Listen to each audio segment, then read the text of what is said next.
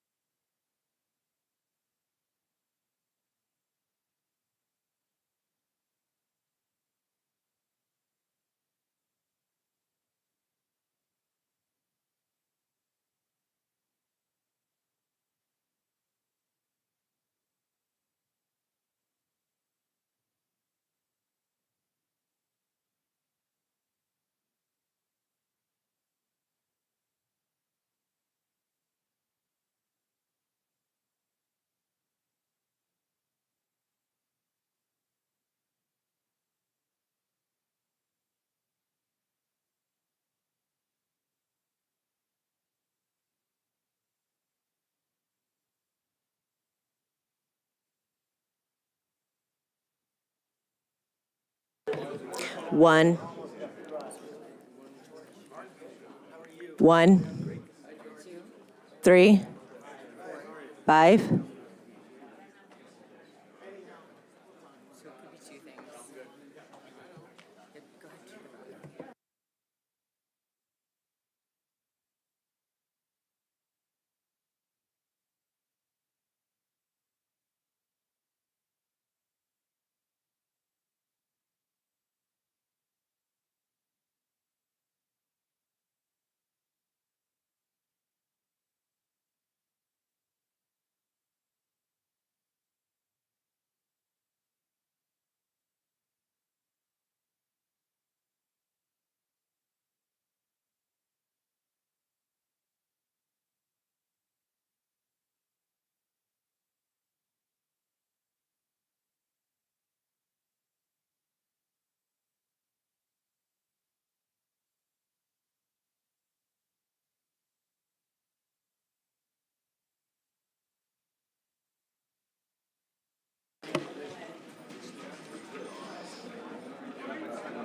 1, 3, 5, 7.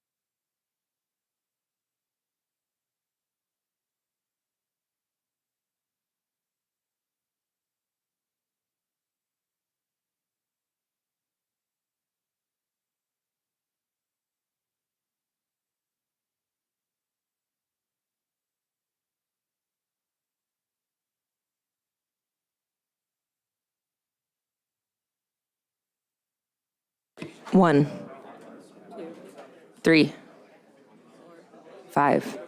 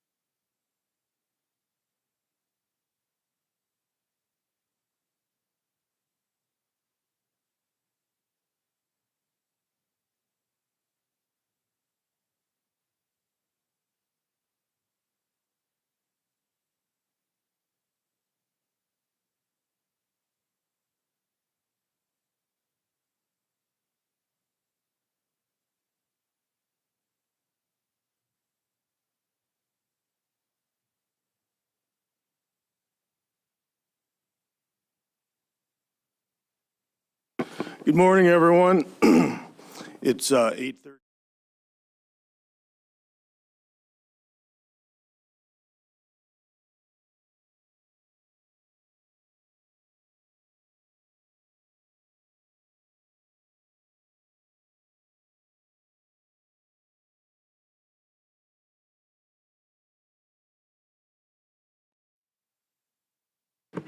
Thanks, Tom. My name is Mike Wood. I'm from Talkeetna, Chase, Alaska, and psyched to be starting round two. It's nice to see you all here. Hi, Greg Svensson from Anchorage. Glad to be here, and we'll get things done, hopefully. Good morning. My name is Kurt Chamberlain. I'm from Wasilla, originally from Antioch and Bethel. Yeah, and I'm excited to be getting started on the board. Thank you. Thank you, Mr. Chair. Yeah, I'm Stan Zaray, and I live in the village of Tanana, and I appreciate everybody being here, and good morning. Good morning, Mr. Chair. Good morning, everyone. My name is Marit Carlson Van Dork, currently in Anchorage by way of Juneau and Chignik Bay, Alaska. Thanks. And good morning, everyone. My name's Tom Carpenter. I'm from Cordova. I'm the current vice chair, acting as chair for the beginning of this meeting. And next, we go to the commissioner. If you'd like to introduce yourself and your directors, and they can introduce their staff. So my name is Doug Vincent Lang, the Commissioner of Alaska Department of Fish and Game. With me at the table, we have Israel Payton, Director of Sportfish, Forrest Bowers, Acting Director of Commercial Fisheries, and Carolyn Brown, Deputy Operations Manager, I guess, for subsistence, or Research Coordinator for subsistence.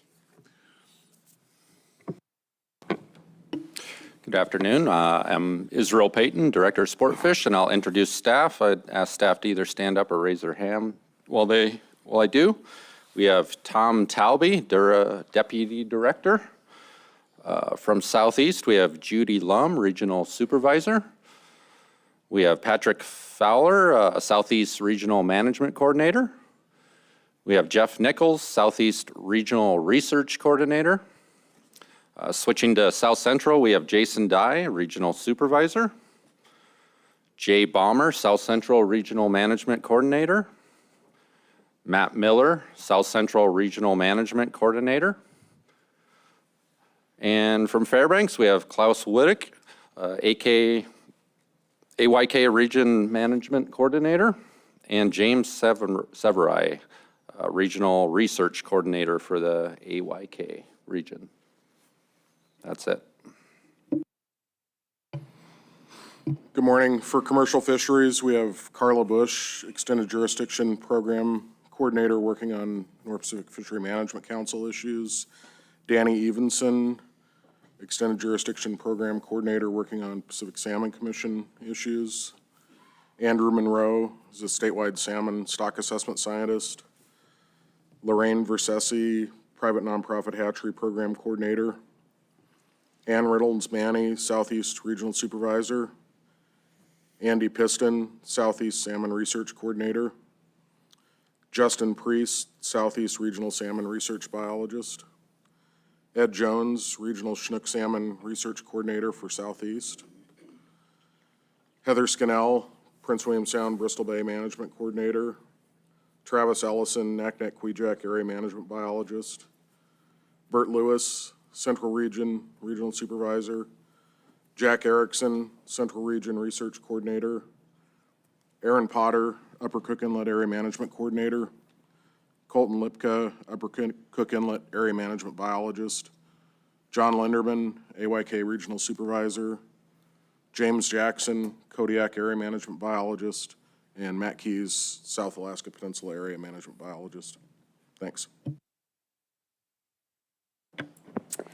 For subsistence, I'm the whole ballgame. We got you back. Good morning, board members, public, staff.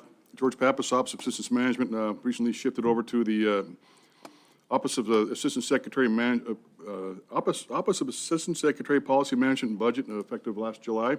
So yeah, all of them has been moved over, and I'll have a policy coordinator later on today during my item number 7 to present more information on that, and also the Sitka ETJ that's been floating around. Thank you, Mr. Chair. It's great to be here. Department of Law. Good morning, Mr. Chair. Aaron Peterson with the Department of Law. Department of Public Safety. Good morning, Captain Derek DeGraff, Alaska Wildlife Troopers. And Director Nelson, if you'd introduce your staff, please. Thank you. My name is Art Nelson. I'm the Executive Director for the Board of Fisheries. And from board staff here, starting at the far end of the table, we have Layla Williams. She's our Regional Advisory Committee Coordinator for the South Central Region. Next to Layla is Sam Kirby. She's the Regional Advisory Committee Coordinator for our Arctic region. Then moving closer, we have Savannah Hollingworth, who's our Western Region Regional Advisory Coordinator, and our Publications Specialist, Annie Bartholomew. Thank you, Director Nelson. Just one thing to update people in the audience. For those here in the meeting room today, if you have a hearing disability or just need a little extra help hearing things, we have wireless headsets that are available. You can ask one of the ladies over seated in the corner there. And lastly, just a reminder to please silence your cell phones during the meeting time. That would be greatly appreciated.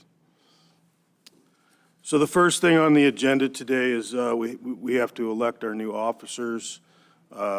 So as chair, I will open up the floor to nominations for position of chairman.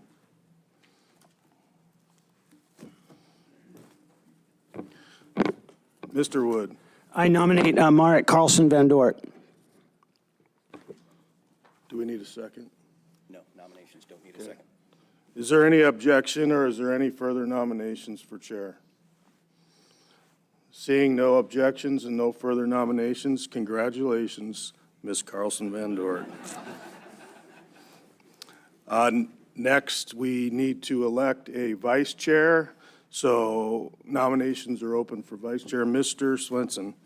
I nominate Mike Wood for vice chair. We have one nomination for Mr. Wood. Mr. Zure. Yes, I'd like to nominate Kurt Chamberlain. We have a nomination for Mr. Chamberlain. Any further nominations?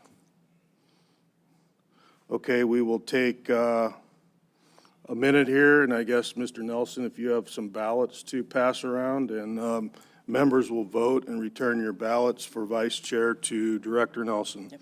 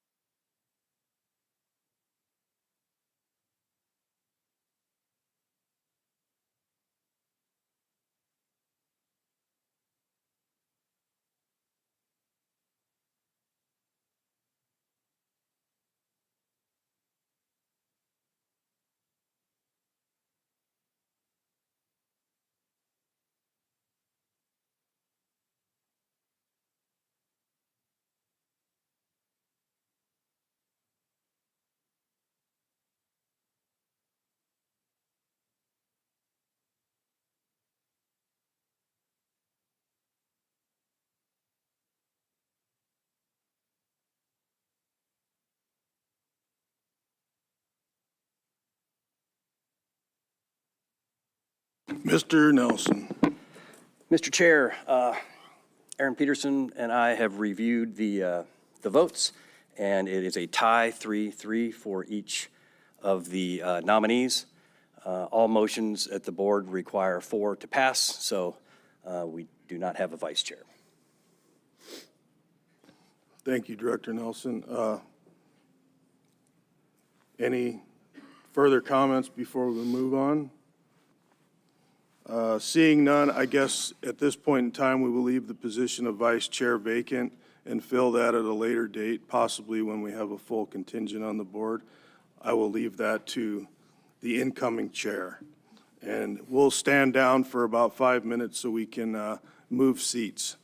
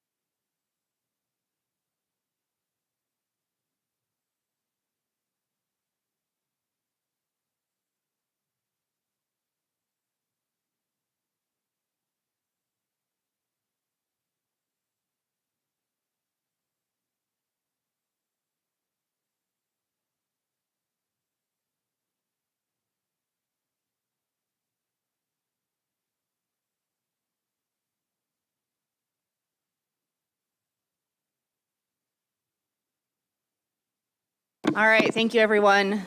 Can't tell you how thrilled I am to be back in the seat. Just as a sort of point of interest, notice that I believe that we were just having a little discussion up here that the vice chair who was elected in last year, Mr. Carpenter, will remain vice chair until we have a revote to elect a new vice chair at some point in the future when we have a full contingent available. Okay, moving on. I'll go ahead and give you all the spiel and the information that you need. So as always, board members were available to you for the purpose of receiving added information. This process doesn't work without you, and many of us often will meet with stakeholders informally during the breaks and before and after daily meetings. So if you want to get with a board member, I encourage you to reach out and try and schedule some time during those windows. We are here to serve and benefit from your input. As always, there's a line we call the sanctuary line that's up at the front here of the tables across which the public may not traverse during our meetings and breaks. But if you want to talk to somebody, please just come up to the line, wave, reach out to a staff member, reach out to another board member, anybody, and they'll grab the member that you're interested in, and they will come across that line to meet with you. If you have process questions, I encourage you to reach out to either myself, the vice chair, or the executive director, and we'll be available to answer all your process questions that you might have over the course of this meeting. It is hoped that the practices of the board that I'm outlining right now will help maximize public participation, as the board believes that an informed and engaged public can only result in a better conversation and development of our fisheries resources. Also, the Alaska Board of Fisheries and the Department of Fish and Game are united in our support of fostering a respectful workplace. We're committed to ensuring that our workplace is free from negative, aggressive, and inappropriate behaviors.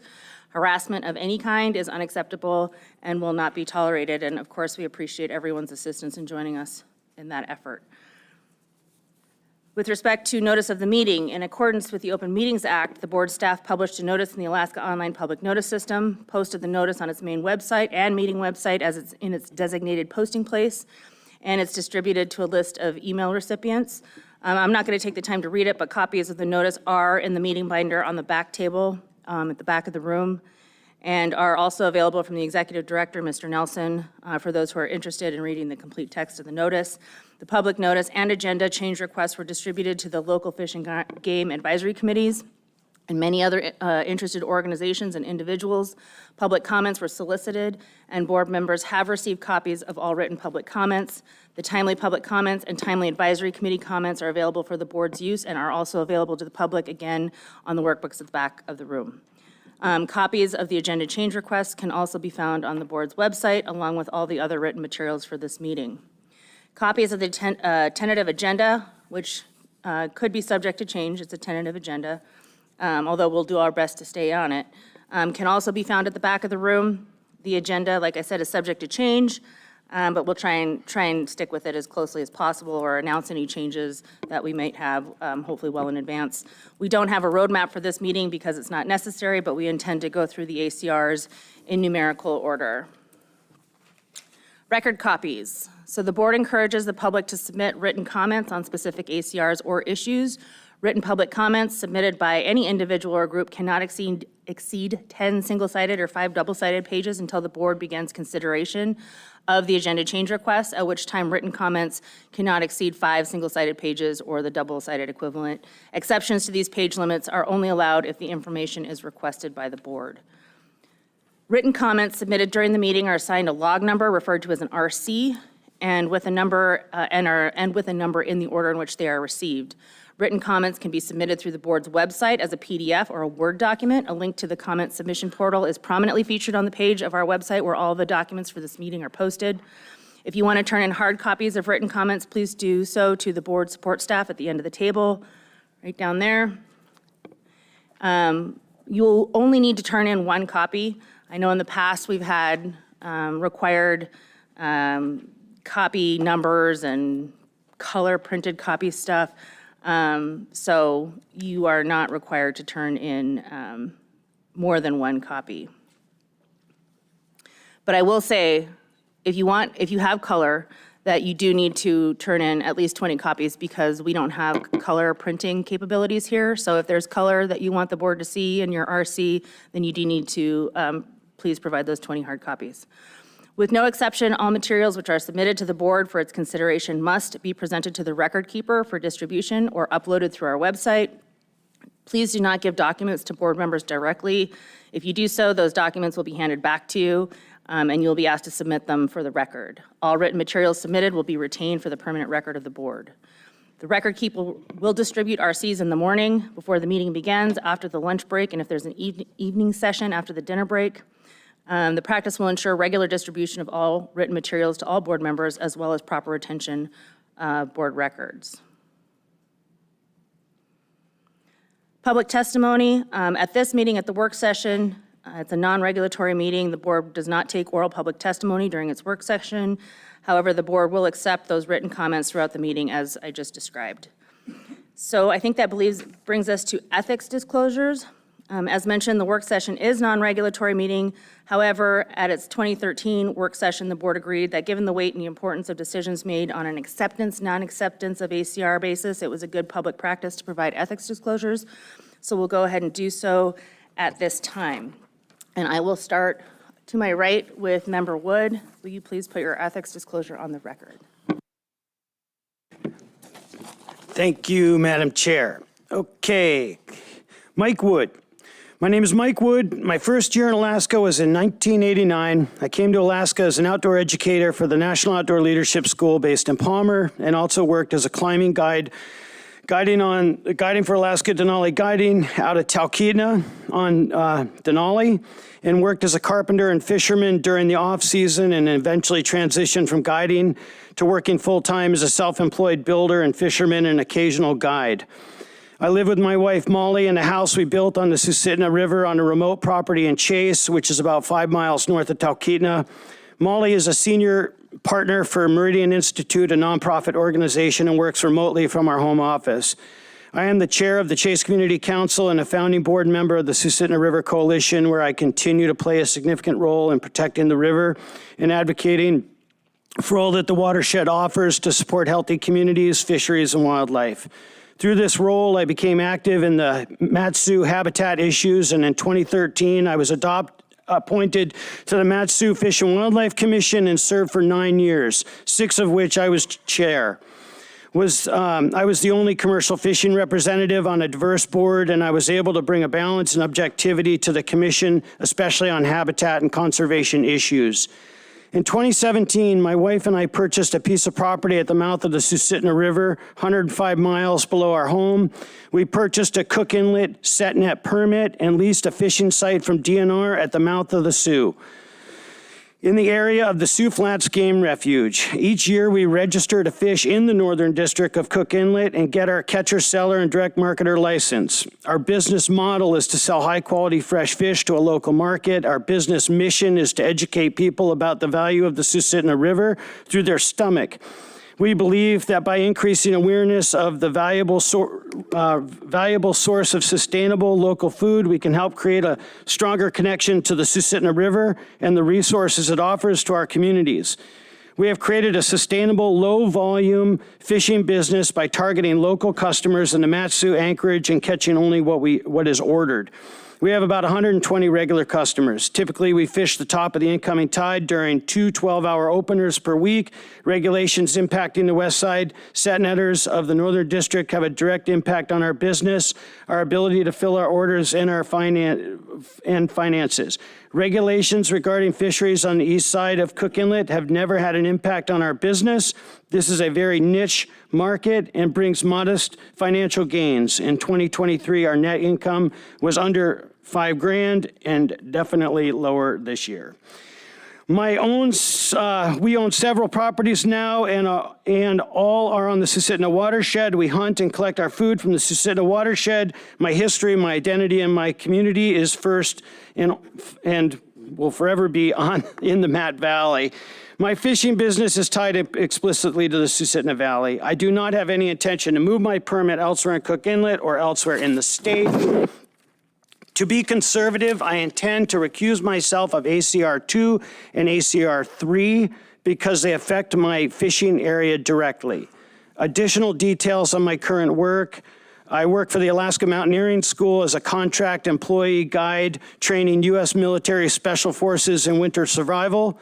I'm a contract builder for a variety of projects, and my wife and I both receive an Alaska Permanent Fund dividends. Neither my wife nor I have been or ever been involved in any lawsuits, including with the state of Alaska, ADF&G, or the Board of Fisheries. This information is true, correct, and complete to the best of my knowledge. Thanks for that, your patience. Thank you, Member Wood. That was very thorough. A quick question for the department or for law. With respects to ACRs 5 through 8, I just want to ensure that those are very specific to the upper subdistrict, Upper Cook Inlet, and that they have nothing to do with. Yes, that's my understanding, that those are specific to, under the King Salmon Management, under the King Salmon Action Plan, they're very specific to the upper subdistrict of the east side fishery. That's my understanding, too. I just wanted to make sure that I was correct in that. Thank you for that clarification. Member Wood, with that clarification, I will go ahead and rule that you need to recuse yourself for ACR 2 and 3, but you are able to participate in the rest of the ACR discussion. Thank you for that. Member Svensson. Wow, I get to follow that. That's a lot of stuff I didn't know about Mr. Mike. Hi, I'm Greg Svensson. I was born and raised in Anchorage, married with one daughter and one grandson. My wife and I are retired school teachers, and my daughter is an assistant principal in the Anchorage School District. We both receive income from teacher retirements from the state, PFD, CD, interest, investment, and residential rental income. I get a stipend from the state for my service on the board. Neither I nor my immediate family have any financial interest in fisheries, nor are we involved in any lawsuits with the state of Alaska Department of Fish and Game or Board of Fisheries. I also have licenses for hunting, fishing, and a private pilot's license. This information is true and correct to the best of my abilities. Thank you. Thank you, Member Svensson. I rule that you may fully participate in the matters before us at this meeting. Member Chamberlain. Thank you, Madam Chair. My name is Kurt Chamberlain. I was raised on the Kuskokwim River, and I'm currently employed as Deputy General Counsel at Chalista Corporation. In the past year, I've also received residual income from the sale of a law firm and from rental property. I currently own a controlling interest in Neon Law Group Incorporated, which is winding down and not conducting any business. I will also receive a stipend for my service on this board. Neither I, my family, nor my employer have a financial interest in fisheries. I have no interest in any business or fish or wildlife organization that may be affected by the proposals or agenda change requests discussed in this meeting. My father owns a commercial drift net permit in the Middle Kuskokwim that hasn't been used since 1996. None of the proposals discussed in this meeting will affect that interest. Neither I, any member of my immediate family, or my employer are involved in any lawsuit against the state, the Board of Fish and Game, or the board or the Department of Fish and Game, or where the state, the board, or the department is a party to a lawsuit. This information is true, correct, and complete to the best of my knowledge. Thank you, Member Chamberlain. Are there any board questions? Seeing none, I rule that you may fully participate in the matters before us at this meeting. Member Zray. Thank you, Madam Chair. My name is Stan Zray, and I live in the village of Tanna on the Yukon River, 730 miles from the mouth. I was born in Boston, Massachusetts, and moved to Alaska in 1973. I am married with 4 children, 3 of whom reside in Alaska. I've made most of my living over the years as a contract fisherman for research projects for the U.S. Fish and Wildlife Service and managing my own research grants for the Office of Subsistence Management and the Yukon River Panel.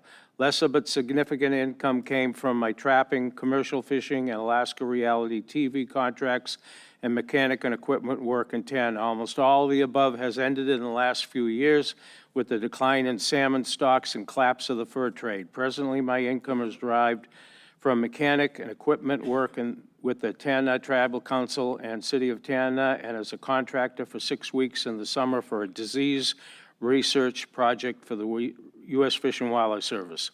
I and no member of my family are involved in a lawsuit with the state of Alaska. I am currently not on any boards or organizations associated with fisheries issues. I receive a stipend for the service on this board and also my Alaska Permanent Fund dividend. I have a permanent Alaska hunting, fishing, trapping license. I currently hold a CFEC Yukon River fish wheel permit, and my son has a commercial set gill net permit. I see no personal or economic potential conflicts with any of the proposals or ACRs currently before the Board of Fisheries, and I believe any personal or financial interests I or a family member may have in the proposals before us are significant. I hereby state that the above is true, correct, and complete to the best of my knowledge. Thank you. Thank you, Mr. Zray. Any member questions? Seeing none, I rule that you may fully participate in the business before us at this meeting. Member Carpenter. Thank you, Madam Chair. My name is Tom Carpenter. I reside in Cordova, currently retired.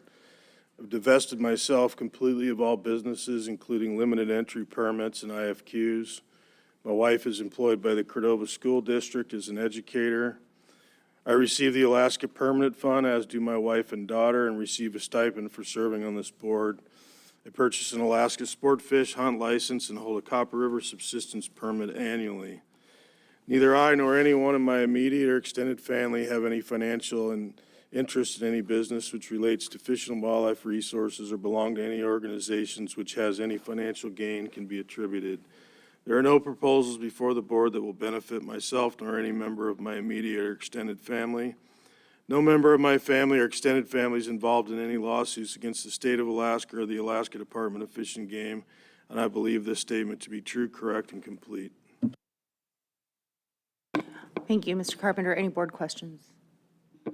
Seeing none, I rule you may fully participate at this meeting. And with that, I'm going to go ahead and turn it over to you, Mr. Carpenter, and I will put my ethics disclosure on the record when you're ready. Thank you. Ms. Carlson-Van Dort, would you please read your ethics into the record, please? Thanks. So my name is Marit Carlson-Van Dort. I was born and raised in Alaska, currently reside in Anchorage. I'm employed as the president and chief executive officer of Far West Incorporated, which is the village corporation for Chignik Bay, formed under the Alaska Native Claims Settlement Act. I'm also a shareholder in Bristol Bay Native Corporation and in Kodiak Native Corporation. I receive State of Alaska Permanent Fund dividend and also purchase a resident sport fish license. I will receive a stipend for my service on this board. Neither I, members of my immediate family, nor my employer have a financial interest in fisheries. Similarly, neither I, members of my immediate family, nor my employer are involved with any lawsuits with the State of Alaska, the Department of Fish and Game, or the Board of Fisheries. Mr. Chair, this information is true, correct, and complete to the best of my knowledge. Thank you. Thank you. Any board questions? Seeing none, I rule you have no conflict and you can rule on all the matters before us, and I'll turn the chair back to you. Thank you. Thank you, Member Carpenter. Okay, that brings us to committees. Mr. Nelson.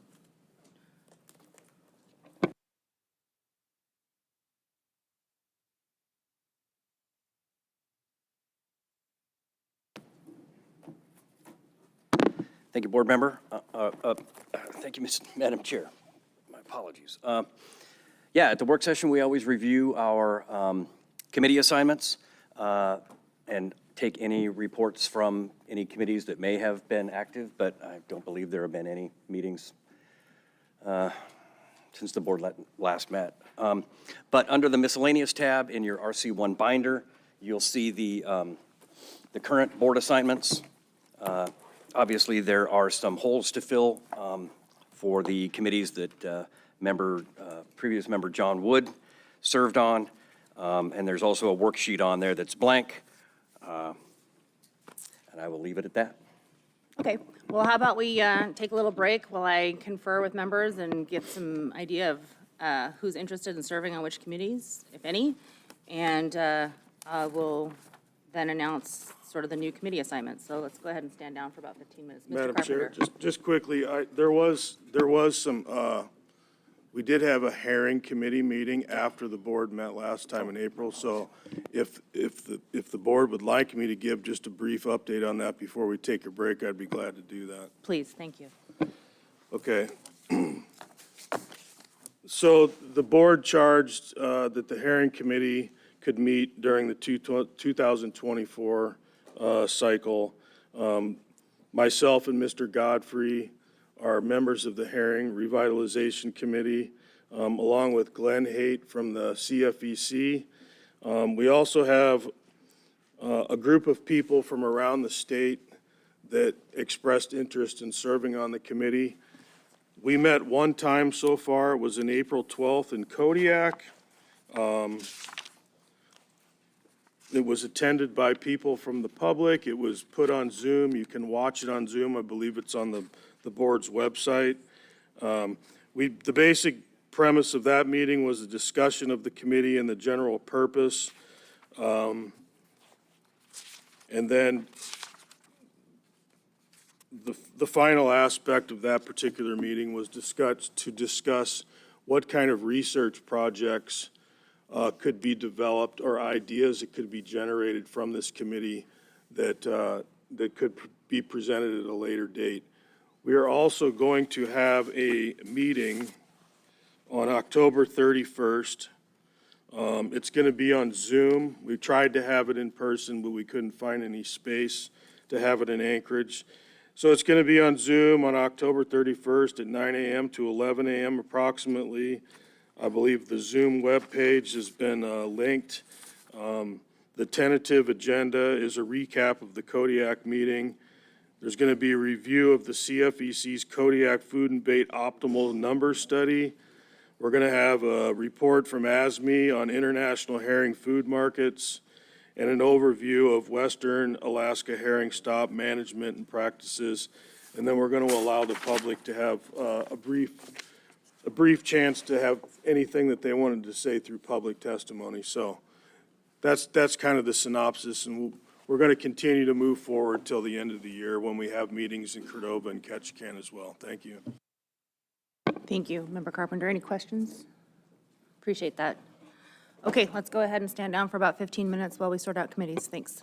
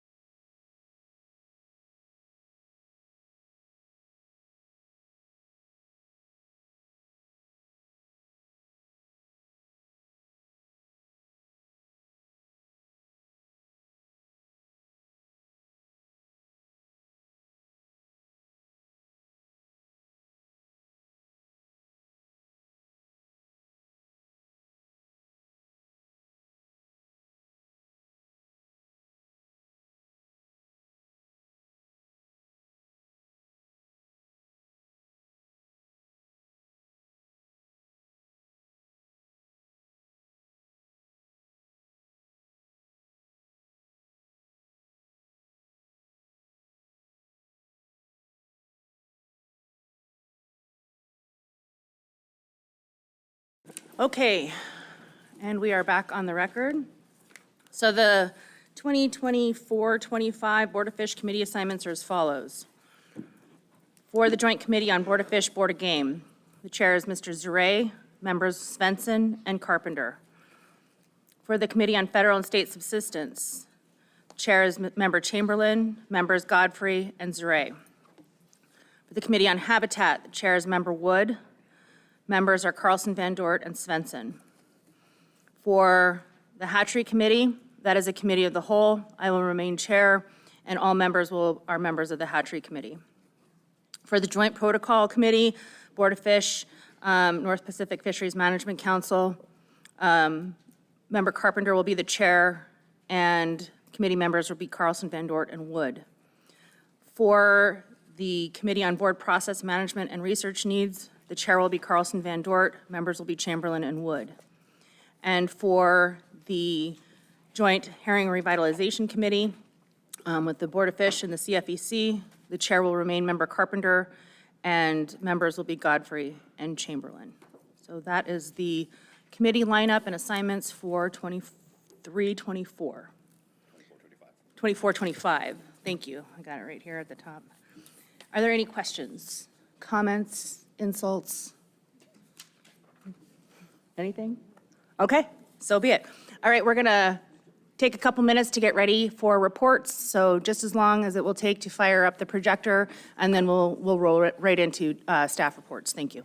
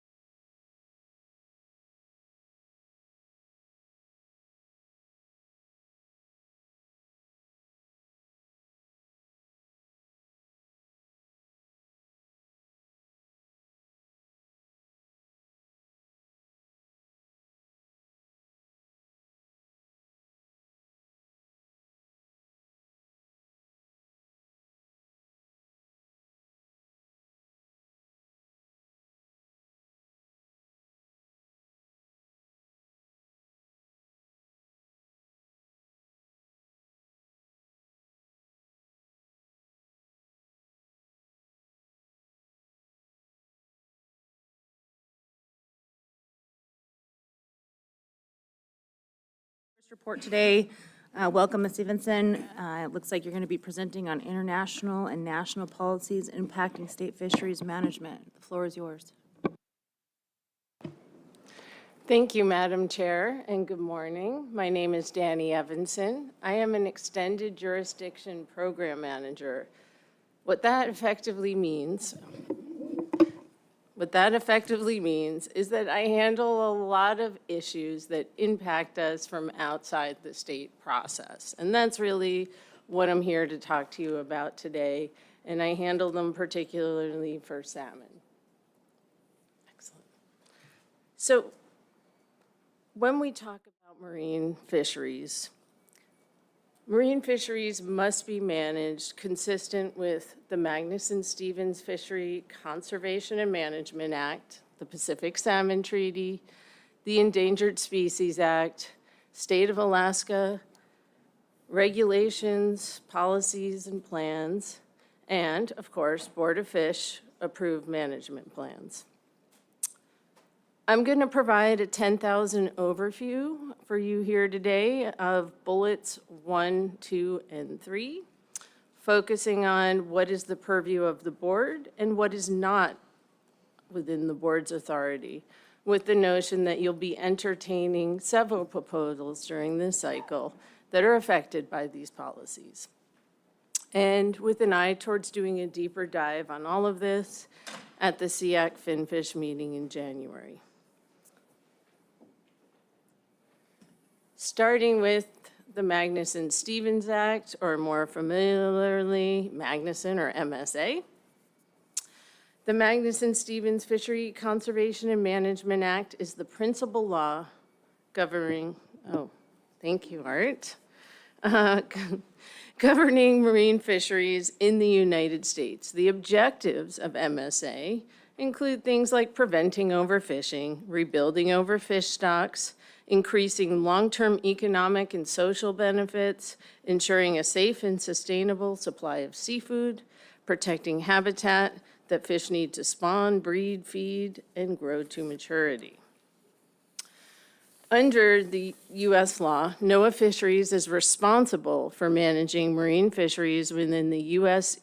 Exclusive Economic Zone, or EEZ, that extends from 3 to 200 nautical miles off the coast of the U.S. Individual states are generally responsible for fishery management for their coastline out to 3 miles. So Magnuson only applies when you get beyond that 3-mile limit in federal waters. NOAA Fisheries works closely with 8 regional fishery management councils who are responsible for the fisheries in the region. In our case, that's the North Pacific Fishery Management Council. And the councils prepare fishery management plans, or FMPs, that are implemented by NOAA Fisheries. Magnuson Act requires that management be consistent with several provisions, including 10 national standards. Alaska has delegated management authority for some fisheries, for example, Southeast Alaska salmon, Bering Sea, Aleutian Islands crab, and in other places, there are no FMPs, or the FMPs are silent on species. So, a little bit about state jurisdiction under Magnuson. Section 306 of the MSA speaks to state management in federal waters. And it lays out the circumstances where a state may regulate a fishing vessel outside the boundaries of the state in several different circumstances. So if the fishing vessel is registered under the law of the state and either there is no FMP or applicable federal fishing regulations for the fishery, or the state laws and regulations are consistent with the FMP and applicable federal fishing regulations. And the other circumstance is that the fishery management plan for the fishery in which the fishing vessel is operating delegates management of the fishery to a state, and the state's laws and regulations are consistent. I want to talk a little bit about National Standard 4. Conservation and management measures shall not discriminate between residents of different states. In other words, the MSA prohibits discrimination among citizens of the U.S., and it is not legal to have an Alaska resident priority in federal waters. It does not apply, again, in state waters. This primarily affects sport, subsistence, and personal use fisheries in federal waters. It doesn't affect commercial. Again, it doesn't apply to state waters. And I'm flagging this provision of the MSA because in March 2023, NOAA Fisheries received a petition for a consistency review of Chinook salmon sport fishing regulations in Southeast Alaska pursuant to Section 9.3 of the Fishery Management Plan for salmon fisheries in the EEZ off of Alaska, the salmon FMP. Since this is a federal fishery, even though we have delegated management authority, the regulations must be consistent with federal law, including National Standard 4 here, that expressly bans discrimination among residents of different states. So the petitioners claim that the state of Alaska laws and regulations improperly discriminate against non-Alaska residents by setting daily bag and possession limits not imposed on residents. However, the resident priority for sport fisheries is not statutory, but rather regulatory. So the Salmon FMP lays out a clause that a petitioner must exhaust all available regulatory procedures and options prior to submitting the petition. The petition was denied by NOAA on these grounds. So subsequently, a proposal has been submitted to the board that seeks to address this issue. I believe it's Proposal 105 in Southeast Alaska finfish for Chinook salmon. It also includes demersal shelf rockfish and sablefish. And it is in the best interest of the state to have regulations consistent and maintain our delegation of management authority, or otherwise we risk losing it. And the commissioner has made a strong policy call that we do not want to lose that delegated management authority for these fisheries. And I'll point out, this can be handled in one of two general ways. The regulations can be converted to charter and non-charter with the notion that most charter participants are non-resident and most non-charter, folks with their own vessels are residents. And you're going to hear more about this at the Southeast Alaska Finfish meeting. I'm just flagging it for you as an issue coming down the pipes. All right. Moving over to Southeast Alaska and the Pacific Salmon Treaty. Got my copy right here. The fundamental role of the Pacific Salmon Treaty is twofold. First, to conserve Pacific salmon in order to achieve optimum production. Second, to divide the harvest so that each country reaps the benefits of its investment in salmon management. Or more simply put, as I like to say, share the burden of conservation and the available catch. The treaty is essentially one large mechanism to manage interceptions between the U.S. and Canada. Since it is a treaty between the U.S. and Canada, it supersedes other authorities, the highest law of the land and all that, including domestic authorities. For example, the department and board have limited authority over establishment of escapement goals for stocks covered under the treaty. This said, the U.S. retains authorities over some issues such as domestic allocation, but even in these cases, the treaty has oversight.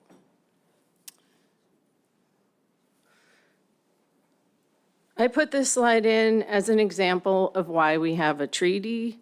This slide in particular shows Chinook migratory patterns, and you can see how stocks from the Oregon coast, the Washington coast, and Canada do these large migrations in the Gulf of Alaska, where they grow and feed and take advantage of our rich waters before swimming down the coastline and back to their natal rivers to spawn. And without a treaty, we could quickly and unapologetically overharvest some of these stocks. So this is why we have a treaty. Something like 75% or more of the Chinook harvest in southeast Alaska, it varies, is from stocks outside our state. And the treaty sets up rules for this. Having a mixed stock fishery, most marine fisheries are, is both a blessing and a curse. The blessing part is we have fisheries virtually all year round. If it was just our stocks, they'd be confined to a couple weeks out of the year. The curse is that we have a lot of rules to follow.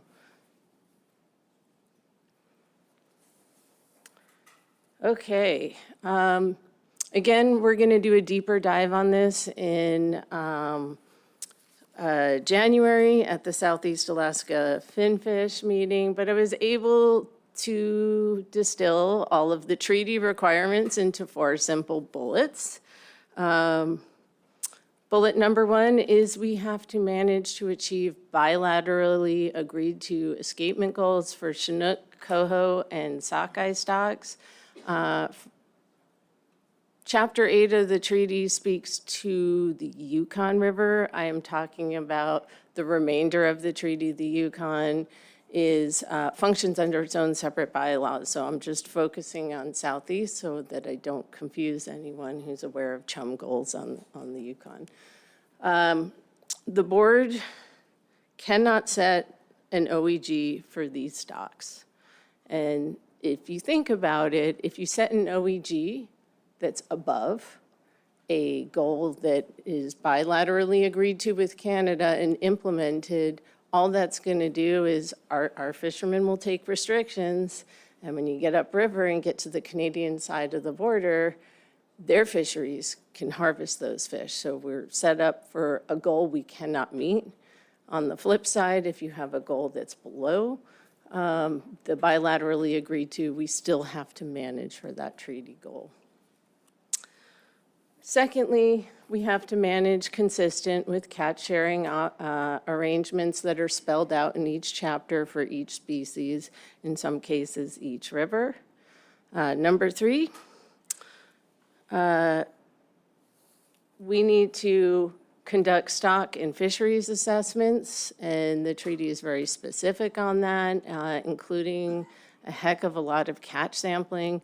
And the 4th component is the treaty involves an incredible amount of bilateral coordination and cooperation. It does take quite a bit of staff time communicating with the fishery managers across the border. And so we have a lot of staff involved in that. Speaking specifically to Chinook, again, I distilled this into 4 simple bullets. The first one is we have to manage to an all-year catch limit. We get a preseason catch limit that's set under the auspices of the Pacific Salmon Commission, consistent with the treaty, using a Chinook model. So we don't get to choose that number. That number is handed to us. It is, I think, the only fishery in Alaska, the only salmon fishery that's managed to a cap. But it's the purview of the board to allocate that catch limit.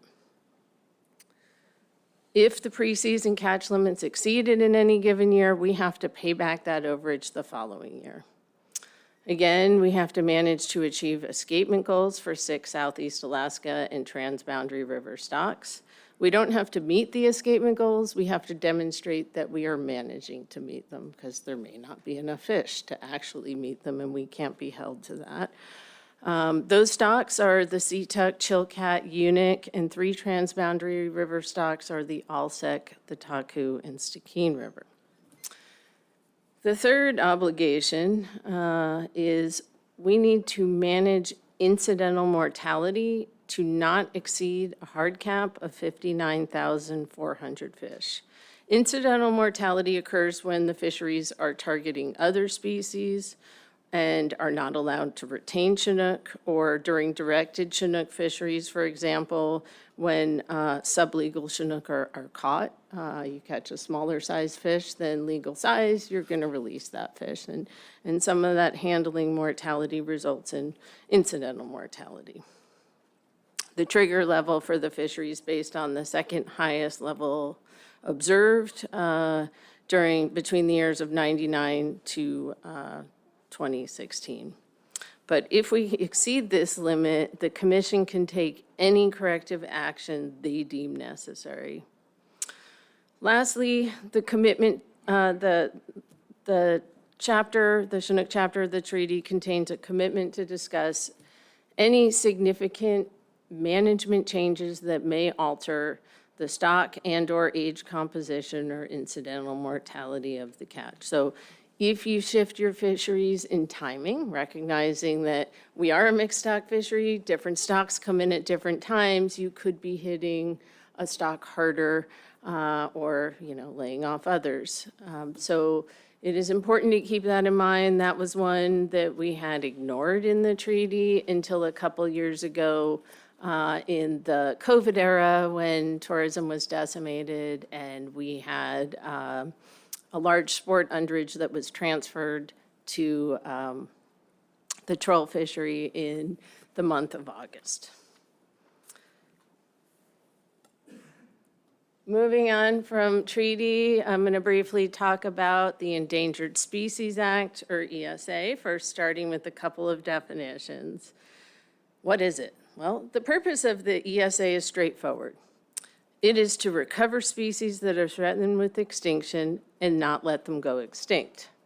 A species can be listed as endangered, and that's a species in danger of extinction throughout all or a significant portion of its range. Examples of species listed as endangered that occur in Alaska include Cook Inlet belugas, the western distinct population segment of stellar sea lions, western North Pacific distinct population segment of humpback whales, and there are a few others. A threatened species is a species that is likely to become endangered within the foreseeable future. And examples are wood bison, polar bear, northern sea otter, the Southwest Alaska population, and Pycnopodia, or also known as the sunflower sea star, which is pending. I'm happy to say that we currently have no ESA-listed fish species in Alaska, at least none from our waters, and we'd like to keep it that way. And I'll talk a little bit more in a minute about the status of the petition. Okay. Probably the place that's most affected by the ESA is Southeast Alaska salmon fisheries. Southeast Alaska is required to have a no jeopardy, what's called a no jeopardy biological opinion under the ESA for the fisheries because SEAC fisheries harvest small numbers of fish from the Pacific Northwest Chinook populations that are listed under the ESA. And because Chinook-directed fisheries harvest prey that might otherwise feed southern resident killer whales, which are also listed. And because all fisheries have the potential to interact with ESA-listed humpback whales and stellar sea lions. Keep in mind the southern resident killer whale doesn't swim into our water, but we do harvest Chinook that might be southern bound and might end up in the belly of a whale. The biological opinion is the document that provides us with our ESA coverage, most specifically the incidental take statement that's found in there when there is a federal nexus. Obviously, ESA-listed marine mammals swim in other places of the state, but because we have a treaty here, we have an extra layer of, let's call it bureaucracy, and an extra layer of requirements. The biological opinion covers all Southeast Alaska salmon gear types, and without this coverage, Few salmon fisheries could be prosecuted by the state, as we found out recently with the Wild Fish Conservancy versus Kwan et al. Litigation. In August 2022, the district court remanded the SEAC biological opinion back to the National Marine Fisheries Service to fix flaws that they had found, and also found that the National Marine Fisheries Service had violated the National Environmental Protection Act by not going through that process. However, pleased to say, on August 16th, 2024, the Ninth Circuit Court of Appeals allowed the remand, so allowed NIMS to fix its documents without, while we maintained our coverage under the ESA. We never lost that coverage, and we were able to keep the fishery in the water throughout the entire process of the lawsuit. And the Ninth Circuit Court provided a deadline to NIMS to fix its flaws and issue a new biological opinion by December 1st, 2024. The new Southeast Alaska salmon fishery biological opinion and an environmental impact statement was published on October 2nd of this year. And they also did a separate set of documents for the Southern Resident Killer Whale Prey Increase Program on October 4th. So the court case is finally over, unless Wild Fish Conservancy goes to the Supreme Court. That probably unlikely, but that's not to say that they won't sue again over the new documents. In the biological opinion, we have coverage for incidental take for 4 different stocks of Chinook salmon: Puget Sound, Lower Columbia, Upper Willamette, which is a tributary of the Columbia, Snake River Fall Chinook, and then, of course, Southern Resident Killer Whale for killing their prey, Mexico, humpback whales, and Western Stellar sea lions. In our new biological opinion, there are always terms and conditions, and there are more than I've ever seen in any biological opinion. Staff are still reviewing that, but I just want to highlight a few of them. First, we have to manage consistent with treaty obligations. That's no big deal. That's what the last biological opinion said, and that really was our sole management requirement.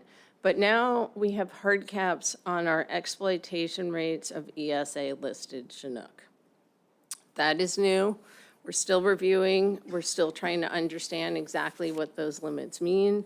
But we cannot, in a nutshell, we cannot exceed the highest exploitation rate observed in the 20-year period between 99 and 2018. The actual limits are a little more nuanced than that, but again, we're still reviewing it. It recognizes that Southeast Chinook fishery is very much a mixed stock fishery with different stocks moving through Alaska's coastline at different times. And in a general sense, this would limit the state's authority to significantly adjust the timing of fisheries. So wanted to make you aware on that. Third, again, while Southern Resident Killer Whales don't typically swim in our waters, we're held accountable. And there is a new cap there where we have a % reduction in abundance that we cannot exceed. So we can't exceed the highest between 2009 to 2018, which is somewhere, % reductions are estimated to range from 0.01% to 6.7% in coastal areas, and 0.7 to 1.9% in inland waters like the Salish Sea. Trying to get a handle on that from NOAA and exactly what that means for us, which stocks influence it the most, and how we can guard against exceeding it. Finally, we have a new requirement for catch monitoring and sampling effort. The coastwide standard for treaty fisheries is 20% of the catch. And the only reason I bring this one up is because, one, it's a new requirement, and two, there's some proposals for new fisheries for Chinook, And we need to ensure that ADF&G is able to maintain the sampling levels commensurate with those used in recent years. This is harder for some fisheries, such as personal use or subsistence, where we have less infrastructure to deal with that than it is for others. I know this is a lot. Okay, final slide. Because I figured I'd get asked. The Wild Fish Conservancy did not get what they wanted through the courts. So they've attacked markets, they've done a number of things, and one of them is they submitted a petition to NOAA to list all Chinook in the Gulf of Alaska as threatened or endangered under the ESA. This petition was received on January 11th, 2024, and NMFS issued what's called a positive 90-day finding on May 23rd, which kicked off a 12-month status review. But the clock started ticking on January 11th when the petition was submitted. NMFS has convened a status review team to conduct this work, and that work is still underway. We wrote a letter to NMFS requesting to have fish and game staff on that review team, because we're the ones with the data and the expertise. We're the ones that manage the fisheries.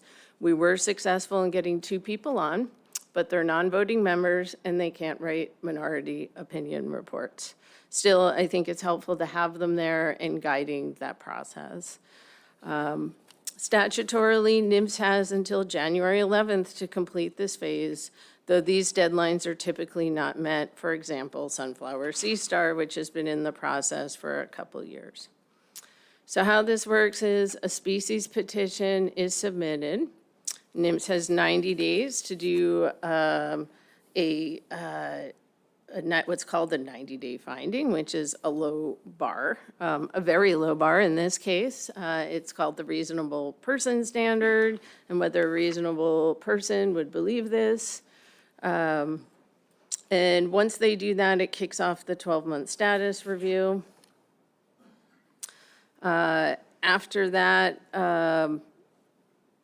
the finding can be warranted and a proposed rule is published, warranted but precluded, and this gets added to a candidate list to reevaluate annually, or not warranted. The final rule is published a year later in the Federal Register, and the species is added to the ESA list effective 30 days after the final rule or decision not to list. So, at this point in time, we're waiting for the results of the status review. There's nothing we could or should be doing in this process. Once we get that, it triggers another public comment period. I'd like to also point out, we, the state, are considered public in this process. So we'll notify folks once we hear about it and put out some literature on that. And for Sunflower Sea Stars, that listing petition was filed in August 2021. That cited a 90% plus die-off due to sea star wasting syndrome. But because it's an invertebrate and they can't list part of the range, they have to list everywhere in the range, and that disease is mostly down south. Our populations are doing okay, not declining as much. We have been waiting for the final rule, and it's expected any day. It is not, we do not anticipate that NOAA intends to promulgate any regulations prohibiting take of sunflower sea stars in Alaskan fisheries, but time will tell on that. If species management, if something is listed and Chinook end up listed, species management shifts entirely from state to federal control. And it puts species and habitats they occupy under federal control with a comprehensive regulatory and oversight program. That's all I have on the ESA, and it is my final slide. Madam Chair, if you'll indulge me for one more moment, I loathe this as a final slide. I take on a lot of hot button issues for the state. And consequently, I don't always have the most uplifting things to communicate. And I do want to end with something positive here today, that this morning, we just found out we won a case. This was an objection, a challenge to our marine stewardship certification. This is our seafood sustainability certification for our salmon fisheries that was filed by some environmental NGOs in Canada attacking our fisheries and trying to get our certification repealed. It went to an independent adjudicator, and we won. So Alaska has received its recertification as sustainable fisheries for salmon. Thank you. And with that, I'll take questions. Thank you, Ms. Evanson. Questions from the board? Mr. Carpenter. Thank you. Thank you for your presentation. I just had one question on the, one of your slides, the terms and conditions for 2024, when you talk about the hard cap limits on the exploitation rates of ESA-listed Chinook. How, I'm trying to figure out how the assessment of that is done to where you can stay under that hard cap. Can you explain that? Thank you for the question through the chair. It's complicated, and we're still trying to get a handle on it ourselves. But this is how the ESA works down south for stocks in Puget Sound and in all the Washington coast fisheries and Oregon coast fisheries. The way we monitor is using coded wire tags. And so all these mainly hatchery surrogates have coded wire tags, and there are indicator stocks to represent each of these ESA-listed groups of fish. And so we all sample up and down the coast, and so they calculate an exploitation rate that's based on our proportion, essentially, of those tags to the total exploitation and the total escapement, right, the total abundance. And so it's a hard thing to track in season. The other interesting piece of that puzzle is it takes 2 years for them to process the tags down south. So there probably will end up being a 2-year time lag in when they're able to evaluate us for compliance. But I don't know what the absolute number is. I'm hoping that this is enough information to go on, and it is likely what we could expect to see moving forward if we ended up with a listed species in Alaska. What I'm trying to get a handle on is what stocks come in at what times and where we might be vulnerable, but we're not there yet. We're still reviewing these. Commissioner. If I could just add, this is significantly different than how we manage almost any other fishery in the state of Alaska. In this case, we're managing based on a model output of what we're forecasting to come back. And for instance, this year, the model forecast, or let's take the previous year, the model forecasted we were supposed to have about 200,000 fish as our catch rate, but that was based on a forecast that was significantly under the actual return that came back in season. So we were actually fishing on many more fish than the model had predicted. Thus, we ended up having to restrict fisheries, close fisheries, a variety of other things in season because typically we manage more in season than we manage based on preseason forecast.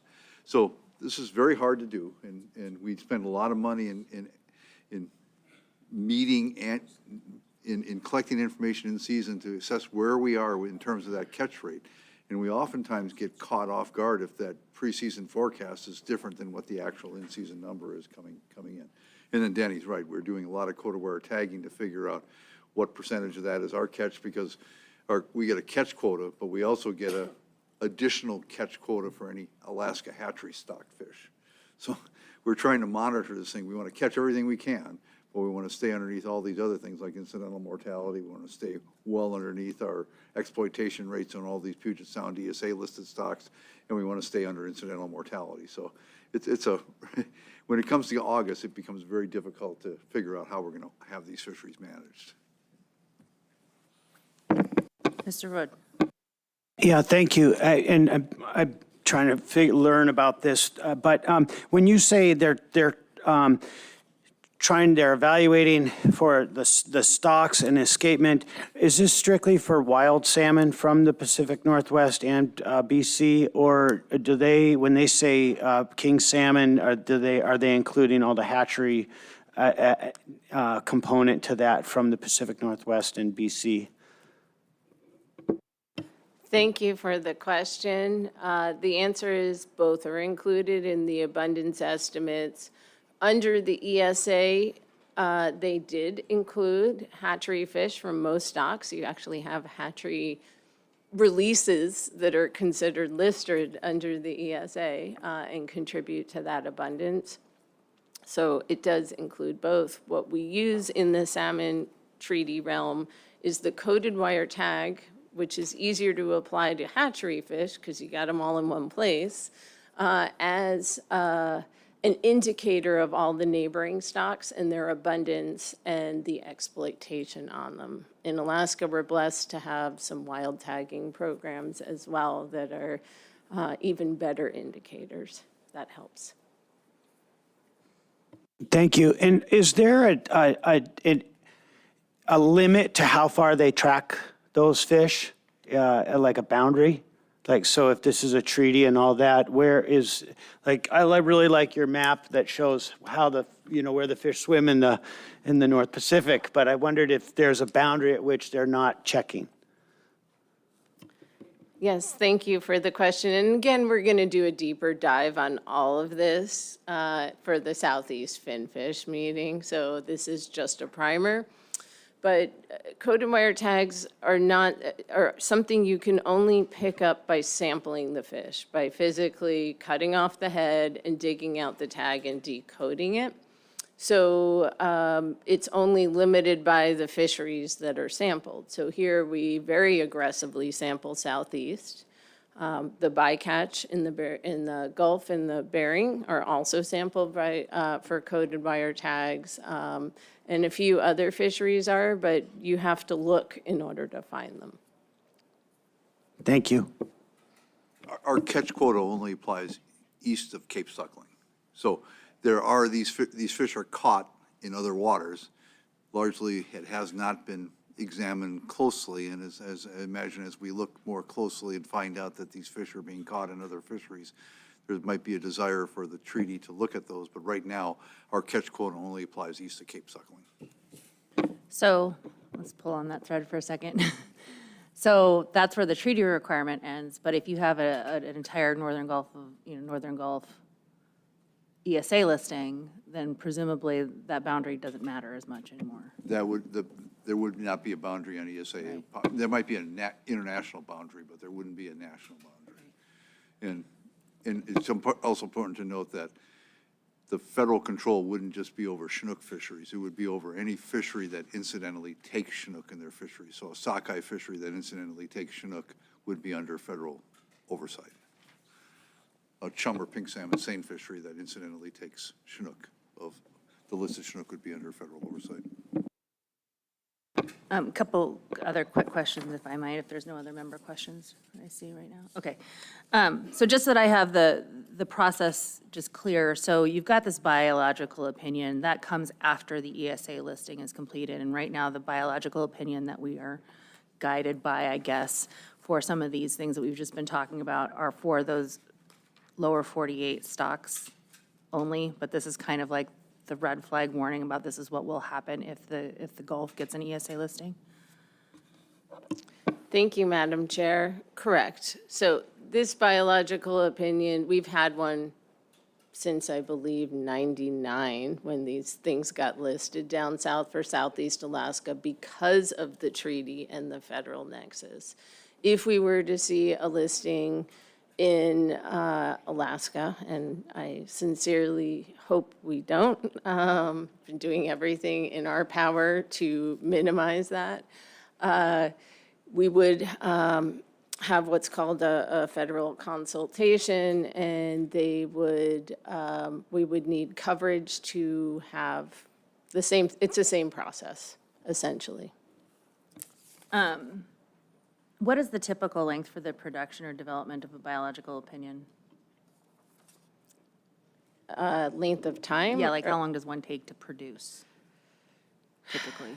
About a year or so. It can vary, right? But if you're going to ask length of pages, I just got 1,700 pages of biological opinions and that's some quick environmental typing. impact statements on my desk that I assure you are some riveting light reading. Okay, so the slide 9, I mean, I think I know the answer to this, but I just want a little bit of clarification. So that incidental mortality, I'm assuming that is a result of the bio-opinion.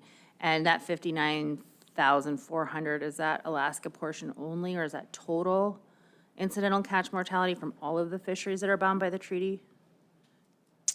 So that 59,400 is actually specified in the treaty, Chapter 3, Paragraph 4F.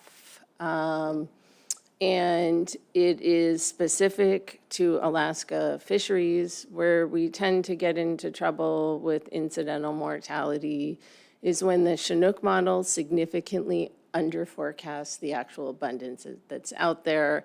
Then we end up in a position where troll is on Chinook non-retention, so we try to avoid that situation. When we have that much abundance, it's really difficult. It seems to be mostly driven by troll and by seine fisheries. And I think we already talked about how that was calculated. And then the last question I had was related to slide, I think it's kind of 8, where we were talking about the EGs, or the escapement goals. So there's this nexus between the escapement goals and the treaty. Does the state just adjust escapement goals to comport with the treaty regs? How frequently does that change? Does it change? Just kind of, how does that work with Southeast Alaska escapement goals specifically? Generally, my sense of the process, because they don't change that often, right? We have a bilateral process to develop them, particularly for stocks that are on transboundary rivers. So that's the Taku, the Stikine, and the Alsek. So we would develop that bilaterally, then come to the board and try and, sync them up. We do have one escapement goal that's 50 fish different on the Seatuck. And in that one, I think there's interest from our staff on bringing that to the Chinook Technical Committee and trying to get them to adopt the one that's currently in place with the state. To make it a little bit simpler, but at least it's just a 50 fish difference, but it's hard, it does complicate things. Okay, thanks. And I assume that if there's any that are in the stock, or in the escapement goal memo, those will be flagged for the board today? If any, I don't know. Oh, sorry, I said, and I'm assuming that if there's any escapement goals like that are in the escapement goal memo for Southeast Alaska, those are going to be flagged for the board, if any, today, right? Just so that we. I do not think there's any changes in those recommendations. Yeah, Madam Chair, I don't believe there's any changes. My colleague Justin Priest will be speaking on that in a little bit. The bigger issue is that it just does not work for the board to set an OEG on top of one of these goals. It really does complicate things, and we can't manage to it with the treaty superseding authorities. Okay. Any other questions? Commissioner. I just want to talk just briefly a little bit, going back to slide 5, and that's where you can't discriminate between residents and non-residents. That applies from 3 to 200 miles out. And that's, right now the state has delegated authority because we've asked for it, but this is the first time where we can't provide some kind of resident priority in that 3 to 200 mile zone. And that triggers all kinds of different issues because we have subsistence and personal use fisheries, which are really a resident priority that are occurring in all Southeast waters. We may end up having to come to you at the Southeast Board meeting and say, we may need to close federal waters to state, to subsistence and personal use fishing to ensure that we're protecting that resident priority in state waters. We don't want to, we're dancing a very careful line here as to maintaining that authority to manage that 3 to 200 mile zone and applying equal bag limits, but still preserving that state priority required under state constitution and state waters. So this is going to be a little bit complex and messy as we start dealing with this 3 to 200 mile zone. But the good thing is I've asked my staff, and it appears that most of this subsistence and personal use fishing is occurring in state waters. So the effect of closing those federal waters would be very small if we ended up doing that. So. Thanks. I was just going to ask about assessment of that prior to Southeast to the extent possible. Thank you. Any other questions? Thank you, Ms. Evanson. Appreciate the primer today, and we'll go ahead and move on to the next report, which are the ADF&G memos on escapement goals, and I think we'll start with Prince William Sound. For members, this is in RC3 tab 1.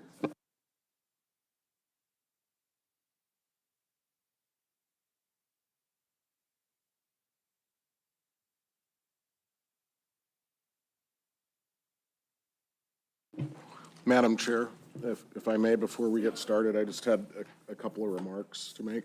Go ahead first. On these reports. Thanks. So the next agenda item includes presentations from our staff related to escapement goals and stock of concerns that apply to the upcoming Board of Fisheries cycle. The purpose of these presentations is to provide a summary of the department's escapement goal review for salmon stocks in the Prince William Sound and Southeast Alaska management areas, and to highlight the department's recommendations for any stocks of concern in advance of the upcoming board meetings. Oral and written reports concerning escapement goals will be presented to the board during their respective regulatory meetings. These reports will list the current escapement goals and any changes to these goals being made by the department, as well as a detailed description of the methods used to analyze the data and make the goal estimates. No action on escapement goals is required of the board at this meeting, but the board should make a determination on the department's SOC recommendations. And so unless you have any questions at this time, we'll turn it over to the research coordinators you have here. Thanks. Thanks, Forrest, and appreciate that. And so just so everybody knows, I think what I'm intending to do in terms of the agenda and where the board will make those SOC determinations, I'm thinking that they'll take those up immediately before ACRs.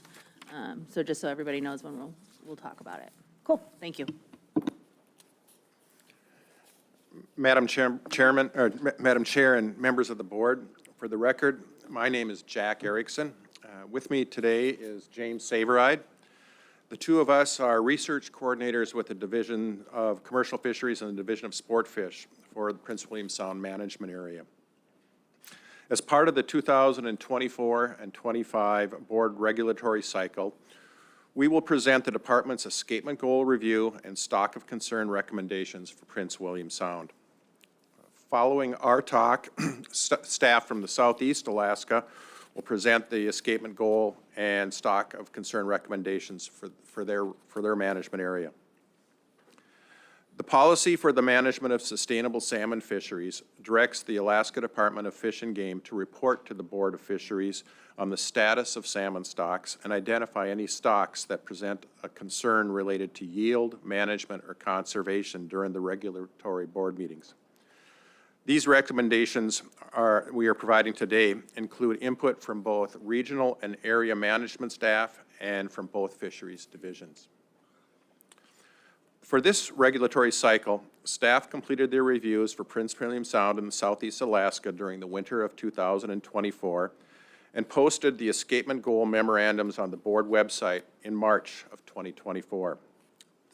This provides the public an opportunity to submit proposals relative to goal recommendations for Prince William Sound as well as Southeast prior to the April deadline. Beginning in October of 2023, interdivisional salmon escapement goal review committees were formed for both areas. These committees included staff from both divisions, and they met and reviewed existing salmon escapement goals and stocks of concern for each of the management areas. James and I will be starting off with our updates for escapement goals as well as stock of concerns for Prince William Sound. A copy of the Prince William Sound Escapement Goal Memorandum is provided in RC3 tab 1. Currently, there are 29 escapement goals in Prince William Sound, And during the escapement goal review process, all king, sockeye, pink, coho, and chum salmon stocks in the Prince William Sound area were examined by the review committee. However, the committee focused its efforts on 3 stocks, those being the Copper River king salmon, Copper River sockeye salmon, and Prince William Sound chum salmon. We'll start off now with Copper River king salmon. The current sustainable escapement goal of 21,000 to 31,000 spawners was established during the most recent Prince William Sound board cycle in 2022. For this review, a stock recruit remodel was updated with additional years of data, and what was found is that the time series never failed to replace themselves, so there was little or no information to better understand density dependence on the effects of large escapements. Based on these results, the committee's findings are for Copper River king salmon for the SEG to remain unchanged at this time. The next stocks we looked at in detail were the Copper River sockeye. There are currently 2 escapement goals for Copper River sockeye salmon. The current SEG for the upper Copper River is 360,000 to 750,000 fish, and the SEG for the Copper River Delta stocks is 55,000 to 130,000 fish. Both of these goals were established to use what we refer to as the percentile approach. For this review, the data sets for both stocks were updated through 2023, and a single stock recruit model was developed in order to estimate what we refer to as SMSY for the combined system between the upper and the lower Copper River Delta. We also evaluated both of the existing goals. For this exercise, Copper River sockeye salmon spawning escapements were combined due to our inability to distinguish the 2 stocks in the commercial catch fishery. The updated time series of escapements in this analysis included 2 brood years that failed to replace themselves.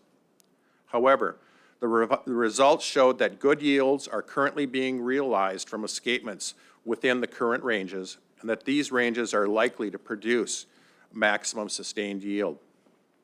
Based on these results, the committee's findings are for both of these SEGs to remain unchanged. Moving on now to Prince William Sound chum salmon. The percentile approach was used in 2017 to determine the current 5 Prince William Sound lower bound SEGs, and they're based on aerial surveys that have been conducted annually since 1963. Due to high measurement error, a lack of evidence that maximum sustained yield can easily be attained given the complicated nature of management in this mixed stock fishery, and the lack of evidence that larger escapements have reduced productivity, it is recommended that all Prince William Sound chum salmon goals, lower bound SEGs, be set and kept at the 20th percentile. For this review, the reliability of using aerial surveys to estimate chum salmon escapement in the presence of large pink salmon runs was examined. In recent years, largely due to weather, there have been fewer aerial surveys overall. Specifically, they've been held during times when peak chum salmon escapement, which typically we want to have them when their peak chum salmon escapement occurs.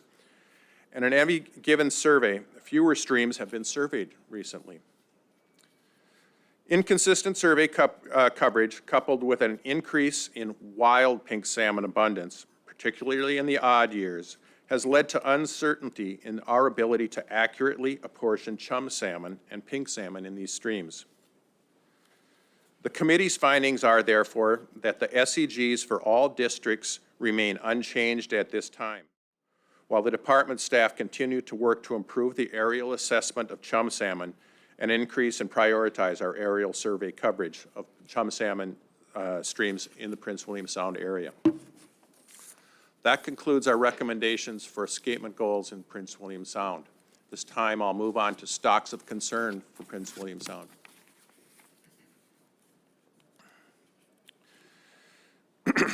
During the 2020 escapement goal process, all of the the king, chum, coho, pink, and sockeye salmon stocks were examined, or I'm sorry, during the 2024 escapement goal process, all of the stocks were looked at for possible stocks of concern.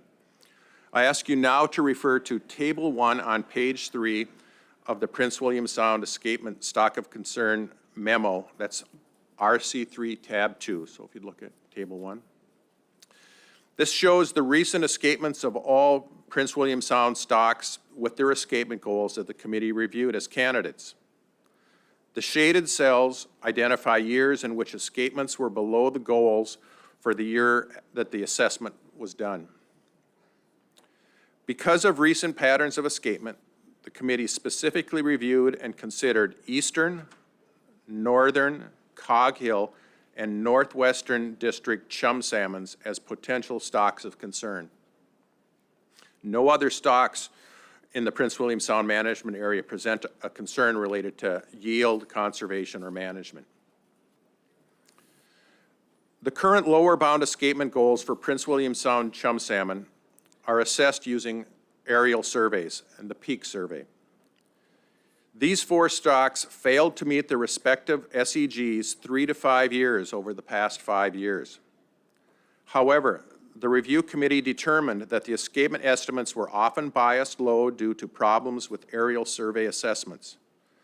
These problems include a high abundance of wild pink salmon in streams, obscuring chum salmon and making accurate counts impossible, too few surveys being conducted during the peak of the chum salmon in-season abundance run, and varying observer efficiencies amongst biologists throughout the years.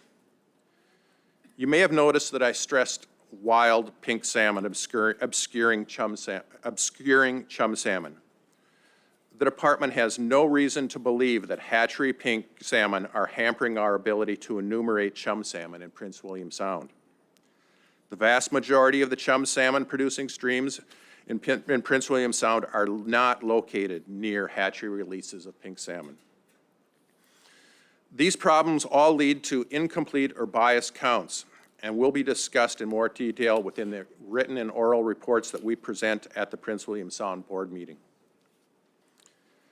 Based on this review, the department recommends that no Prince William Sound or Copper River stocks be designated as a stock of concern. And if you have any more questions for us at this time, James and I will take your questions. Thank you.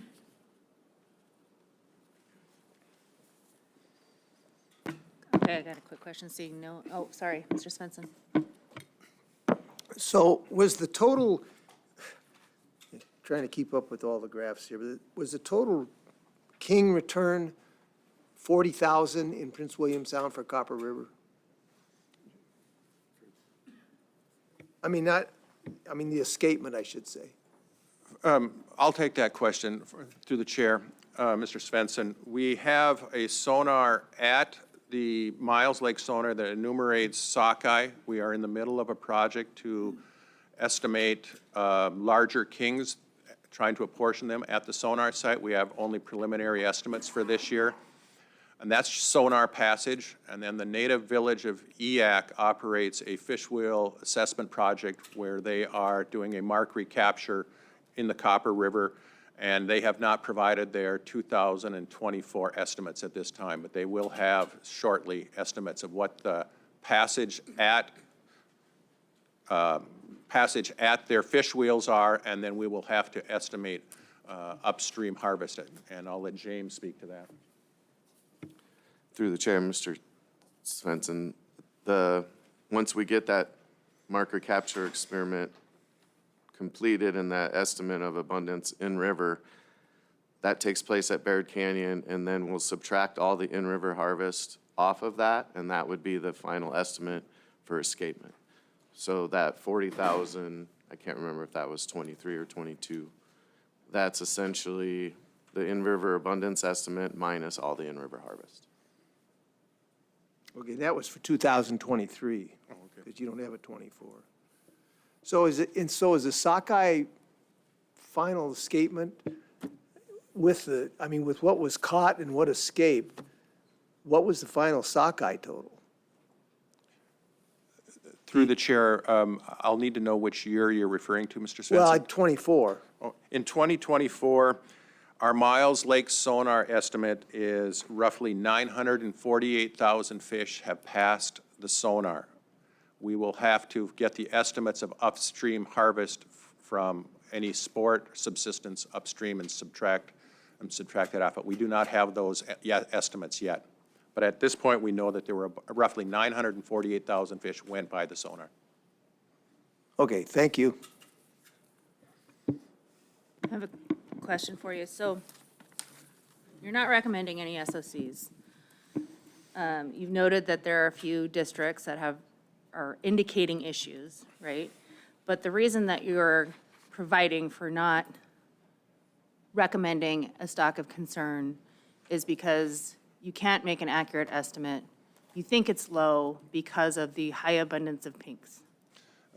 Madam Chair, that is, I think, a very good summary of our feelings on here. And at the next Board of Fish meeting, we're going to hopefully be able to provide some aerial video that shows the problems that we have when we can fly one day, see a large number of chum salmon in the stream or at the mouth of the stream that haven't moved up into the stream.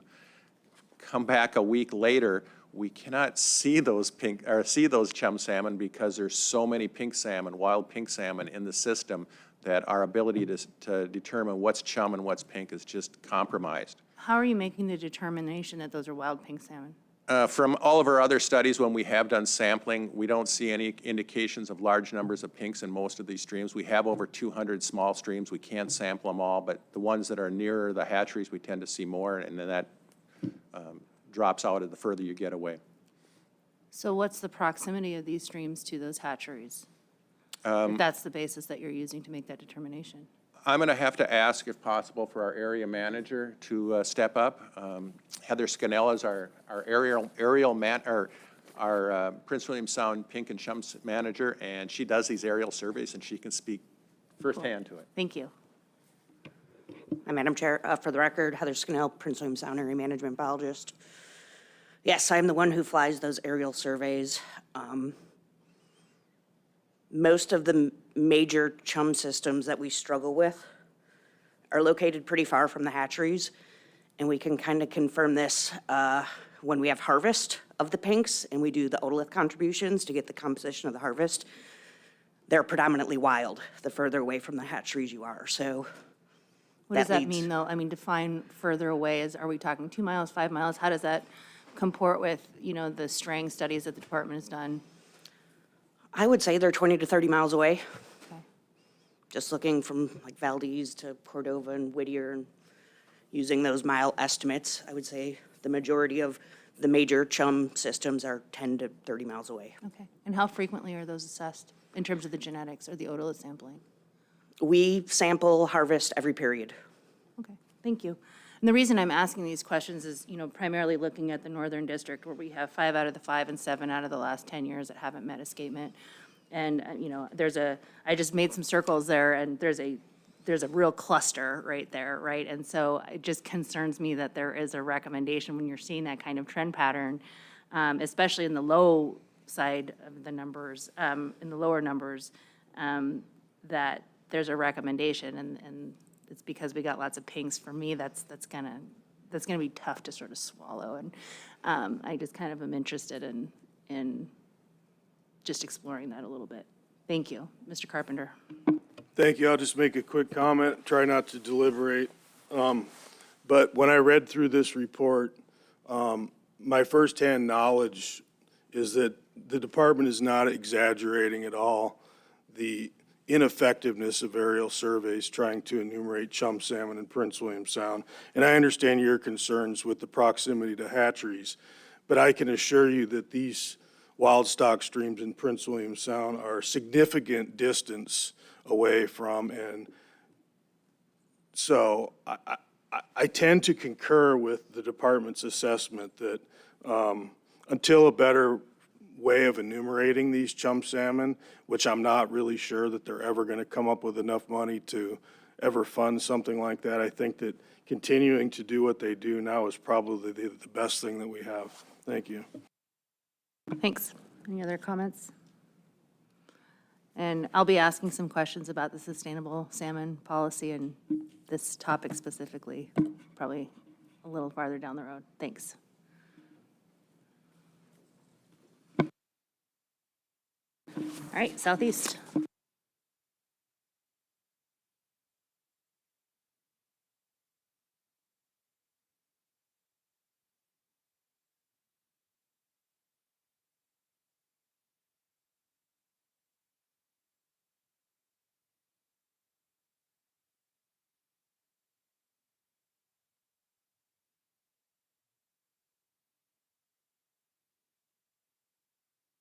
Whenever you're ready, thanks.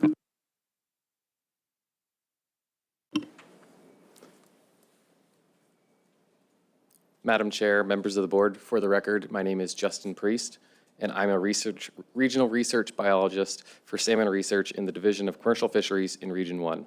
My colleagues from the Southeast region are Andy Piston and Ed Jones of Commercial Fisheries and Jeff Nichols from the Division of Sportfish.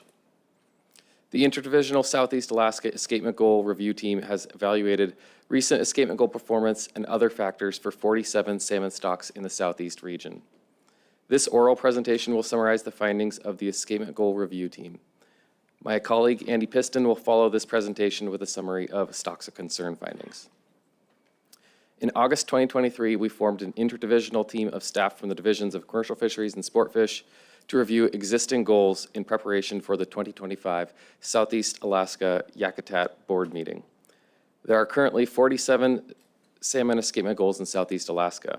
The review team's findings were for revisions to 6 of these goals. We will review each of these changes. First, we'll review the findings for the transboundary Stikine River sockeye salmon stocks. There are escapement goals for 2 sockeye salmon stocks on the Stikine River, Tahltan Lake and the Stikine main stem. The aggregate sockeye salmon runs both spawn across the border in Canada. Madam Chair, earlier you asked staff to flag for you stocks subject to the international treaty, and these 2 are. As a transboundary river, management of the Stikine River salmon stocks is under provisions of the Pacific Salmon Treaty. As such, it's important to note that escapement goals for Canadian origin salmon stocks on transboundary rivers are developed and approved bilaterally per the Transboundary Rivers chapter of the treaty. As mentioned during the treaty presentation by my colleague, the board cannot change these escapement goals, nor can it create an OEG for Canadian origin stocks. The recent treaty update called for assessing both Stikine River sockeye salmon goals with the development of a bilaterally approved maximum sustained yield escapement goal to be established prior to the 2023 fishing season. The first Stikine River sockeye salmon goal to review is the Tahltan Lake stock. The Tahltan River is a tributary to the Stikine River and a distinct stock. Review and assessment of these escapement goals was conducted by a bilateral Stikine working group, which reviewed all assessment and escapement data. The working group included representatives of ADF&G, Canada's Fisheries and Oceans Canada, DFO, and the Tahltan First Nation. The findings from this working group were reviewed by staff from ADF&G, DFO, the Tahltan First Nation, the Canadian Science Advisory Secretariat, the Pacific Salmon Commission Transboundary Technical Committee, and the Pacific Salmon Commission Transboundary River Panel. The existing biological escapement goal is 18,000 to 30,000 fish. The finding was to revise the biological escapement goal to 11,000 to 25,000 fish. This updated goal was adopted prior to the 2023 fishing season. The second Stikine River sockeye salmon stock to review is the Stikine main stem stock. Similar to the Tahltan, assessment of this escapement goal was conducted by the same bilateral Stikine working group. Again, the findings from this working group were reviewed by the same group of staff as the previous stock. The existing biological escapement goal is 20,000 to 40,000 fish. The finding was to revise the biological escapement goal to 13,000 to 33,000 fish. This updated goal was adopted prior to the 2023 fishing season. Moving on from the Stikine River, we'll now review the escapement goal for the Klawock River coho salmon stock. The Klawock River is located on Prince Wales Island near Klawock and Craig, Alaska. The Klawock hatchery is located on the river itself, 3.5 miles upriver from the estuary, and has released coho salmon since 1980. Currently, the hatchery is operated by the Southern Southeast Regional Aquaculture Association. There is a weir across the river, and an escapement schedule is used to pass a portion of coho salmon upstream of the weir into the lake to spawn naturally. The remainder are used for broodstock and cost recovery. Otolith sampling conducted from 2013 through 2015 indicated that nearly all coho salmon that passed as escapement in those years were first-generation hatchery fish. The current SEG is set to limit hatchery fish upriver to maintain optimal spawning densities and historic run timing. The committee's findings were therefore to eliminate the SEG. This would not affect the escapement schedule, which would remain in place. Next, we'll review several chum salmon escapement goals. The northern southeast inside summer chum salmon stock is managed as a stock aggregate for the subregion. This stock is located on inside waters in northern southeast. Stock assessment is done by stream counts of chum salmon performed by peak, aerial, and foot survey counts of each index stream. Counts at these streams are difficult to obtain because the run timing of summer chum salmon overlaps with that of pink salmon. This means that chum salmon counts are sometimes masked by the presence of pink salmon. There are currently 63 index streams that represent the stock aggregate. The escapement index is the sum count to all streams. Working with ADF&G area managers, we eliminated 13 index streams to improve the overall escapement index. These streams were removed for several reasons, including poor visibility hindering counts or findings of high proportions of stray hatchery chum salmon in particular streams. This issue meant that escapement counts for those streams may not be representative of wild stocks. Straying of hatchery-produced chum salmon into these streams is not necessarily an indicator of diminished wild chum salmon production in these drainages, but the presence of hatchery-produced fish make it impossible to estimate the abundance of wild chum salmon from aircraft or foot surveys alone. The 3 streams removed from the index primarily due to hatchery chum salmon straying accounted for only 2% of the total index on average over the past 30 years. The current lower bound sustainable escapement goal based on the 63 index streams is 107,000 fish. After removing the 13 index streams, the remaining 50 streams were used to recalculate the lower escapement goal. The finding of the Escapement Goal Review Committee is to revise the lower bound SEG to 95,000 fish. This revision retains much of the same properties as the existing goal and does not affect general trends, in part because approximately 75% of the index values for the 13 removed streams were interpolated based on counts at surrounding streams. Staying with chum salmon, we will move to discuss another stock aggregate for an adjacent region. This stock is the northern southeast outside summer run chum salmon. These runs are located on Baranof, Chichagof, and Kruzof Islands on the outer coast waters. Similar to the previous stock, chum salmon in this area are managed as a single aggregate with index streams selected to be representative of the subregion. Counts are performed by aerial and foot surveys on 9 streams. The escapement index is the sum of all peak survey counts. Recently, a chum salmon hatchery release site in Crawfish Inlet resulted in a high proportion and quantity of hatchery chum salmon to the nearby index stream. This has meant that the index counts at this stream are no longer representative of wild escapement, and counts of hatchery fish in this case could greatly inflate the entire subregion index. Prior sampling has shown generally low proportions of stray hatchery fish at the remaining 8 index streams in this subregion, particularly for the 7 streams north of Sitka Sound. Again, straying of hatchery-produced chum salmon into the West Crawfish Index stream is not necessarily an indicator of diminished wild chum salmon production in the drainage, but the presence of hatchery-produced fish makes it impossible to estimate the abundance of wild chum salmon from aircraft or foot surveys alone. The existing lower bound sustainable escapement goal is 25,000 fish. The Escapement Goal Review Committee found that the goal would be improved by removing 1 index stream and recalculating the lower bound SEG based on the remaining 8 index streams. The findings of the Escapement Goal Review Committee is therefore to revise the lower bound SEG to be 19,500 fish. As with the previous stock, this revision retains much of the same properties as the existing goal and does not affect general trends. Our final finding was regarding the Chilkat River chum salmon stock. Chilkat River chum salmon are a fall run stock and the largest fall run chum salmon stock in the region. Escapement was estimated using 2 fish wheels on the Chilkat River by multiplying the fish wheel counts by an expansion factor. This expansion factor was based on 5 years of comparison of fish wheel counts to mark recapture escapement estimates, but the relationship between the fish wheel counts and the estimated escapements was very poor. Regional leadership and research staff conducted a review of the fish wheel project in the winter of 2024 and determined it was not essential to existing Chinook, coho, or sockeye salmon projects, and was also a poor indicator of chum salmon escapement. It was decided to eliminate the fish wheel project at that time, and the project did not operate in 2024. The fish wheel-based escapement index is likely a poor reflection of actual escapement, and the project used to estimate escapement is no longer operating. Therefore, the findings of the Escapement Goal Review Committee is to eliminate the sustainable escapement goal. Madam Chair, members of the board, this completes our summary and review on the findings of the Escapement Goal Review Committee for Southeastern Yakutat. My colleagues and I would be happy to answer any questions regarding our findings on escapement goals at this time. Thank you. Board questions? Mr. Svensson. So in the northern southern outside, you said that it's difficult to tell how many hatchery fish or how many wild fish are there because there's hatchery fish in there also. Is that what you said? Through the chair, Member Svensson, I'm going to pass that to my colleague, Andy. Yeah, through the chair, that's correct. And we've done a great deal of studies over the years looking at straying of hatchery chum salmon.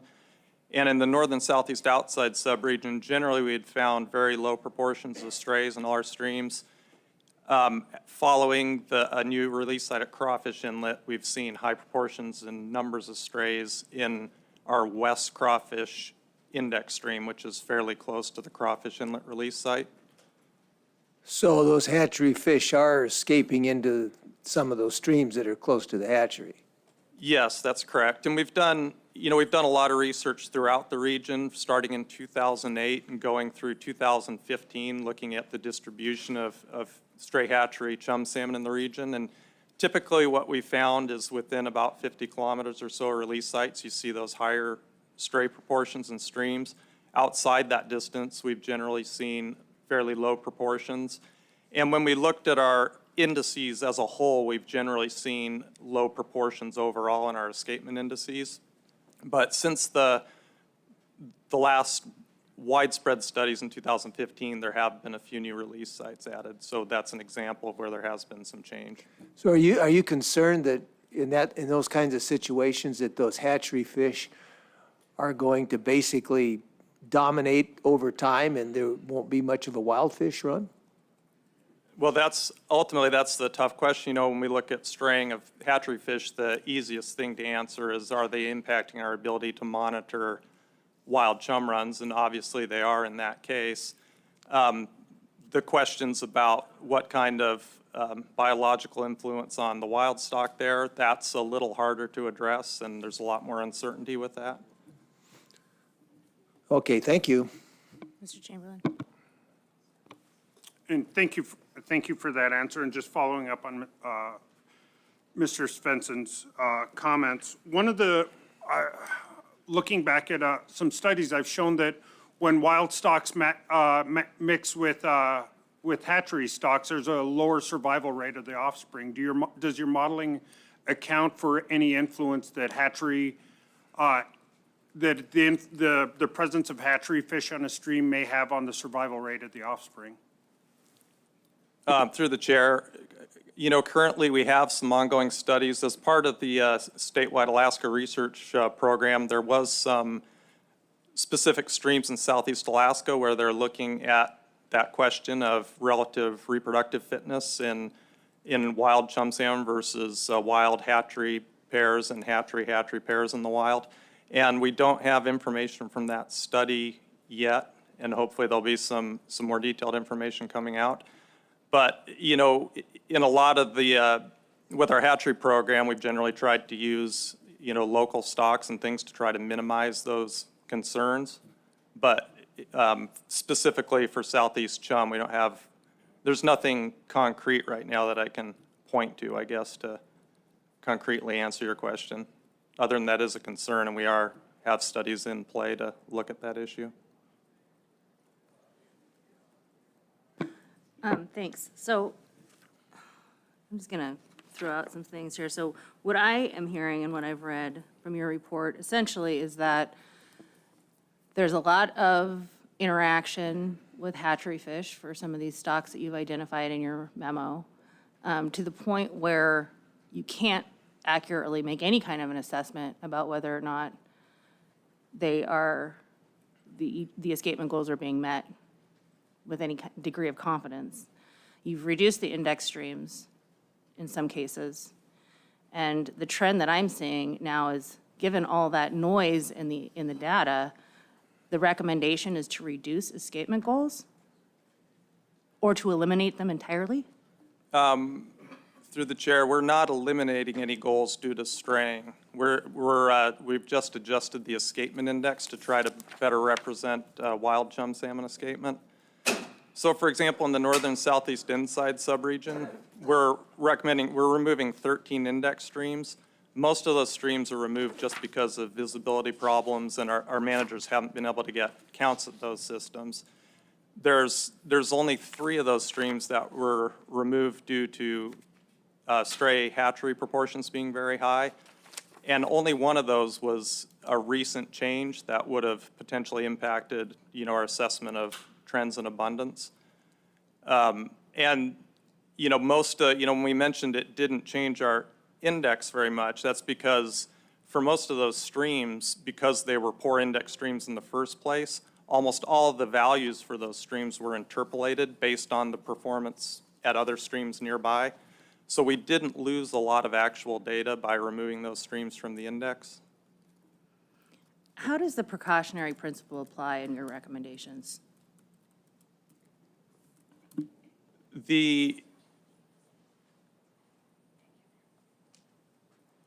Well, I guess our recommendations, the precautionary approach, I think that would be more of an issue at the level of RPT meetings and places where we're making decisions on hatchery releases and new hatchery releases, things like that.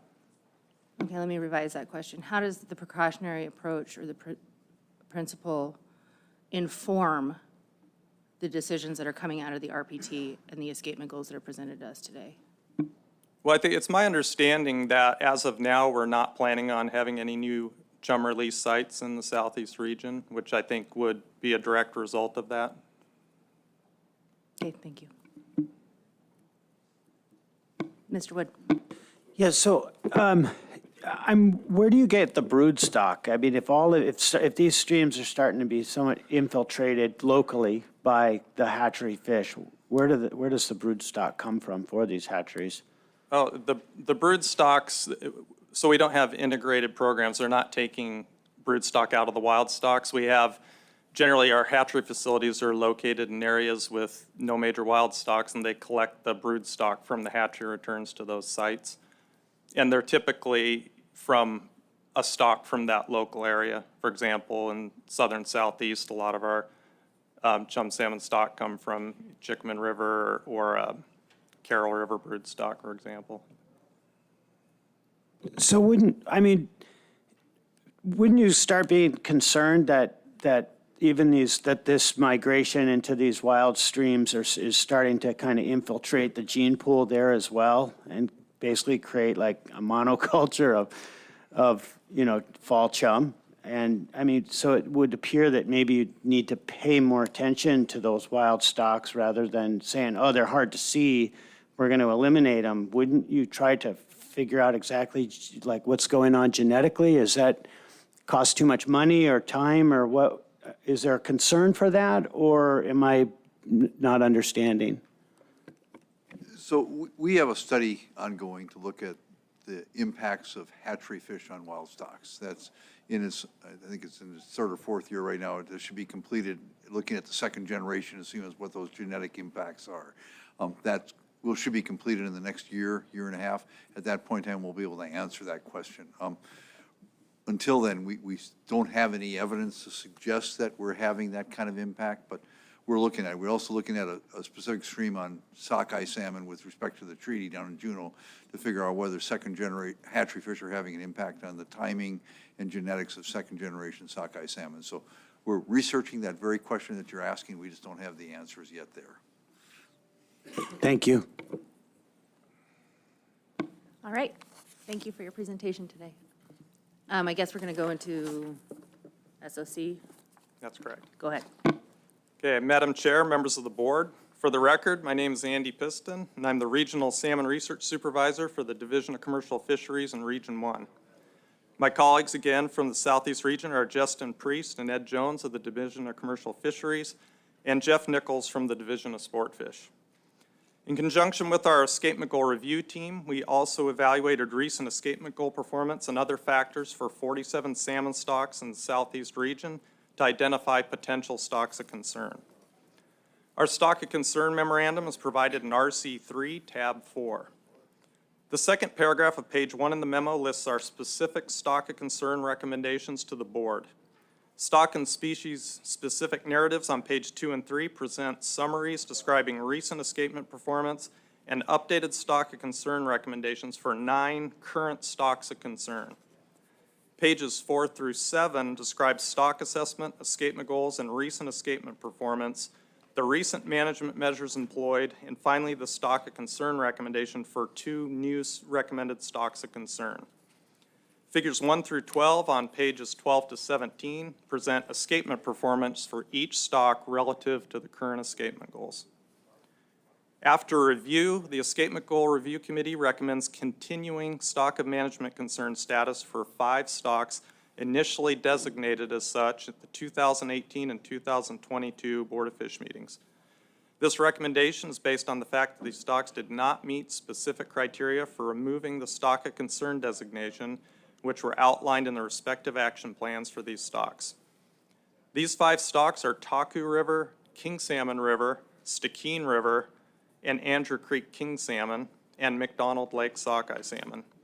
Escapement during the last 6 years in each of these systems has been below their respective escapement goals in at least 4 of the past 6 years. Brief descriptions of our recommendations for these 5 stocks are described on page 2 and 3 of the memo. The Escapement Goal Committee also recommended delisting 4 current stocks of concern. This recommendation is based on the fact that these stocks met specific criteria for removing the stock of concern designation outlined in the action plans developed at the 2018 and 2022 board meetings. These 4 stocks are Chilkat River, Unic River, Chickaman River King Salmon, and Cluckshoe River Sockeye Salmon. Escapements during the last 6 years in each of these systems has met or exceeded the biological escapement goal in at least 4 of the past 6 years.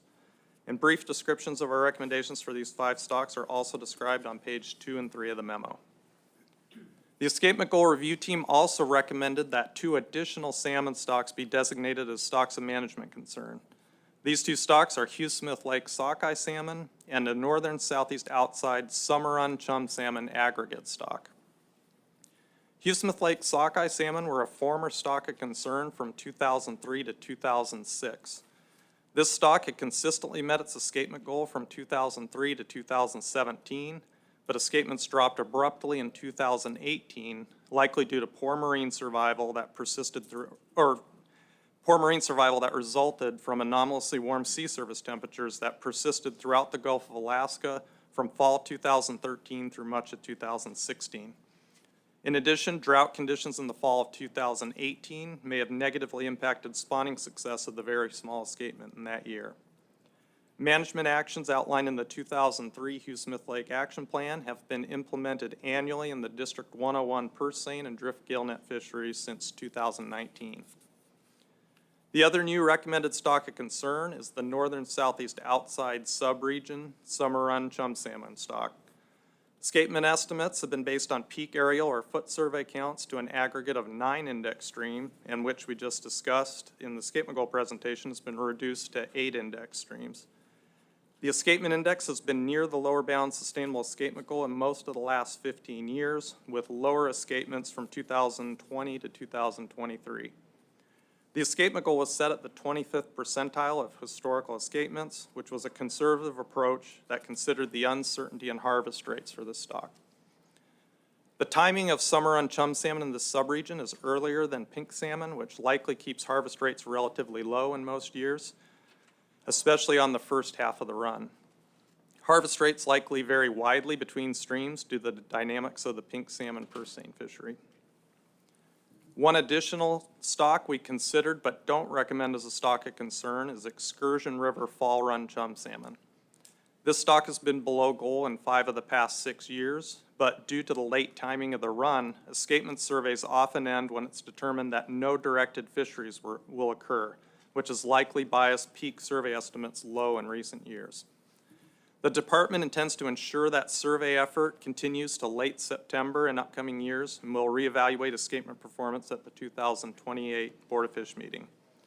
The harvest rate on this stock is likely close to 0 when no directed fisheries occur, and a directed fishery would only occur if it was an obvious surplus to escapement needs occurred during the next several years.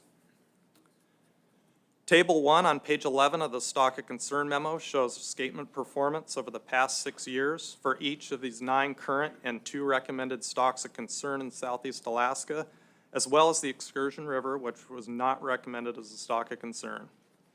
Gray shading indicates years where we were below goal for each stock. And again, the 4 currently designated stocks of concern that we recommend delisting are Chickaman River king salmon, Unic River king salmon, Chilkat River king salmon, and Cluckshoe River sockeye salmon. Both the Chickaman and Chilkat River stocks have been within goal range in 5 of the past 6 years, and the Unic River king stock was within goal range in 4 of the past 6 years. The Cluckshoe River sockeye salmon stock has been near the upper bound or exceeded the goal range in 5 of the past 6 years. These stocks all meet delisting criteria as laid out in their respective board-approved action plans. 3 stocks that were not previously listed also meet stock of concern criteria based on observed escapement performance relative to established escapement goals during the past 5 years. 2 of these stocks, Hugh Smith Lake sockeye salmon and northern southeast outside summer on chum salmon, are being recommended to the board for stock of management concern status, and both of these stocks were below the current goal in each of the past 5 years. Excursion River fall run chum salmon were below goal in 4 of the past 5 years, but as previously mentioned, we do not recommend stock of concern designation for this stock. Descriptions and evaluations for these stocks are found on page 4 to 8 of the stock of concern memo. The escapement goal review team is currently preparing written and oral reports that will be presented to the board at the 2025 Southeast and Yakutat Finfish meeting. These products will provide additional details of our escapement goal review and information on escapement goal performance and stock of concern evaluation for all Southeast region salmon stocks having formal escapement goals. Madam Chair, members of the board, this completes our summary and review of the stocks of concern for Southeast Alaska and Yakutat, and we'd be very happy to answer your questions regarding the recommendations. Thank you very much. I had a quick question for you. So Excursion River, I'm sure I'm just reading this wrong or missing something, but you said that due to the late timing of fall run chum salmon, generally poor weather in the fall, survey efforts often ends when it is determined that there is no directed fishery going to occur. This has resulted in a greater tendency to underestimate peak abundance in recent years, but then you also say in recent years there's been no directed openings. So how does that affect your estimation?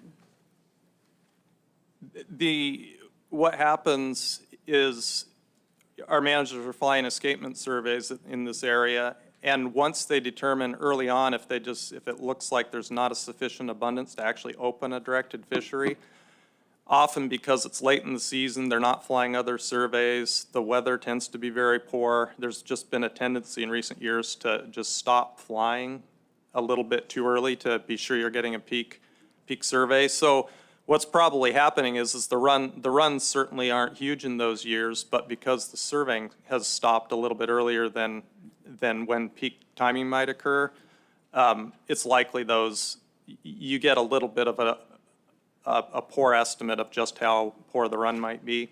And a good example might be this year where the run was poor, we didn't open a fishery, but because we already knew this was happening, we kept doing surveys into late September, and we actually flew a helicopter survey too to get a better look at the system.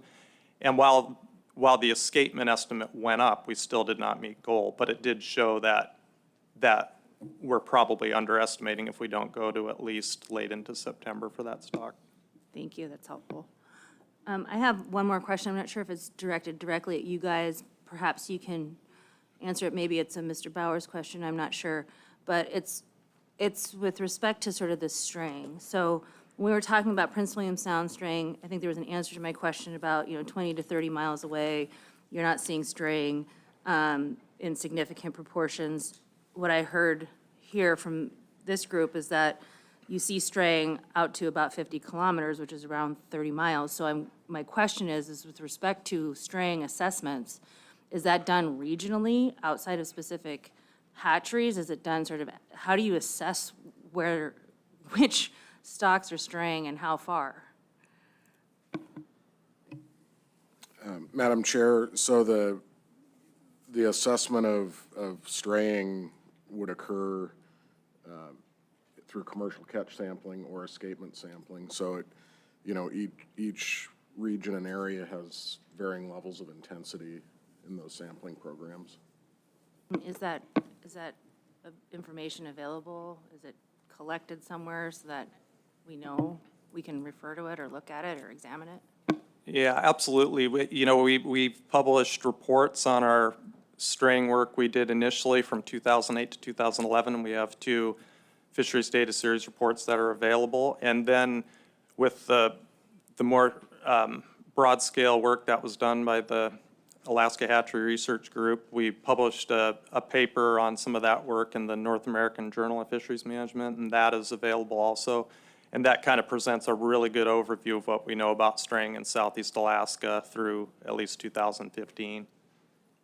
And I guess to also answer your question we had those large-scale straying studies that have gone on. More recently, we have done targeted sampling of streams of interest, like those West Crawfish streams, in relation to new release sites. So we are looking at specific streams. We just don't have a broad-scale project currently going, but we are doing additional work. Thank you, I appreciate that. And just sort of anecdotally, as we get into this cycle, that's going to be of particular interest to me, and especially as we're looking at these escapement goals, if the straying is having, what I'm hearing is that it's having an impact on our ability to assess wild escapements. And I just want to have a conversation about that, as we get into this cycle and, how that interacts with our policies. So putting that out there for everybody. Thanks. Okey doke. Thank you. Appreciate your time today. Thank you.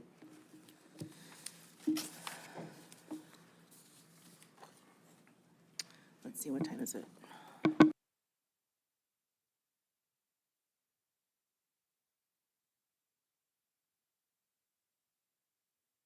All right, let's go ahead and take about a 10, 15-minute little bio break, and then we'll come back on the record with the North Pacific Fisheries Management Council update. Thank you.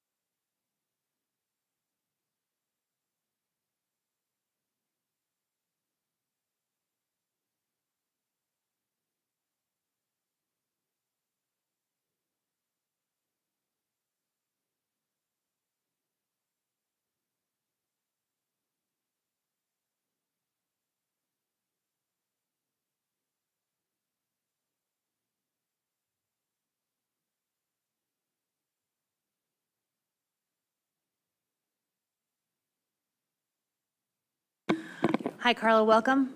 And go ahead and put yourself on the record and begin your NPFMC update, please.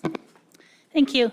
Madam Chair, members of the board, for the record, my name is Carla Bush, and I'm an Extended Jurisdiction Program Coordinator for the Division of Commercial Fisheries, with a focus on groundfish, shellfish, and halibut fisheries. My report today can be found under RC3, Tab 5, and reflects actions taken by the North Pacific Fishery Management Council, or Council, since the last year's work session, as well as actions currently under development. Beginning with Bering Sea and Aleutian Islands crab, the Fishery Management Plan for Bering Sea and Aleutian Islands king and tanner crab establishes a cooperative state and federal management regime for the major crab fisheries that delegates most management measures to the state with federal oversight. Most Bering Sea Aleutian Island crab fisheries are managed under the Federal Crab Rationalization Program, which is a catch share program that was implemented with the intent of benefiting harvesters, processors, and coastal communities through allocations of harvesting and processing privileges and regional delivery requirements. State harvest strategies for the crab fisheries have evolved over time, but have maintained two major management objectives: to maintain a healthy stock that ensures reproductive viability and to provide for sustained levels of harvest over the long term. Only male crabs may be harvested, and no directed fishing is allowed during the molting and mating periods. In October this year, the Council established annual harvest specifications for Bristol Bay red king crab, Bering Sea tanner crab, and Bering Sea snow crab, and biannual specifications for St. Matthew Island blue king crab. The federal harvest specifications include setting an overfishing limit, or an OFL, and an acceptable biological catch, or ABC, limit, which is buffered down from the OFL.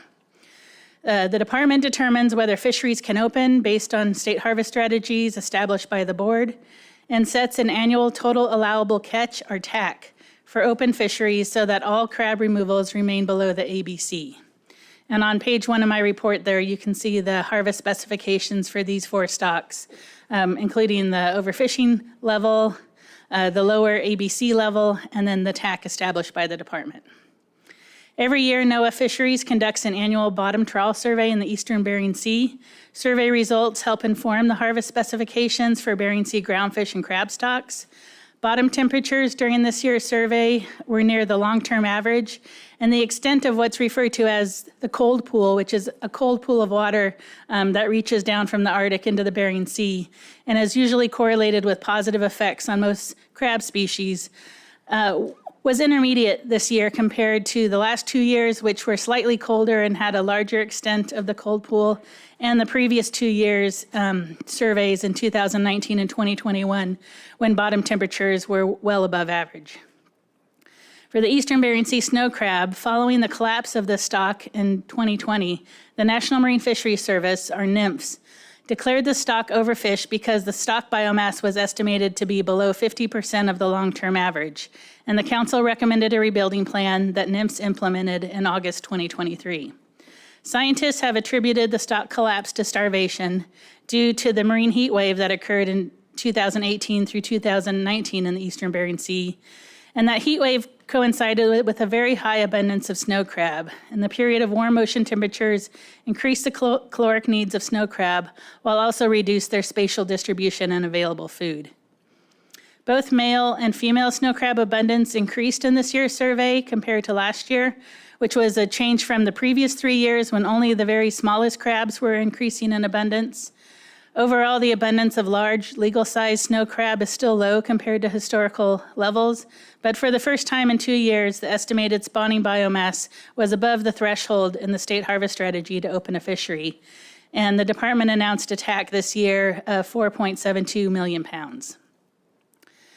At the October council meeting, representatives from Trident Seafoods notified the council that the processing plant in St. Paul would not operate this season because it was not economically viable under the small snow crab TAC. The crab rationalization program requires that a portion of snow crab harvester quota is delivered to the northern region, which includes St. Paul, and this is to maintain historical delivery patterns. The program also includes provisions that include an exemption from the North Region delivery requirement to accommodate unanticipated circumstances, such as a plant not operating. And so in order to be granted the exception this year, all holders of harvester and processor quota with a North Region delivery requirement and the affected community organizations must agree and submit a request to the National Marine Fisheries Service by October 15th. And information on status of the exemption, there'll be updates in the link provided there on page 2 of my report. Bristol Bay Red King crab, after a 2-season closure due to low mature female abundance, the fishery reopened last year with a low TAC of 2.15 million pounds. The trawl survey this summer saw an increase of about 40% in mature males and a similar abundance level of females, which means that the fishery could again open this year because we did meet that mature female abundance and effective spawning biomass thresholds in the state harvest strategy. And the department announced a TAC of 2.31 million pounds, and that fishery is currently being prosecuted. For Eastern Bering Sea tanner crab, there was a lot of good news on the survey this year. These crab are managed with separate TACs east and west of 166 degrees west longitude. Both the eastern and western areas were open last season, and according to the survey, this summer, tanner crab abundance increased in both the eastern and western areas, with a larger increase seen in the western area. The abundance of large males greater than 103 millimeters increased 86% from last year in the western area and 37% in the eastern area. Mature female abundance was up 275% and is the highest level seen in the time series. Estimates of mature male tanner crab biomass in the east and west are above the thresholds in the state harvest strategy. And the department announced a TAC of 1.77 million pounds in the eastern area and 4.5 million pounds in the western area. The combined TAC of 6.27 million pounds is 200% increase from last season.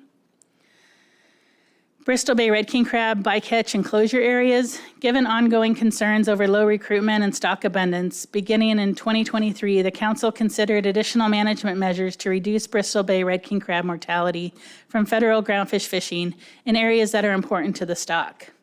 The actions considered included closing the Red King crab savings area year-round to all or some commercial groundfish fishing gears, and or closing the federal reporting area 512 to fishing for Pacific cod with pots if specified stock thresholds for Bristol Bay Red King crab were not met. The figure on page 3 of my report shows the existing federal groundfish fishery closures aimed at protecting Bristol Bay Red King crab. The year-round closures include the nearshore Bristol Bay trawl closure area that's east of 162 degrees west longitude. This area is close to all trawl gear all year. And the green box there is the Red King crab savings area, and that is closed to non-pelagic or bottom trawl gear. In addition, the reporting area 516 outlined in blue there, east of 163 degrees, is closed seasonally from March 15th to June 15th to all trawl gear. And the little strip at the bottom of the green box there is known as the Red King crab saving sub-area, and that area is closed to non-pelagic trawl gear year-round when the directed Bristol Bay Red King crab fishery is also closed. The groundfish trawl fisheries have bycatch limits that apply to Zone 1, which is essentially the entire hatched area in the figure there. And that zone would close to the groundfish trawl sector if the sector reached its portion of the bycatch limit. None of the fishery closure areas or bycatch limits apply to groundfish fishing with longline, pot, or jig gear.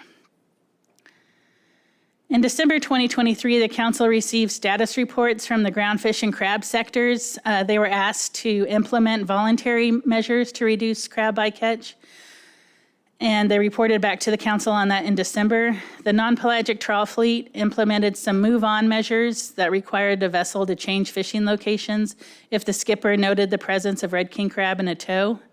These measures were effective in maintaining low bycatch of red king crab in the non-pelagic trawl fisheries. The pelagic trawl fleet for pollock, they increased their communications on crab bycatch encounters, and they included crab bycatch information in their weekly bycatch reports that are sent out to the fleet. These measures increased awareness, and crab bycatch remains low in the directed pollock fisheries. Further research is underway in collaboration with Alaska Pacific University's Fisheries Aquatic Science Technology Lab to catalog the different fishing gear configurations used in the directed pollock fisheries, as well as the range of fishing behaviors. Directed crab fishery representatives reported continued effort to use best fishing practices for handling of crab and pot soak times, and noted that increased communication between skippers has helped the fleet avoid concentrations of female red king crab. In February this year, the council reviewed an analysis of these additional fixed closure areas to protect Bristol Bay red king crab and recommended taking no further action at this time. The analysis concluded that the benefits to the Bristol Bay red king crab stock resulting from these closures were uncertain and unquantifiable, and that the proposed closures would likely result in increased bycatch of salmon, herring, halibut, and other crab species due to displaced effort in other areas. The analysis indicated that fishing in the proposed closure areas has yielded low bycatch and high catch rates of target species in recent years for the affected pelagic and pot fisheries. And in order to maintain focus on determining whether additional management measures are needed to reduce the impacts of groundfish fishing on Bristol Bay red king crab stock, the council intends to use ongoing research to inform potential future closures and crab avoidance measures that can change in space and time to respond to seasonal crab movement and are adaptive to evolving ecosystem conditions that affect crab distribution and abundance. The council in June this year received the 17-year crab rationalization program review. The 17-year review found that the crab program has met many of the social and economic goals and objectives that were originally identified. Additionally, replacing derby fishing with individual fishing quotas has allowed managers to open fisheries during the recent low TAC years, which likely would have remained closed if it had still been a derby fishery. The review identified several factors affecting fishery participants that are external to the crab rationalization program, such as low tax, closed fisheries, and poor market conditions. Data in the review demonstrated that these factors have had significant impacts on the crab fisheries, and especially for active processors. Based on the information in the program review and public comment, the council requested information for two potential changes to the crab rationalization program. The first change is focused on regulations implementing the arbitration program, which was developed to resolve price disputes between holders of processing quota and harvester quota.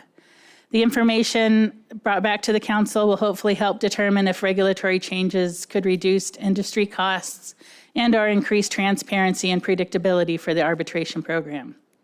The second issue focuses on making captain and crew harvester shares, what are known as C shares, more accessible to current and potential new participants. The council is scheduled to review information on these two topics at the upcoming December meeting. In February this year, the council reviewed a discussion paper with information on potential increased observer monitoring and Gulf of Alaska tanner crab protections off the east side of Kodiak in statistical areas 525702 and 525630. These statistical areas overlap what's known as the Barnabas Gully, which is an area of high productivity for many species and has consistently contained a high proportion of the tanner crab abundance in the Kodiak district. After receiving substantial amount of public comment from potentially affected tanner crab and groundfish fishery participants, the council requested additional information in an expanded discussion paper to help the council understand these conflicting views. The extended paper is expected to help inform potential groundfish closures that recognize the importance of the tanner crab and groundfish fisheries to Kodiak by identifying the areas of highest tanner crab abundance within the Barnabas Gully for consideration of smaller closure areas, evaluating potential modifications to the existing crab closure areas, expanding the time series provided for tanner crab distribution, groundfish harvest, and tanner crab bycatch, providing additional economic information on the tanner crab and groundfish fisheries, and discussing the impacts of groundfish and crab fishery timing on processing capacity in Kodiak. At the recent October meeting, the council reviewed a preliminary analysis on proposed regulatory amendments to modify the definition of pelagic trawl gear. The purpose of the action was to align the definition with current gear configurations, which include salmon excluders and technology that's used to monitor the gear. This action is necessary because current federal regulations, which were implemented in 1993, define specific limitations for pelagic trawl gear, and specify that all other trawl gear is non-pelagic. Since 1993, there have been regular advances in technology and bycatch reduction that have resulted in net configurations that are technically out of compliance with the limitations in the pelagic trawl gear definition. These include having floats in salmon bycatch excluders and in the cod end and other areas of the net, as well as metallic components associated with instruments that monitor the net while fishing. At the recommendation of NMFS, the council is moving forward to address the definition first, and ongoing efforts to minimize the impacts of pelagic trawl gear on bycatch, sensitive habitat, and unobserved mortality. The council affirmed that this action is intended to have a narrow scope and is solely focused on changes to the regulatory definition of pelagic trawl gear, which will help facilitate the process to incentivize trawl gear innovations. Again, at the October meeting, the council revised its purpose and needs statement and amended the alternatives to define specific regions of the trawl net where flotation, metallic components, and technology used to monitor the net and fishing performance are allowed.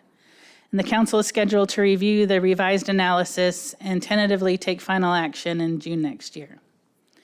Under this agenda item, the council received considerable public comment related to a separate discussion paper that was requested in February this year that looks to incentivize pelagic trawl gear innovations with several objectives, including minimizing impacts on sensitive habitats and bycatch species such as crab. At the October meeting, the council prioritized moving forward with the discussion paper, which is intended to be informed by ongoing research conducted by the Gulf of Alaska and Bering Sea pelagic trawl fishery participants, first to more precisely estimate bottom contact from their gear and potential impacts on important species and sensitive habitats. And this discussion paper is scheduled to be reviewed by the council in June next year. The state supports continued work with industry and National Marine Fisheries Service to find ways to further minimize the impacts of pelagic trawl gear on benthic habitat and non-target species.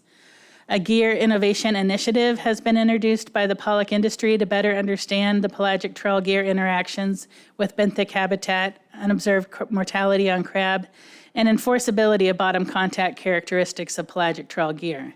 This project has 3 stages. The first is almost finished, and that's doing a thorough cataloging of all the different gear configurations used in both the Bering Sea and the Gulf of Alaska. Some gear modeling exercises by the Alaska Pacific University's FAST Lab, and then empirical studies to measure seafloor contact. And these field studies are expected to begin next year. The final section of my report is on salmon bycatch. The council has taken several actions to minimize Chinook and chum salmon bycatch in federal groundfish fisheries. Chinook salmon bycatch is limited by hard caps in both the Bering Sea and Gulf of Alaska, and reaching a salmon bycatch limit closes the fishery that is subject to the limit. Additionally, the Bering Sea pollock fishery operates under avoidance plans for Chinook and chum salmon that provide incentives to avoid salmon at all times and to help minimize salmon bycatch. These incentive plans are required by federal regulations. Full retention of all salmon bycatch on pollock vessels is required, and this ensures accurate bycatch accounting and enables genetic sampling. Genetic samples are taken from Chinook salmon caught as bycatch in the Bering Sea pollock trawl fishery and from pollock rockfish and some non-pollock trawl fisheries in the Gulf of Alaska. And this is used to estimate the proportion of the bycatch from individual salmon stock groups. Chum salmon samples are primarily taken in the Bering Sea pollock fishery because very little chum salmon bycatch occurs in the Gulf of Alaska. The council receives annual genetic reports from the samples taken in the previous year. These reports typically come before the council in April. The council also receives annual reports from the Bering Sea pollock fishery cooperatives on their performance under their salmon avoidance plans. When considering the impacts of bycatch on specific salmon stocks, it's important to note that bycatch is one of several factors affecting the number of returning adults to Alaska river systems. The number of Chinook or chum salmon caught as bycatch is larger than the number of adults that would have returned to Alaska rivers because the bycatch is primarily composed of immature fish, which are subject to predation and other types of mortality before maturing and returning to freshwater systems. Bycaught Chinook salmon are predominantly age 3 or age 4 fish and range in age from 3 to 7 years. Bycaught chum salmon range in age from 3 to 5 years, and both Chinook and chum salmon from a given brood year are going to mature and return to the rivers at multiple ages. Previous council analyses for Bering Sea Chinook salmon bycatch estimated the number of Western Alaska Chinook salmon that would have returned to spawn if not caught as bycatch, and this is measured as a proportion of total salmon returns to Western Alaska river systems. This type of analysis requires sufficient information on the bycatch and salmon stocks of interest to complete an adult equivalency or AEQ analysis. And this is used to estimate an impact rate of bycatch on annual salmon returns. The AEQ analysis was updated in 2022 for Western Alaska Chinook salmon and estimated that the average annual impact rates from 2011 to 2021 for Chinook salmon caught in the Bering Sea pollock fishery were less than 2% for the combined coastal Western Alaska stocks, and these impact rates ranged from 1.32% to 3.4% across that 10-year time period, and averaged less than 1% for the upper Yukon River stock, and ranged from 0.37% to 1.1% across those 10 years. Impact rates have not been completed for Western Alaska chum salmon because total run reconstructions are not available for most of the stocks included in that coastal Western Alaska chum stock grouping. An impact rate for the Yukon fall chum salmon would be possible because we do have a run reconstruction there, but the Yukon fall chum salmon may not reflect trends across all Western Alaska chum salmon stocks. The council is considering other options for analyzing the impact of bycatch on Western Alaska chum salmon stocks. And there's more information on that at the bottom of the report. Chinook salmon bycatch in the Bering Sea pollock fishery. There are 2 Chinook salmon bycatch limits in the Bering Sea. A higher limit of 60,000 Chinook salmon with a performance standard limit of 47,591. And then a lower limit of 45,000 Chinook salmon with a performance standard of 33,318 fish. And these lower limits are in place following years when Western Alaska chum salmon abundance falls below a threshold of 250,000 fish. The lower Chinook bycatch and performance standards have been in place during 5 of the last 6 years and will be in place again next year. The annual performance standard limits are divided among the pollock fishing sectors and then are typically further subdivided to the vessel level, which promotes vessel level accountability of salmon bycatch. The council also recommended the establishment of industry-developed contractual arrangements referred to as incentive plan agreements or IPAs, and these are required in regulation and work in conjunction with the bycatch limit and performance standard limit to minimize bycatch at all levels of Chinook salmon abundance. Last year, a total of 11,855 Chinook were taken as bycatch in the Bering Sea pollock fishery. And there's a figure there on page 7. Based on average stock composition estimates from 2019 through 2023, 48% of the salmon bycatch in the Bering Sea originated from coastal Western Alaska and Yukon River stocks. 22% was from North Alaska Peninsula stocks and Northwest Gulf stocks, and 2% originated from the Copper River, Northeast Gulf, and Southeast area stocks combined. Through October 10th this year, a total of 7,721 Chinook salmon have been taken as bycatch in the Bering Sea pollock fishery. Using those stock composition estimates and applying that to the actual number of salmon bycatch in 2023, an estimated 5,596 Chinook salmon originated from coastal Western Alaska, 31 from the Yukon River, 2,840 from the North Alaska Peninsula, and 3,384 Chinook salmon from all other stock groupings. And these estimates can be seen in the figure on the top of page 8 there. Shifting over to Gulf of Alaska Chinook salmon bycatch. In the Gulf of Alaska groundfish trawl fisheries, the majority of Chinook salmon bycatch occurs during the pollock fishery. Other trawl fisheries for flatfish, rockfish, and Pacific cod also intercept Chinook salmon and have a bycatch limit. Amendment 93 to the Gulf of Alaska Groundfish Fishery Management Plan established a Chinook salmon bycatch limits for all of the fisheries. The total limit is 25,000 fish for the directed pollock fishery, and is apportioned between the Western Gulf, 6,684 fish, and the Central Gulf of Alaska, 18,316 fish. Last year, the total Chinook salmon bycatch in the Gulf of Alaska pollock fisheries was estimated at 18,432 fish. This figure is on the bottom of page 8. Based on stock composition estimates from 2019 through 2023, in the Gulf of Alaska, 8% of the Chinook salmon bycatch is composed of Northwest Gulf, Copper River, and Northeast Gulf stocks combined. 14% is composed of Southeast Alaska stocks. And the majority, or 45%, is composed of British Columbia, and 32% were Chinook salmon originating from the west coast of the U.S. So about 77%, close to 80% of the Chinook salmon bycatch in the Gulf is BC and lower 48 stocks. Using composition estimates applied to the bycatch numbers from 2023, an estimated 1,859 Chinook salmon originated from the Northwest Gulf, Copper River, and Northeast Gulf stocks combined. 3,208 fish were from Southeast Alaska stocks.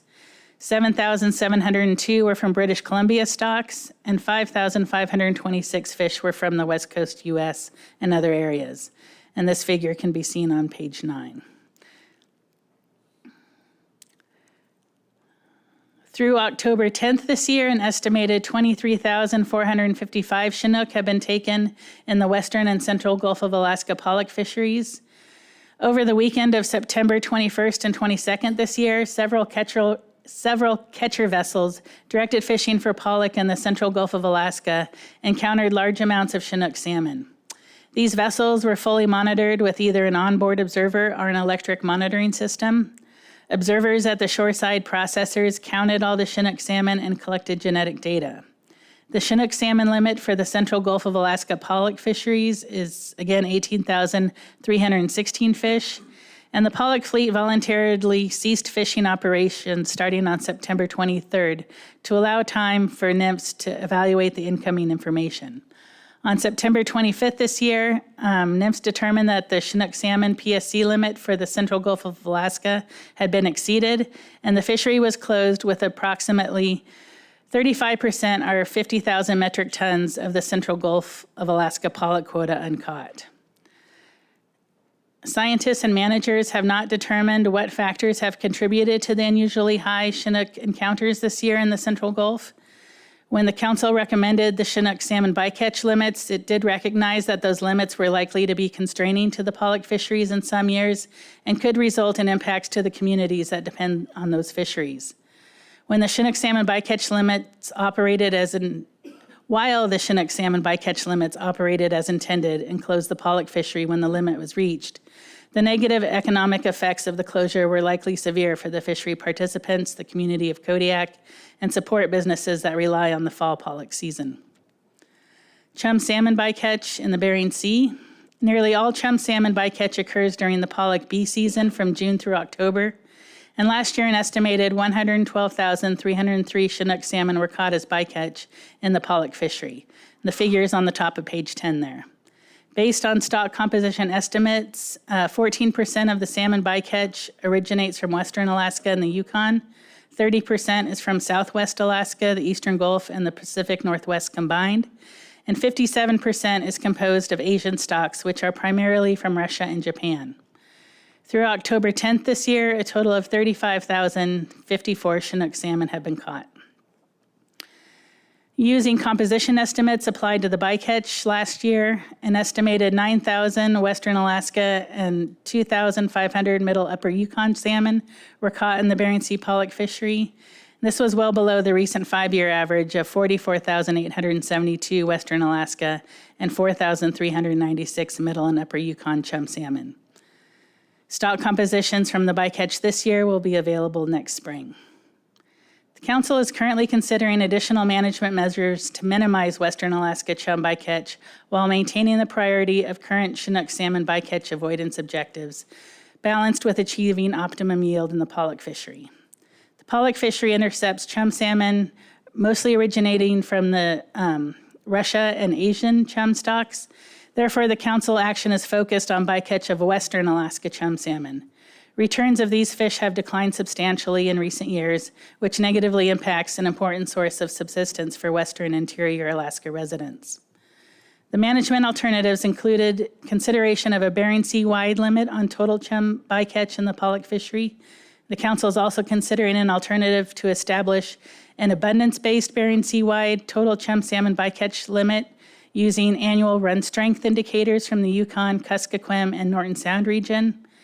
As an alternative to a Bering Sea-wide bycatch limit, the Council is also considering implementing an in-season bycatch cap for a corridor area near the North Alaska Peninsula during June through August, when a higher proportion of Western Alaska chum salmon are present based on historical genetic data. There are a number of other pollock fishery management alternatives under consideration, which include additional regulatory requirements and management measures that would be implemented through the incentive plan agreements. And in February next year, the Council is going to review a draft impact analysis to analyze the potential environmental, social, cultural, and economic impacts of these alternatives as is required by federal law. And so that will be a special meeting in February, which will be solely to take up this chum salmon bycatch issue. And with that, I'll take any questions. Thank you, Carla. Board questions? Mr. Zray. Yeah, just a little clarity here. On page 7, there's that chart, Chinook salmon bycatch and Bering Sea pollock fisheries.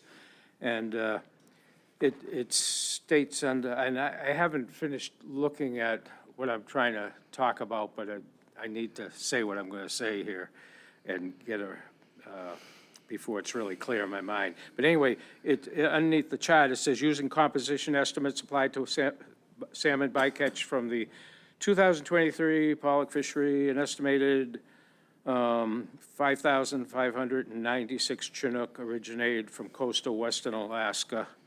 And then they have 31 from the Yukon River. And I'm kind of familiar with some of the Yukon River bycatch in the pollock fishery.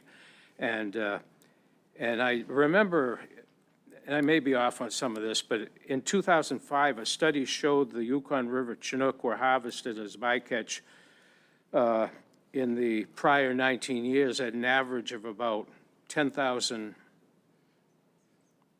fish per year, 10,000 Chinook per year. And you know, here now in 2023, you're saying only 31 were from the Yukon River. And it's just like, it's just amazing. If you could just speak to how much I think it's like amazing that, you know, you can go from like 10,000 a year to 31. It must be a function of just the low runs into the Yukon River, I would imagine, right? Through the chair, Mr. Zray, likely, yes, it's a combination of lower runs in those areas, but if in that figure on page 7 there, you can see in the early 2000s, there was a huge spike in the number of Chinook bycatch in the Bering Sea pollock fishery. And then in 2011 was when the council implemented the hard caps and the performance standard. And those are the dashed lines you see over the green bar or over the green line.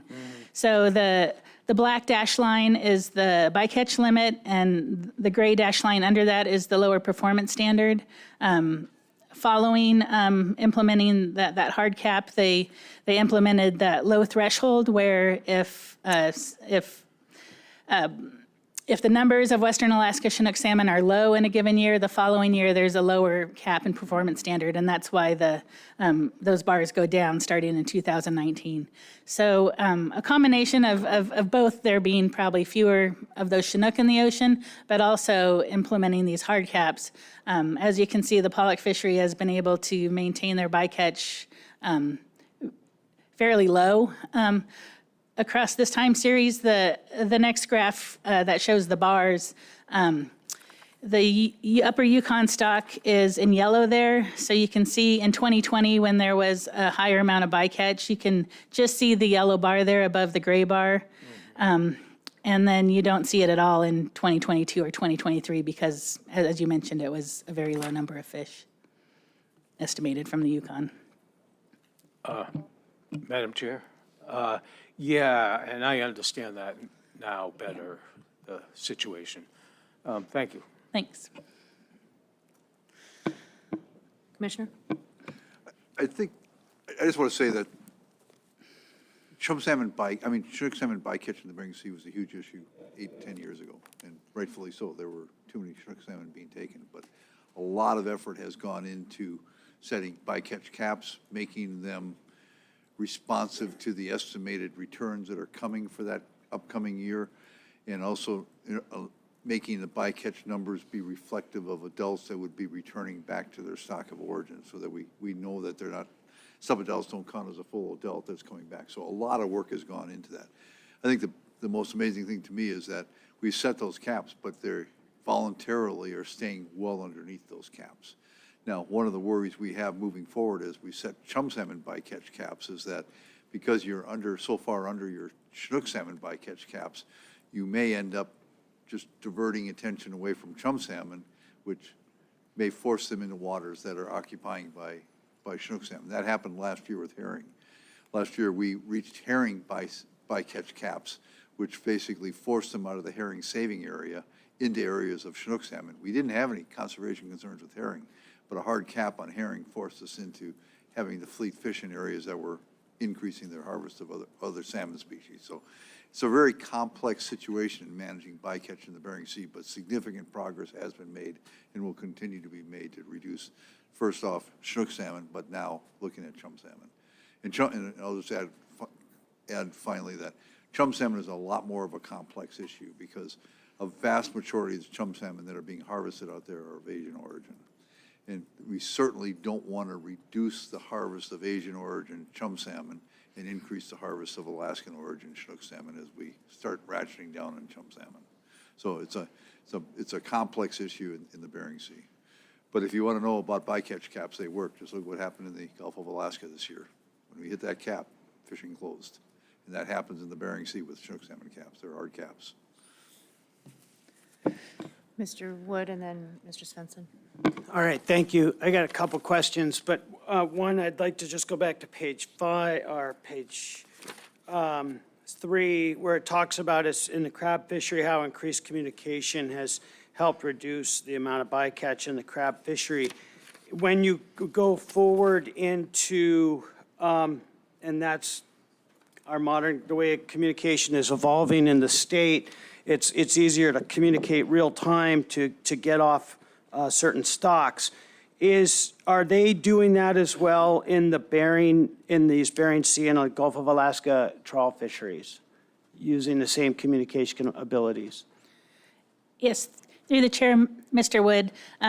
They do. The fleets definitely on Chinook salmon, ever since those Chinook salmon bycatch limits have been in place. In the Bering Sea pollock fishery, that's a rationalized fishery, so they're not racing to catch pollock. They know how much pollock they're going to get before the season, and they also are allocated a number of Chinook salmon. Those bycatch limits are allocated down to the vessel level, although they are managed based on the sector level. So the catcher processors are one sector, the mother ships are another, and the catcher vessels delivering shoreside are the third sector.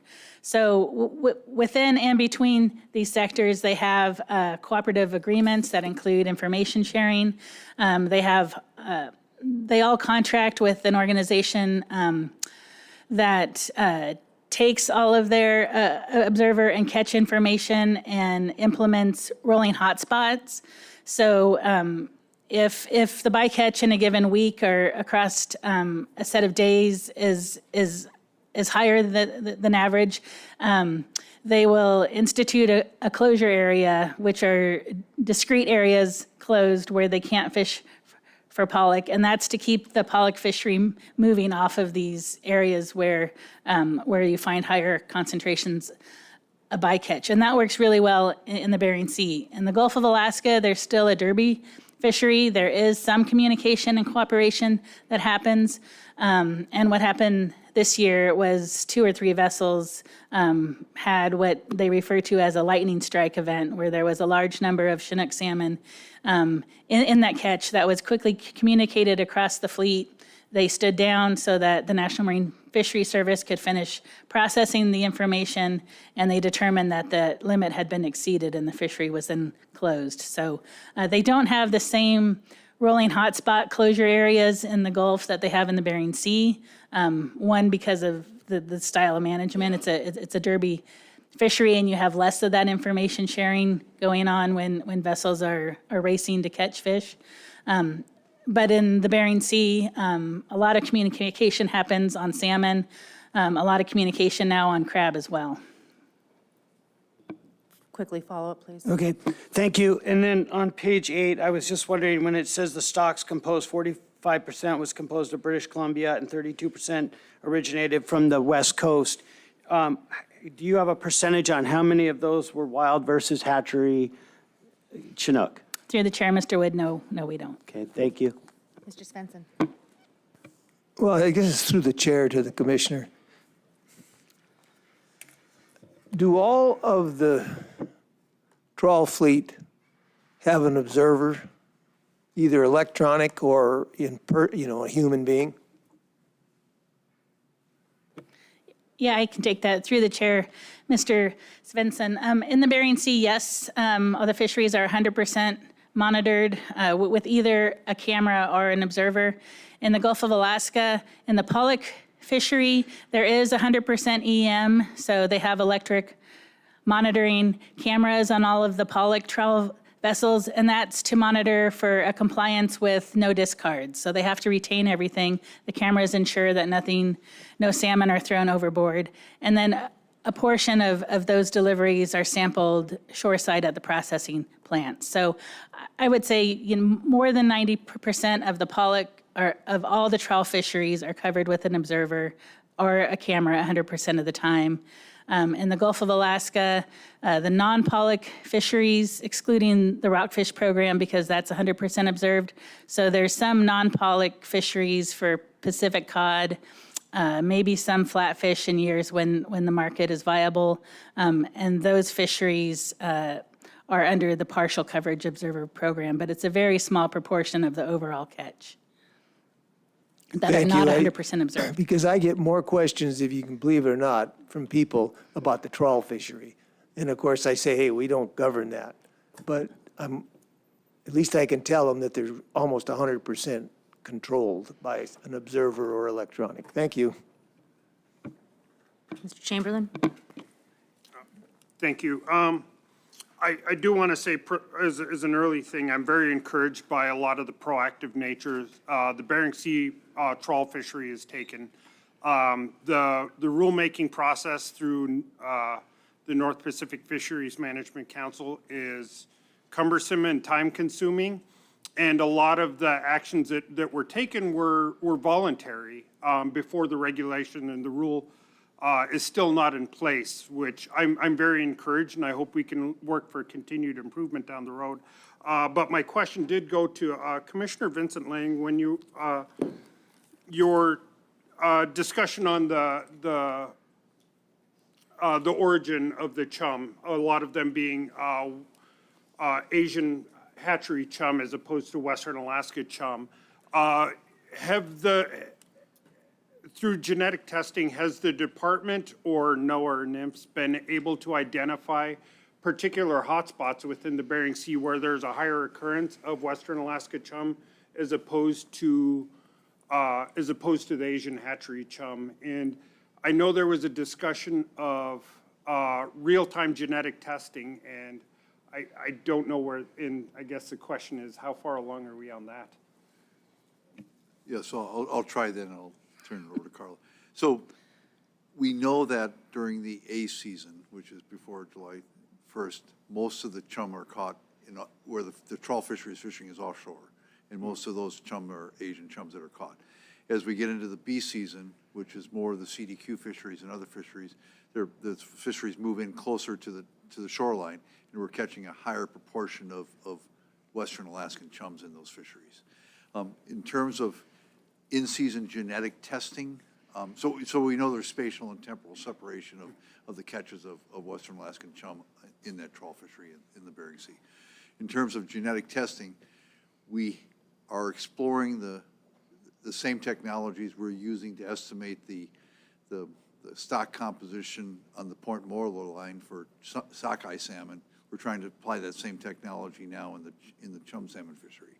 The problem is that the sampling is occurring as the fish are offloaded off the boats at the processing plant. And that's typically 5 to 8 days after the fishery has occurred, and that fishing fleet is fishing in a variety of different areas.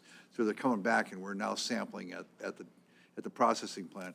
So the ability to make in-season adjustments is delayed by about 1 to 2 weeks, and it's hard when you're trying to manage to a cap. So we're getting there. The technology is advancing as we move forward. We're sampling it this year as to whether or not we can tell whether or not that genetic sampling at the processing plant works in season to do that. Ideally, you want to basically have that on the fishing vessel like we're doing in the Port Moller line, but that's a little ways off yet. Okay. But clearly there are temporal and spatial periods where chum salmon of Western Alaskan origin are caught at higher rates than other times. Thank you. Did I catch that, Carla? Yeah. Okay, quick question for you, and then I think we'll wrap it up.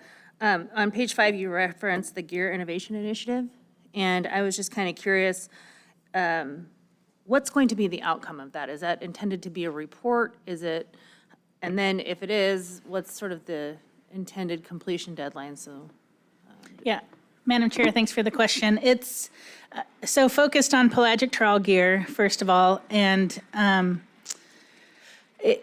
information will likely feed into a number of different initiatives on the council. The council will receive updated reports. I don't know that there will be a final report, but the information will feed into our essential fish habitat estimates of impacts of gear. Right now, the essential fish habitat or the fishing effects model has a fairly crude estimate of how much time the pelagic gear may be touching the bottom. This work is going to first catalog the different configurations of gear, run some simulation models, and then starting next year, do some field work to test which portions of the net are hitting the bottom, how much of the time. And so that will further refine the estimates that go into that fishing effects model. It will also be used to help inform a future performance standard for pelagic trawl gear. The current performance standard is based on a number of crab that make it down into the cod end, and which is a difficult performance standard to monitor and enforce. And so I think work from the Gear Initiative will help inform a future performance standard for pelagic trawl gear. And that information may also be used to inform dynamic closure areas to protect crab as they move across the Bering Sea, or to inform where we have closure areas where we want to protect sensitive bottom habitat. So those, I think, are the three main sort of areas where that work will feed into. Thank you. All right, I think that's a good pause point. Mr. Commissioner. I was just add one thing. The council did take action to protect halibut, to address halibut bycatch in certain areas that are important for halibut in the Bering Sea.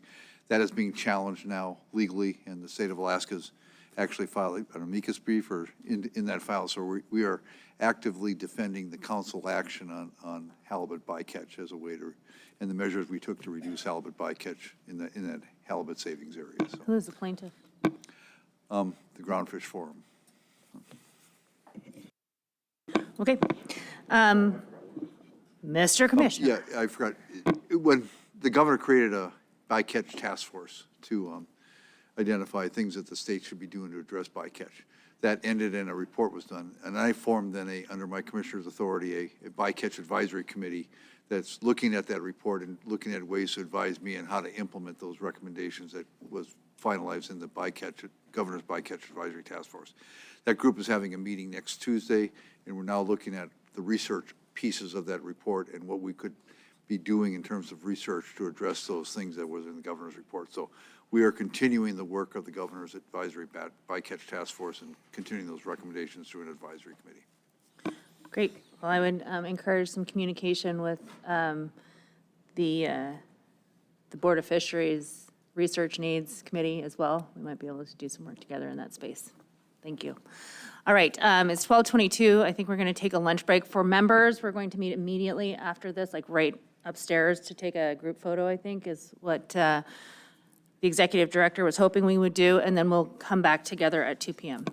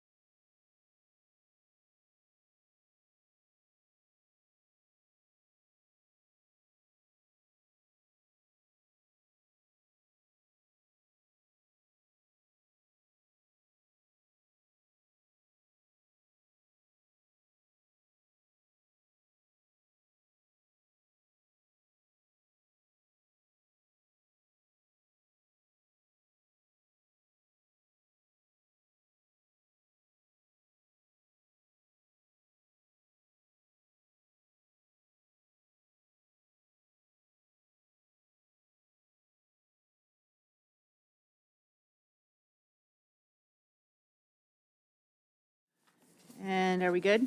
We're good. Let's go ahead and proceed down our agenda. So the next update that the board is going to receive is from the Federal Subsistence Board. Floor is yours. Thank you, Madam Chair, members of the board. George Pappas, OSM State Subsistence Liaison. It's great to have this cycle kick off for the year. It's great to be here. Just realized I haven't testified from this side of the sanctuary line for over 20 years, which is shocking to me. I believe that's probably before a lot of folks here have had a driver's license. But I would like to say welcome to Board Member Chamberlain. I believe you're the 86th board member I've had a lucky fortune to work with, so I'm looking forward to working with you, sir. I have Robin Levine, our policy coordinator with OSM, who has a couple meaningful updates for the board. I have a couple minor updates, which include currently we're finishing up the recruitment process for the director of our program. Both the director and the deputy director of our program vacated in the last 6 months, so they are in the hiring process for the first one, and also we're in the hiring process for a regulation specialist, amongst other things. But I don't want to give you the whole dog and pony show. So the Federal Subsistence Board will meet February 3rd through the 7th here in Anchorage, and it's a fisheries cycle. And just for your information, this is pretty important. Iraq wanted me to bring this forward. Concerns were voiced at a recent Iraq meeting to inform the Federal Subsistence Board they do not want the Federal Subsistence Board and the Board of Fisheries dates to overlap. I confirmed with Art, your executive director there, that the time and place for the Board of Fish to establish those dates is today at the work session. And I will ensure that all dates that you've selected are fully understood on our side of the fence for when they decide to establish the calendar dates for meetings. Oh, so that was going to be my question. They have not yet established their calendar dates? They already have for this year, and they're overlapping, and that's what the concern from the RACs was. But for establishing for the future for next year, I'll make sure that they have the dates that you established, because I believe the Board of Fish and Board of Game picked the dates earliest. So try to get those coordinated. It'd be better for the users, especially RAC and AC members that want to testify at both. Thank you. Okay. And just for your information, just a heads up for the crossover proposals between this cycle on the state side and the federal side, proposal FP 2501, Taku River Salmon Fisheries Regulations. So again, 2501 is Taku, and looking at the federal subsistence regulations will be installed there. It has been closed for decades. It was reopened under federal subsistence regulations because the closure was an adopted state regulation from decades ago. And our program goes through every closure we have every 4 years, is it? Or 2 years? Every 4 years to determine if there are closures that are no longer necessary to be in place. So that's one. FP 2502 is a Unique River limited Yukon users, so the Hooligan Yukon folks in Southeast.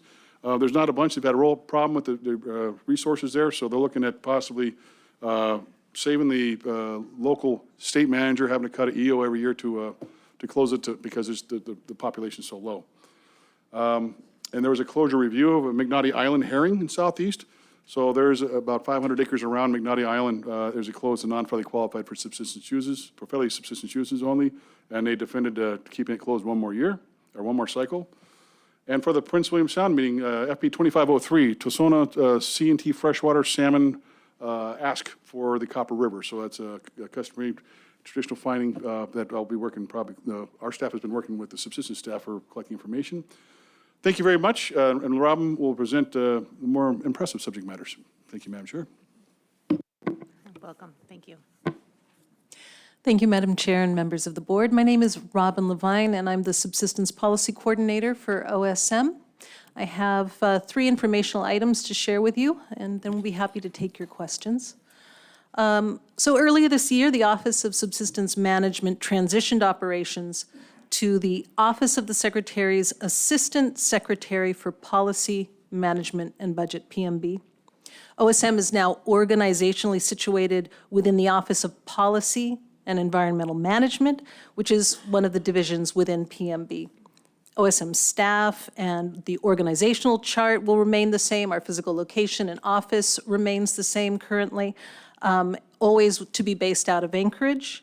The federal subsistence fish and wildlife regulatory processes remain unchanged. Our meeting dates remain unchanged, and our rulemaking process, again, proceeds as normal. This was intended to be a lift and shift of all of our functioning and administratively supported within the Office of the Secretary. Earlier this month, The Secretaries, the Departments of Agriculture and Interior announced a final rule to strengthen Alaska tribal representation on the Federal Subsistence Board. The rule adds 3 new public members to the Federal Subsistence Board, all nominated by federally recognized tribal governments in Alaska.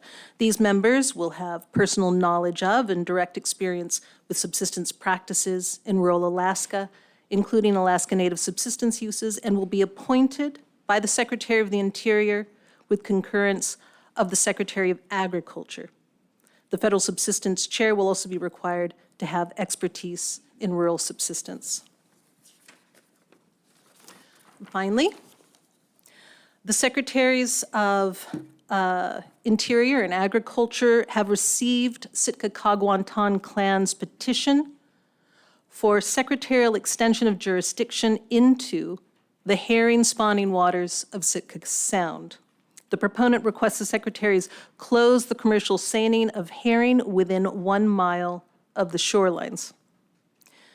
Federal subsistence management regulations clarify that the Secretaries retain the authority to restrict or eliminate activities occurring on non-federal lands. However, those regulations give the board the authority to evaluate, if requested by the Secretaries, whether activities on non-federal lands may be interfering with subsistence activities on federal public lands or waters to an extent resulting in a failure to provide the rural subsistence priority required by Title VIII of NILCA. The Secretaries are now coordinating a response, and OSM is waiting to receive directions on how to proceed, and the board. Thank you, Madam Chair. Thank you. Commissioner. So if I'm hearing that last statement right, the secretaries will decide whether it's meritorious, and then OSM will be closing state waters? Through the chair. Commissioner Lang, no, OSM is the administrative support to the Federal Subsistence Board. The Federal Subsistence Board may be directed by the Secretaries to provide a recommendation on whether activities in non-federal waters are actually impacting activities on federal public lands and waters in a way that prevents the implementation of Title VIII. So the board may provide a recommendation, but the Secretaries are those with the authority to close non-federal lands. Thank you. That's interesting. So let me roll back a little bit, and either you or Mr. Pappas can answer this. So with respect to FB 2501, dealing with the Taku River, which species was that really targeting? Was that Chinook? Madam Chair, it's all salmon, but I guess I got a note from the in-season manager. With current escapement concerns and current stock concerns and current treaty concerns, high probability of you start off the season closed to no retention of Chinook by the federally qualified subsistence users. That's likely what's in the future until unless the returns come back. But at this time, it's for the other species. I mean, it is for all salmon. It is a federal subsistence fishery, but there's likely to be a restriction on it until abundance shows otherwise. How does federally open and closed fisheries interact with the state's management under the treaty requirements? Mr. Commissioner. So the Federal Subsistence Board wanted to reopen the Taku fishery. Under the treaty, that fishery doesn't exist, so it was considered a new fishery. As such, it wasn't authorized until it got Pacific Salmon Treaty Commission authority to operate. To get that operational approval, or to get that new fishery approved for conduct last year, we basically made it the same as the state subsistence fishery, personal use fishery that's occurring. So the same limits, the same timeframes, and everything was equitable. And with that, Canada bought off on the fishery being there because really a subset of the people that would qualify under personal use would qualify as a federal subsistence qualified user. We went through that whole effort last year, and we got the fishery established at the treaty table last February. This last summer, nobody participated. Now, the Federal Subsistence Board is looking at this fishery again, And any changes that they make would have to come back to the council, come back to the Pacific Salmon Treaty to have approval, because, again, we're talking about a fishery that's targeting Canadian origin fish that's occurring in U.S. state, in Alaska state waters on the Taku River. So we're working closely with them, but again, we're very nervous about the fact that we think the Federal Subsistence Board can unilaterally make changes to that fishery and then expect it to operate that year without subsequent approval by the Pacific Salmon Treaty Commissioners. Thanks. And I guess in terms of, the management of it, my question, I think, is that something that the state would foresee having delegated authority for, or is that something that the federal government would want to retain management over? The way it was designed, that would be a federally managed fishery with reporting requirements similar to what the state PU fishery was. We would not be delegated the authority to manage that fishery. And then similarly, I guess with respect to the issues on the Unuk and the Yukon, I think you said there was another piece of thing, and then also herring. From your perspective, how would that be affected by, how would those fisheries be affected by a Chinook ESA listing in the Gulf?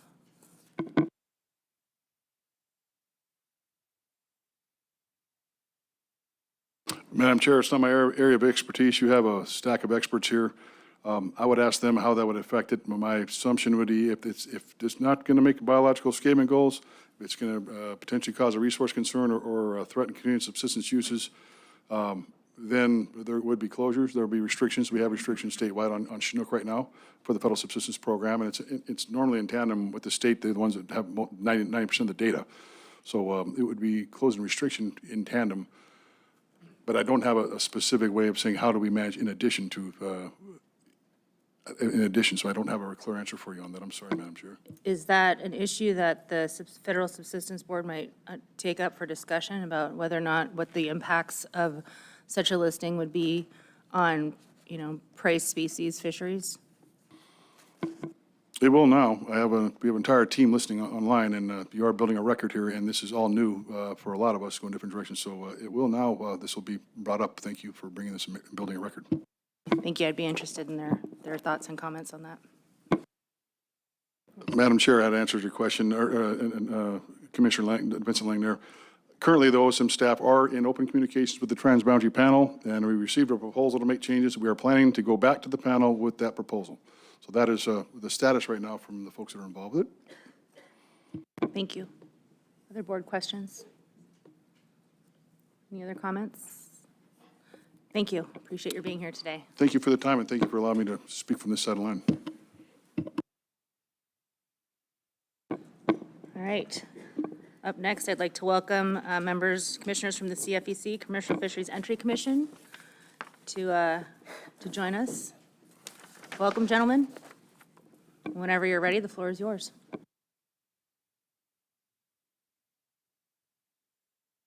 Well, thank you, Madam Chair. Congratulations on your reassignment as Chair of the Board. In the words of Glenn Haight, it's going to be great. It's going to be great. What could possibly go wrong? Thank you for this opportunity. My name is Glenn Haight, one of the commissioners with the Commercial Fisheries Entry Commission, and with me is fellow Commissioner Rick Green and Reed Johnson, our research lead, and also our new fisheries economist, Sally Colhase, is in the back, so we're thrilled to have her on board. So I was going to run through a number of items here, I think, of mutual interest. Maybe before I do that, though, I'll see if Commissioner Green would have any things to say to the board. Madam Chair, members of the board, it's just my honor and privilege, and thank you for all the work you do on this important task. Thank you, Commissioner Green. Good to see you. Great. Thanks, Rick. So I just have a few items to cover, Madam Chair. Hopefully that's okay. First thing to say, and this is really Mr. Johnson is the point on this, but we will be participating in board meetings, Prince William Sound, certainly Southeast, and probably your statewide meeting. Reed and his colleagues at the research section will put together a number of reports of interest. If there is anything in particular that you all would like to learn more about, specific data requests, things like that, please put those to Reed. Of course, sooner rather than later would be great, but we'll do the best we can to turn something like that around. You've got a couple RCs from us dealing with the ACRs in front of you. First thing was with the Cook Inlet East Side Set Net dip net. You all passed dip nets as a legal gear type for the East Side Set Net last March, and so we needed to do some companion regs. And so CFEC put those out at the end of April, and of course we got a lot of negative response from that, from East Side Set Netters. But we heard from Fish and Game they had concerns about opening that fishery until our regs were finalized, and that wasn't going to be finalized until July. So we did an emergency reg and made that effective immediately. And then we got another round of upset comments. And so when it came time to review the permanent regs, we went ahead and declined that. The emergency regs rode throughout the summer, so they were fine. But we wanted to hear back from users at the end of the summer to see if they wanted to continue. And we did get petitioned to create permanent regs for that, and that's currently underway. And so we'll be reviewing those. We're going to have a hearing in Kenai on Saturday. So we're working on that. For those who are listening, it's at 10:30 at the Aquaculture Association on Saturday. Oh, forgive me. Mr. Johnson put together a survey for the East Side SetNet users who used dip nets. Mr. Johnson, do you have anything you want to mention on that? Yeah, so we sent out a survey on September 30th. That closed about 2 weeks ago. We got a lot of input from the user groups, people who were participating using dip nets.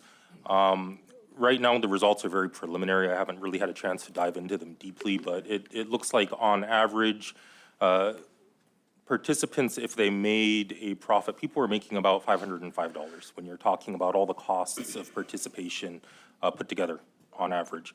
Again, this is preliminary. We haven't adjusted for number of permits that a person has in their possession. They can own up to 2, but oftentimes these people fish as part of a group. They register as a group, so some of those responses are for more than just a single permit at a time. There is an RC that has been submitted for that if you would like to look that over. Thank you. Thank you, Mr. Johnson. The other ACR that you folks have in front of you is to allow for beach seine gear, again on the East Side SetNet. And the only thing I would just note, we would need to adopt companion regs for that too. And so depending on what you do here today and tomorrow, if you do accept that and debate it later on, we will go ahead and initiate a proposed reg for that as soon as possible, just so we have that waiting. And we'll wait for you to come to your decision before we meet to finalize that. Typically, how long does it take to finalize a regulation?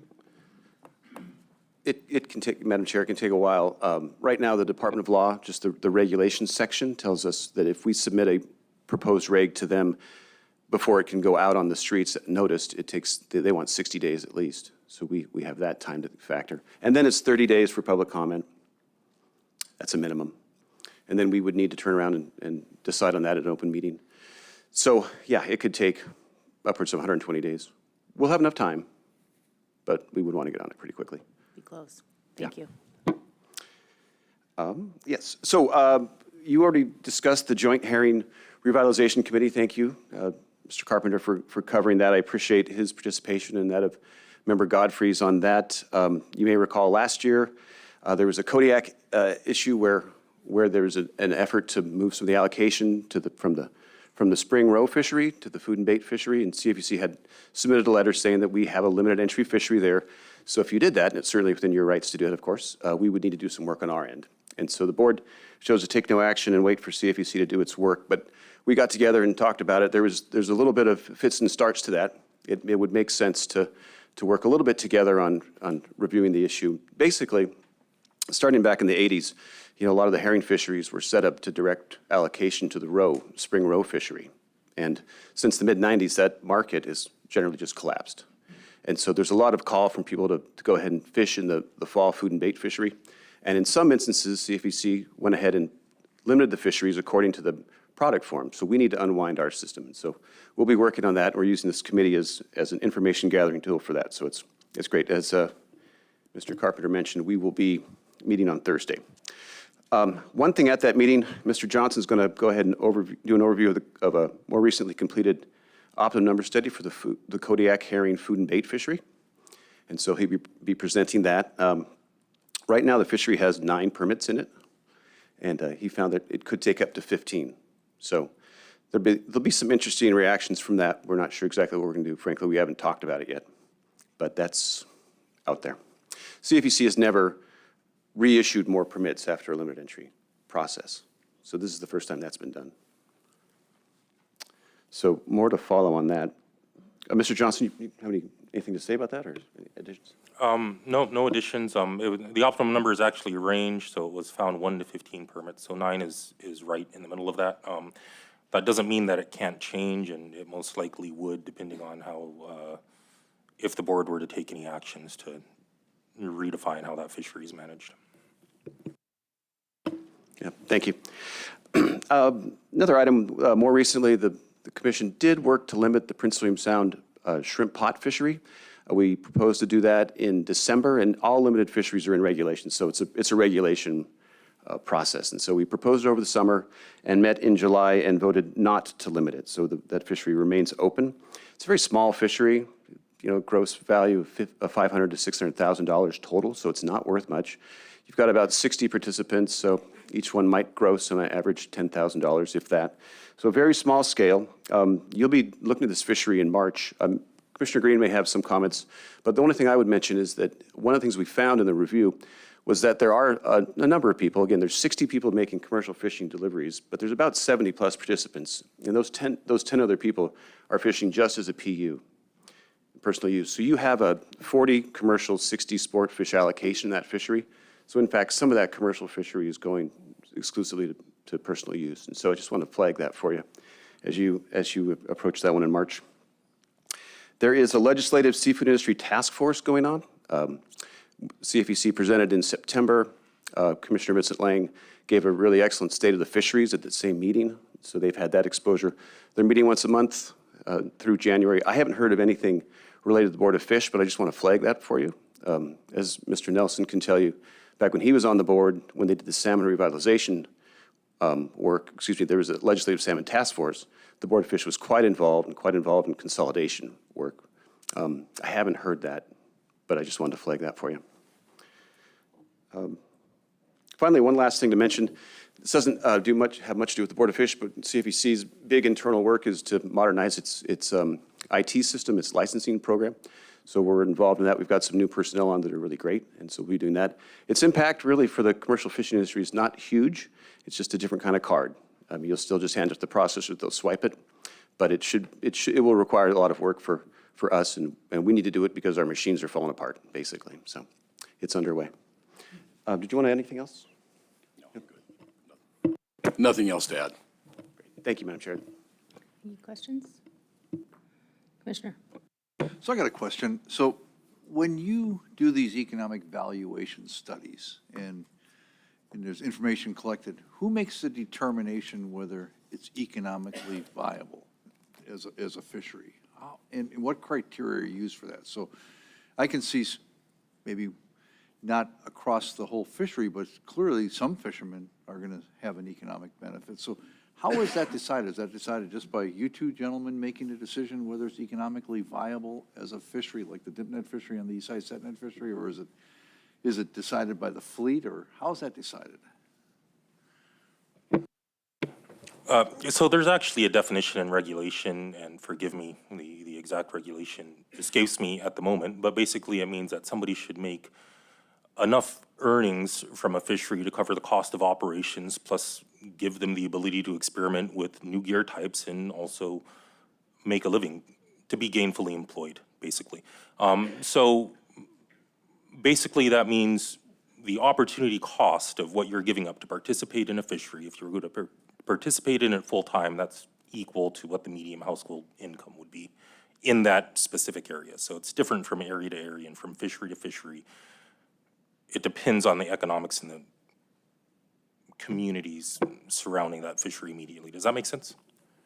It does and it doesn't, because, like the dip net fishery that was just created by the board here, it may not be economically viable at every individual fisherman's level, but how is it, and there's still experimentation and learning going on.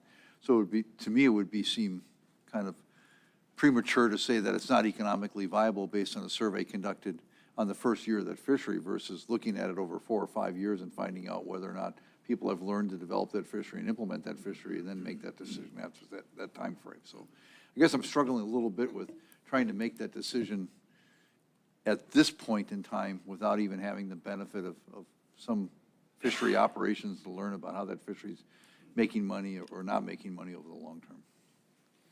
I'll just follow up that. Yeah, you're precisely on point, Commissioner. Commissioner Green wasn't on board at the time, though. So when I chose not to make those permanent regulations permanent, it was because from the input that I received back from people, it did not appear this was going to be a commercially viable fishery. But I knew I knew it was good for the summer, and people were going to test it out, and they were going to learn some things. And we heard back from a lot of those folks, and the message back to them was, hey, we could be wrong. If you really want to do this, petition us once you're done with your fishery. You're going to learn a lot, and you can inform us on that. And that's kind of what we're going through right now, and that's what the survey was in part. The memo that was submitted by Mr. Johnson says that as it's currently constituted, this is what the folks made. But you have the opportunity to give it a little more opportunity, if I may. You have the ability, you've got some ACRs that let you fish it for more days and fish it for a longer season. Right now, they fish 3 days. And if it got bunched up and they couldn't fish all 3 days because of weather, then they lost out on that opportunity. So there's a potential that this could be more viable. Now, certainly they'll tell you, if you're going to fish further away from the mouth of a river, it's not going to be as good. So those traditional nilchik fishermen, they're not going to fish a dip net down there likely. And if they did, it'd be very scratched. But if you get closer to the Kenai, Kasilof, it might be pretty good. And we've heard mixed things from folks. But I had one individual who was an outspoken critic of it, and he called me up a couple weeks into it and said, you know what, I'm doing it, and I want to do it some more. I want to try this. And so we really value those comments. We don't know for sure exactly what the economics are in this fishery, but this is part of our effort to figure it out. And is that assessment done only for when that assessment is done, is that just at the time that a new fishery is being considered for creation through the CFEC? Or how frequently would those types of economic criteria be applied to fisheries, existing or otherwise? It's a good question. Mr. Johnson may have a better response than mine, but I don't know really how much it has come into play over the years. The last fishery was limited in, I think, 2004. And so it's not clear to me. Those were viable fisheries at the time, so I'm not even sure if the question came up. It was really trying to figure out the right number. Mr. Johnson, do you have any further? Right, so an optimum number study would really only be done if we were petitioned, which we were for the Kodiak food and bait fishery. As far as what's going on with dip nets, this is the first time something like this has been done, so there's not really a standard set for it. That being said, people have petitioned us to attach the gear type permanently to S04H permits, so we're obligated to investigate. Thank you, which actually kind of led me to my last question, is whether or not you had any optimization studies aside from the food and bait one in the hopper, or received any petitions for additional ones? No, not lately. I want to say the last one that was completed was in 2004, off the top of my head. And of course, we're open to receiving petitions from people if they feel we should look into it. Thank you. Any other questions?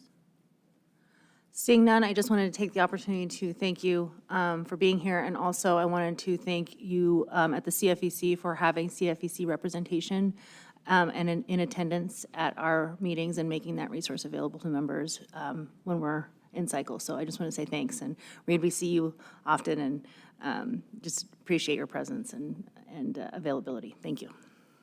Yep, thank you so much. Appreciate it. Good luck with your work this year. Thank you.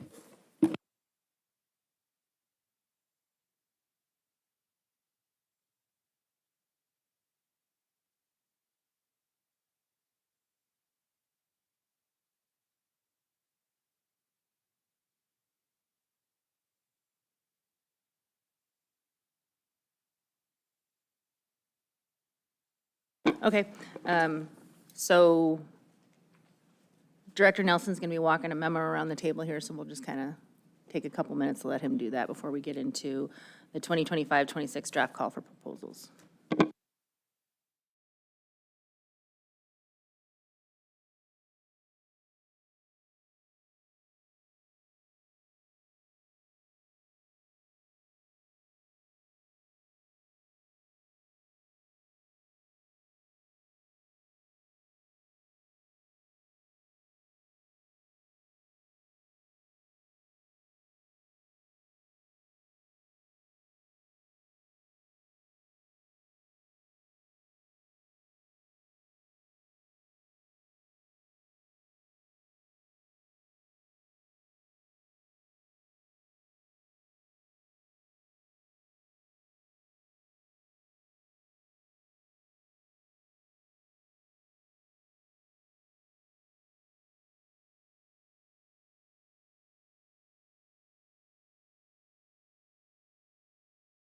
tab didn't end up in there, but it is posted on the board's website. And I did email it to the board members a couple weeks ago when I had it complete.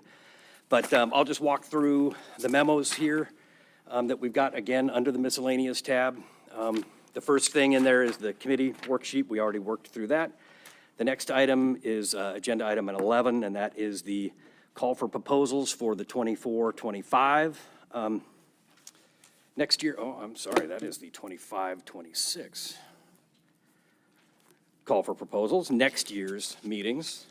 The draft of that follows the cover page. It is very much like the call for proposals in previous years. The only change I made to the memo this year was one small addition of text on the second page of it, and it was to put in there more clearly our practice for how we decide a proposal is non-responsive to the call for proposals. And so you'll see where it's that bold text, that's that, and then the sentence or two that follows it is new text. And I just clearly spell out there that it must pertain to the region, species, and uses in this call. Otherwise it's an out-of-cycle proposal. It has to request a regulatory change. And if it does not request a regulatory change at all, then it will not be accepted. And if it's outside of the board, the authority of the board, it will not be accepted. That other part about duplicate, that's language that's been in previous call for proposals. So that's for consideration, and I would ask the board to, if you guys have edits to make, great, and then we will get this out to the public and open the call for proposals probably late November or early December, and then it's open until April 10th. And just so that I'm clear, thank you, Director Nelson, that language about pertaining to regulatory change or outside the authority, is that already listed as criteria for a proposal somewhere besides being explicitly in the call? That has not been in previous calls for proposal that I'm aware of, so that's new, but that has been the criteria that we have used. I mean, really, the only thing that was mentioned in previous call for proposals about proposals that wouldn't be accepted were duplicate proposals. And there have been, for quite some time, some other criteria that have been used, just have not been spelled out in the call for proposals.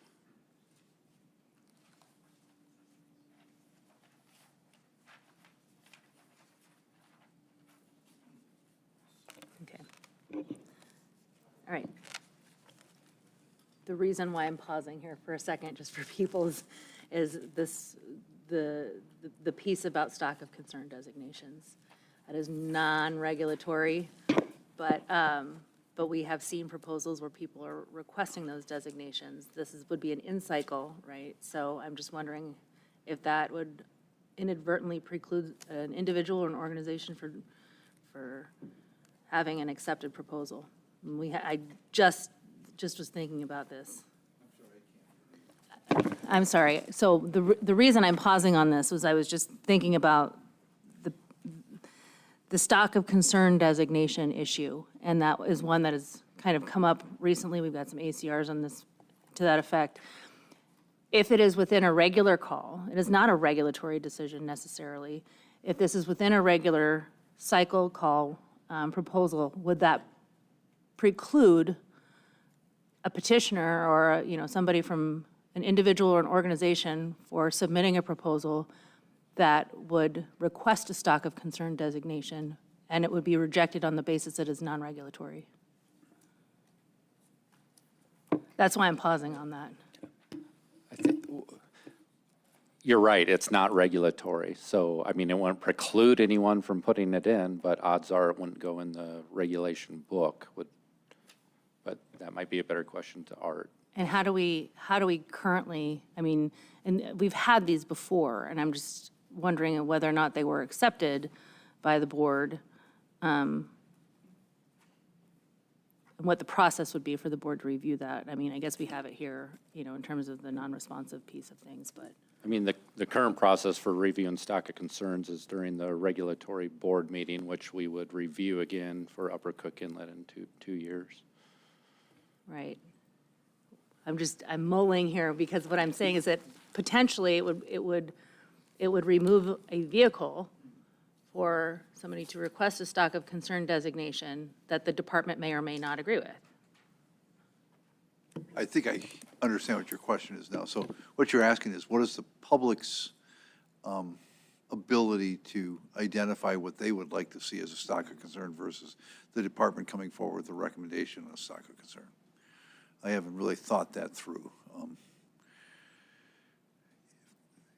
We start our assessments of the whole thing well in advance of that meeting. We're starting it basically in the springtime, having escape and goal reviews. We're already doing escape and goal reviews for next year, for this board cycle. So when would these proposals end here, I guess is the question. I haven't looked at this timeline very well, but if we made the call for proposals for this upcoming cycle, when would that proposal deadline be done? April 10th, 2025. So we would know then as to whether or not the public was interested in creating a stock of concern in April. We can take a few minutes. It just Yeah. popped into my head as I was looking at this. I understand so- what you're asking, Yeah. and I just don't know how that's going to interplay with what our responsibility is in identifying what a stock of concern is. I guess we would just then include that information from the public as to whether or not we think it meets the criteria from what we're seeing in terms of the sustainable salmon policy. Right. I guess I'm just concerned and would be worried about removing an avenue for the public to have that conversation with the Right. board, that's all. Mr. Nelson and Mr. Carpenter. Just, chronologically, this is a call for proposals, so this would be the area that is in cycle that year. And the stock of concern decisions for that cycle will have already been made at the work session of that year before the regulatory meetings when a stock of concern. So if somebody submitted a stock of concern proposal for, say, the AYK meeting, the stock of concern decisions will have already been made by the board at the work session prior to the regulatory meetings. So quite honestly, the public would be much better off focusing their attention on the work session to try to get the board. See, now I'm going to disagree with that because those are based on the department's recommendations.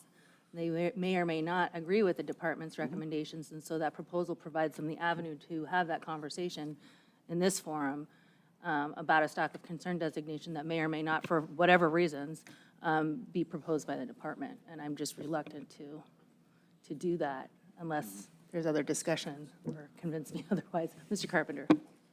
Thank you, Ms. Chair. Yeah, I mean, the more I think about this, I mean, the board usually reacts to the department bringing something forward. And without trying to preclude the public from having the ability to approach the board if they feel like there's something that they want the department or the board to react to, it seems like if we accepted proposals for stocks of concern in the normal cycle, by the time the department could react, because the board can't really take action on that till we have a lot of background from the department on if the proposal even makes sense. And then you're delaying it, and then you're really dealing with it out of cycle by the time that the department comes to the board with the information and if it should be considered a stock of concern or not. And so I just think we need to pause here for a second and think about this one before we react.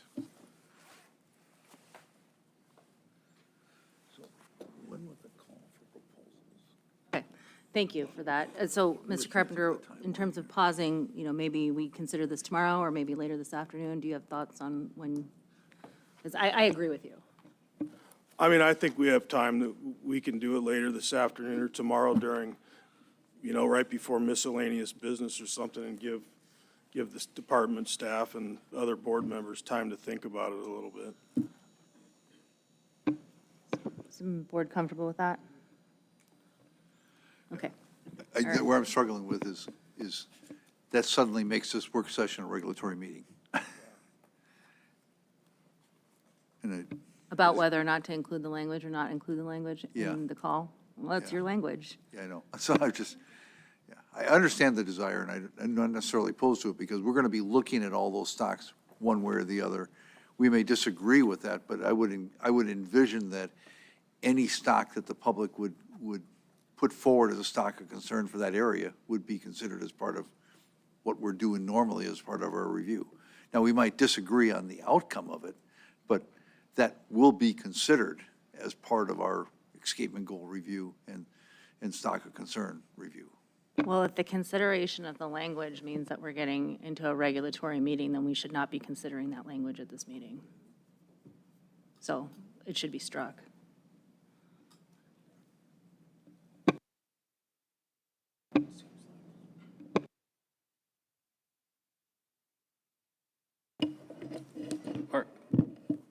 I didn't follow that, Madam Chair. Why approving the call for proposals as written doesn't make this a regulatory meeting.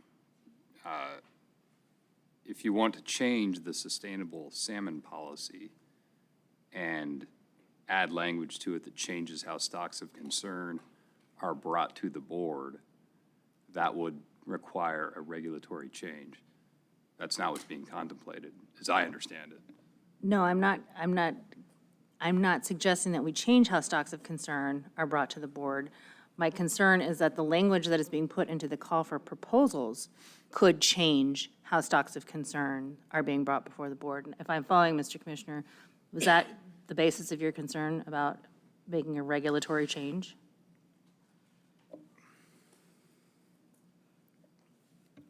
I see. So I think the operative question is, as I read this, they're asking the board to provide guidance on whether or not the board would like to see this change in the future. This is not how it's been done in the past. I don't know what's driving this, but it would require a regulatory change. So, and as the commissioner just pointed out, the public already has the ability to weigh in on these things after the department produces its information in its goal reviews. Did I understand that correctly? Okay. So. But the issue that I'm concerned with, and perhaps I'm not articulating this well, the issue that I'm concerned is the potential to put language that precludes non-regulatory, proposals in the proposal call. And it has been done in the past, I believe, that stock of concern designations have been submitted to the board through a proposal. And if we're saying in the call here that we can't do that anymore, or we don't want them to do that, is that removing the avenue for the public to petition the board, essentially, to consider a stock of concern designation in cycle, irrespective of whether or not they agree with the department's recommendations that the board would act on prior to the proposals being acted upon? Sure, Madam Chair. I think the call for proposals has always been a call for changes to regulations. And non-regulatory proposals were not supposed to be accepted, but at times, obviously, over the years, they have been. Maybe they've slipped through the cracks. It's possible that I missed some over the many years. But I think the call, I could look back at the previous calls for proposals, but they've always been for regulatory changes. So I don't think that saying we're not going to accept proposals that are not asking for regulatory changes is a change. I think it's, articulating specifically a standard that has already been in place. Which was my very first question that I asked at the beginning of the discussion, is whether or not this was something that was listed and articulated somewhere else aside from the call, so that it was, the precedent, the basis for that was already clear to the public. And I don't know that I got that answer, because if it's not, then that's a change. If it is, I agree with your assessment. Okay. We'll mull it for a little bit longer, but I think we're close, but. I think we are close, because when we go through, in preparation for an on-cycle meeting, we are going through all the stocks that we have escapement goals for. We're updating escapement goals themselves, which is our authority, but then we're going through them all and defining it within the context of the stock of concern, sustainable salmon policy, and figuring out whether they're a stock of concern. We're giving you a recommendation. So I can't imagine that there wouldn't be a fishery, a salmon fishery, that the public would say, please consider this as a stock of concern that we're not considering bringing forward to you. So I think we're doing it. It's just, the question is how do you, I think the question you're asking is, how do you find a way to disagree with the department's recommendation? How can you hear from the public on the department's recommendation? It's not whether or not it's going to be considered as a stock of concern. It's how you're going to hear from the public on that. That's right. Yeah. And if the work session is non-regulatory and we don't take testimony on it, then that's a problem. And if you wait for that regulatory board meeting, then you're not going to develop an action plan at that board meeting. So the other avenues that are left are ACRs and emergency petitions. And the question, would be emergency petitions, can they be non-regulatory emergency petitions? I got to think this through a little bit. Yeah, okay. So I'm throwing it out there. Director Nelson. Just one more thing. I know you pointed out the stock of concern aspect of non-regulatory proposals. There could be other non-regulatory requests, so just keep that in mind. If you guys want to separate the stock of concern thing, perfectly fine, as long as I have that guidance. But there could be other non-regulatory requests that, again, I think the intent is that we would still.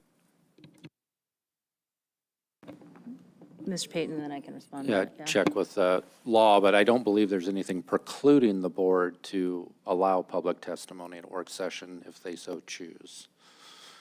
Just like you can exclude public testimony at a Board of Fish meeting. True, but I guess it would depend on whether or not, and when we get the SOC designation recommendations, about whether or not the public would have enough time to, make informed comments to the board. So lots of pieces. And to Director Nelson's point, we get all kinds of stuff that comes in, and I think that this is just one because it's kind of top of mind because we have some ACRs in front of it.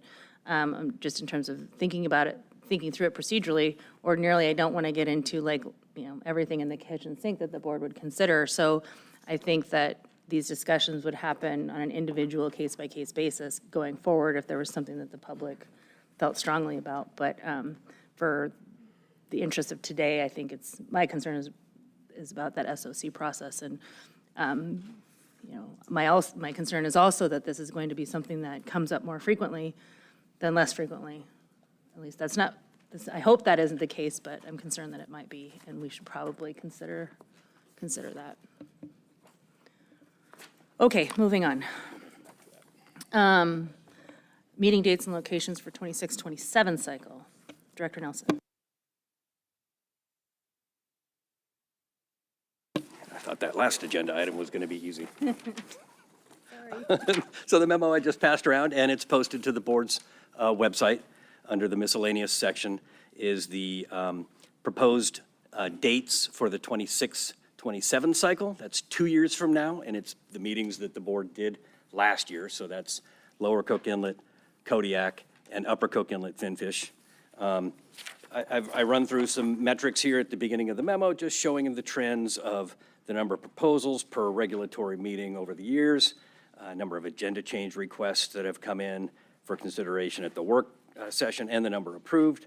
And then I get to a table of some proposed and backup dates for the meeting cycle. Now, I do not have any recommendations in here for locations. That's a board decision. I do provide some information further on. On page 3, there's a list of some considerations that the board identified back in 2009 for kind of what the board feels they need in the communities that they want to go to for board meetings. I've got some more information about the amount of reports and the number of testifiers across the years. I give some information about communities that have hosted some of these meetings in the past on page 5 of 6. Again, Appendix 1, further in, is the same dates that are on the front page for the proposed and backup, but it also shows where it had been for the last couple cycles for you to look at. I have, following that, a list of other meetings that we usually try to avoid conflicts with, such as the North Pacific Council, the Pacific Salmon Commission, and some of the other events, just for your consideration. And then I have some working calendars that kind of visualize the proposed and backup dates with some of these other possible conflicting issues, just to help you visualize that. And then lastly, I've included the board's long-term goals. It's an older document. It's a finding from 1991. Just all for the board's consideration.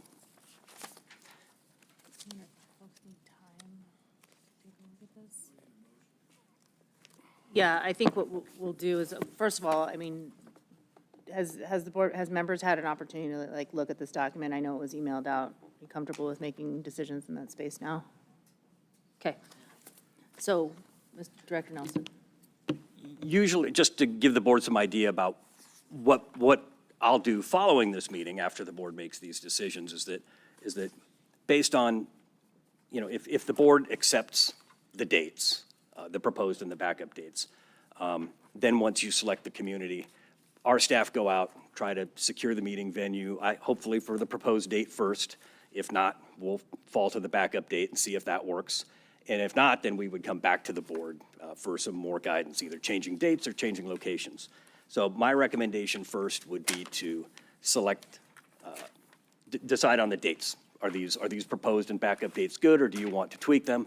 And then I have a little bit of information about some venue availability based on the dates that you may or may not select. So I would suggest potential consideration of the dates first, and then going through motions and discussion on locations. Okay, so I think in terms of how we take this up, I would do a motion for dates for each meeting, and then we'll come back and we'll do a motion for venues for each meeting.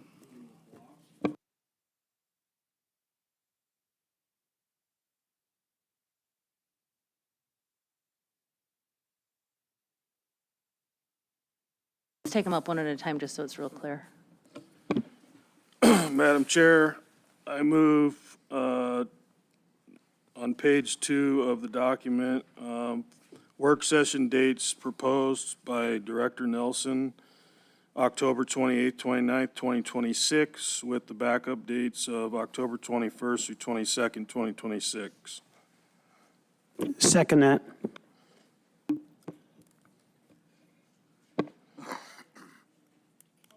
Sorry, and ask for unanimous consent. No objection. So moved. Madam Chair, I move the Lower Cook Inlet meeting for 2026, proposed dates December 1 through 4, and backup dates December 8th through 11th, 2026. I second that and ask for unanimous consent. Hearing no objection, so moved. Madam Chair, the Kodiak Finfish meeting, proposed dates January 5 through 8, 2027. Backup dates January 12th through 15th, 2027. I second that and ask for unanimous consent. Hearing no objection, so moved. Madam Chair, the Upper Cook Inlet Finfish meeting, proposed dates February 25 through March 8, 2027. Backup dates March 4 through 15, 2027. Second that and ask for unanimous consent. Hearing no objection, so moved. Okay, that leads us to consideration of venues. Madam Chair, I move for the work session on October tentative date 28-29 that the work session be held in Anchorage, Alaska. I second that and ask for unanimous consent. Hearing no objection, so moved. Madam Chair, I move that the Lower Cook Inlet meeting tentatively proposed for December 1 through 4, 2026, be held in Homer, Alaska. I second that and ask for unanimous consent. I'm going to object for the purposes of discussion. So I'll speak to my objection. Typically, the board rotates between Homer and Seward. Okay. I think Seward's in the rotation for next year. I'm just throwing it out there. We got a motion on the table for Homer. I was, as well, was going to ask for Seward rather than Homer. I will revise my motion for the Lower Cook Inlet meeting for proposed dates of December 1 through 4, 2026, to be held in Seward, Alaska. I second that and ask for unanimous consent and apologize for my last mistake. Any objection? Hearing none, so moved. Mr. Carpenter. Madam Chair, the Kodiak Finfish meeting tentatively proposed for January 5 through 8, 2027, to be held in Kodiak, Alaska. I second that and do ask for unanimous consent. Thank you. Hearing no objection, so moved. And finally, the Upper Cook Inlet Finfish meeting tentatively proposed February 25 through March 8, 2027, be held in Anchorage, Alaska.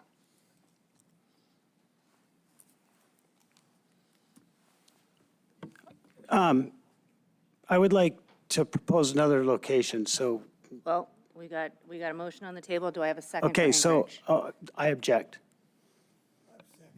Okay, you got a second from Mr. Svensson. You object. Would you like to speak to your objection? Yes, I'd like to consider a change of venue. So, now's the time? You can tell us where you would like to consider the change of venue, Yeah, and then we have to vote. Okay. Seconded, Mr. Carpenter. Yeah, I was just wanting to throw this out here because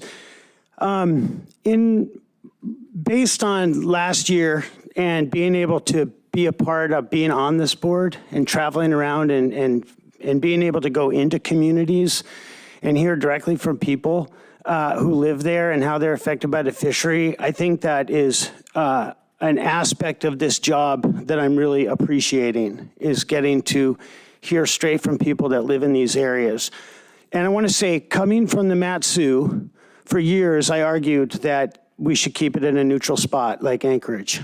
And it wasn't until I got out and started talking with people and traveling around the state that I think it was really important to put ourselves out there and hear directly from people. Now, I'm not saying that what I'm proposing is go to Kenai and stay there. What I would say is let's rotate year after year after year, if possible, so that we can hear directly out of the Kenai community and also the Mat-Su community. I believe the past tensions that once existed aren't there anymore. I knew this through the history of Larry Engel and whatnot, like the tension that revolved around comfish and sportfish. And I got to say, I just appreciate visiting different parts of Alaska and hearing from different people. So bringing the meeting to their backyard is something that I'm putting forward here for people to vote on. So, but I want to insist it's a Hey, point of order, you're not putting anything for people to vote on at this point. We've got a motion on the table. We have a second. You objected. You're speaking to your objection. Thank you. Mr. Carpenter, then Mr. Svensson. Yeah, thank you, Mr. Chair. I'll just speak to my motion.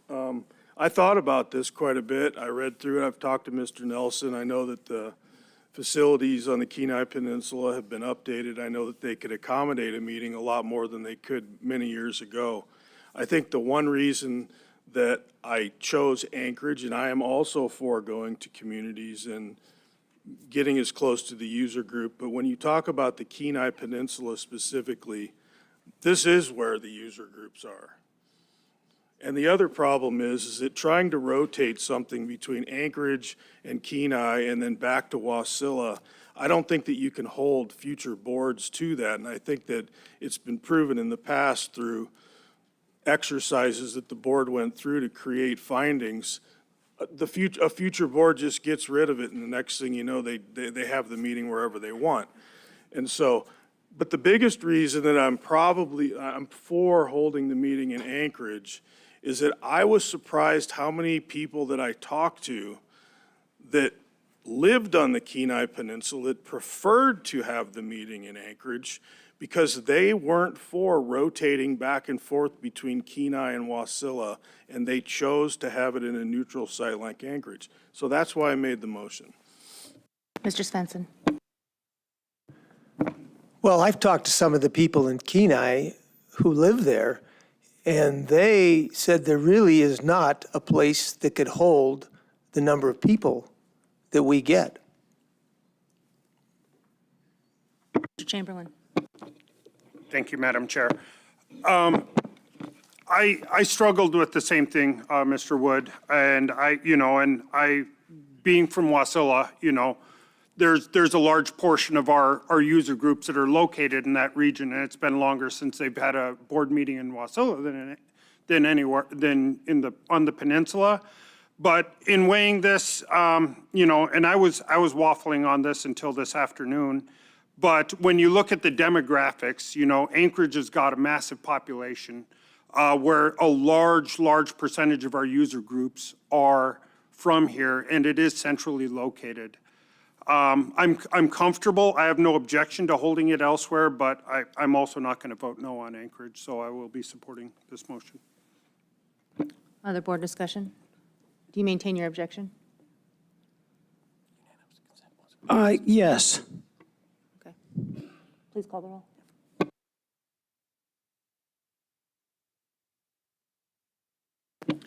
On the motion to hold the 2027 Upper Cook, 26-27 Upper Cook Inlet meeting in Anchorage. Carlson Van Dort. Yes. Carpenter. Yes. Wood. No. Godfrey is absent. Svensson. Yes. Chamberlain. Yes. Zaret. Yes.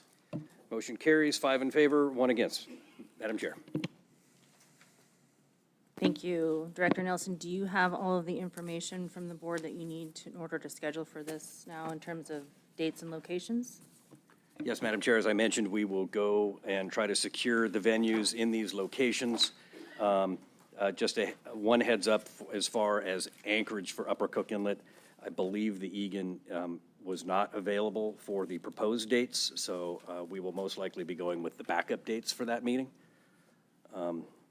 But we could also explore the Denina Center for the proposed dates. So, but I just inquired on Egan since this is where we normally do it. But yeah, we will go out and try to secure venue locations for the proposed dates first. So that's all I have. That's all I need on this. Okay, thank you. Let's move on to agenda item number 11, which is the review of the 24-25 cycle workload. Madam Chair, as you just asked, this is something that we have often prepared a memo for this in the past, showing meeting metrics, number of proposals in previous cycles versus this cycle. And that is used to, for the board to consider if I was going to be recommending adding or removing dates from any of the meetings for this current year. I'm not recommending any changes to this dates, and so that's why, with a lot of other stuff to do, I decided not to prepare a memo for you in that context. Yeah, that's all I have on this agenda item.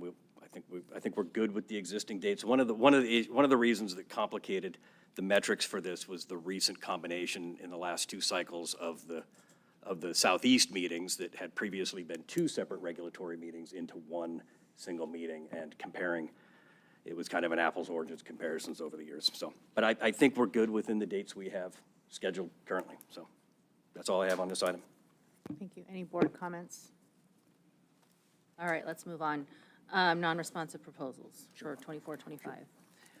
And Madam Chair, the last item, it's not stapled because it's about 57 pages, is all of the non-responsive proposals from this most recent call for proposals. You'll see on the memo I've got, I give you a breakdown on the reason for them. You can see that almost half of them that were either duplicates, exact duplicates from the same person who, maybe they weren't sure that their submission was taken by the system, and so they uploaded a couple times. Or sometimes while the call for proposals is still open, we will allow someone to substitute a previous submission with something more recent if they decided they wanted to make a tweak to it, and the call for proposals is still open, we'll honor that. But then we will go ahead and cancel, the previous submission, and that's counted there. So also shows you how many were outside board authority or non-regulatory requests.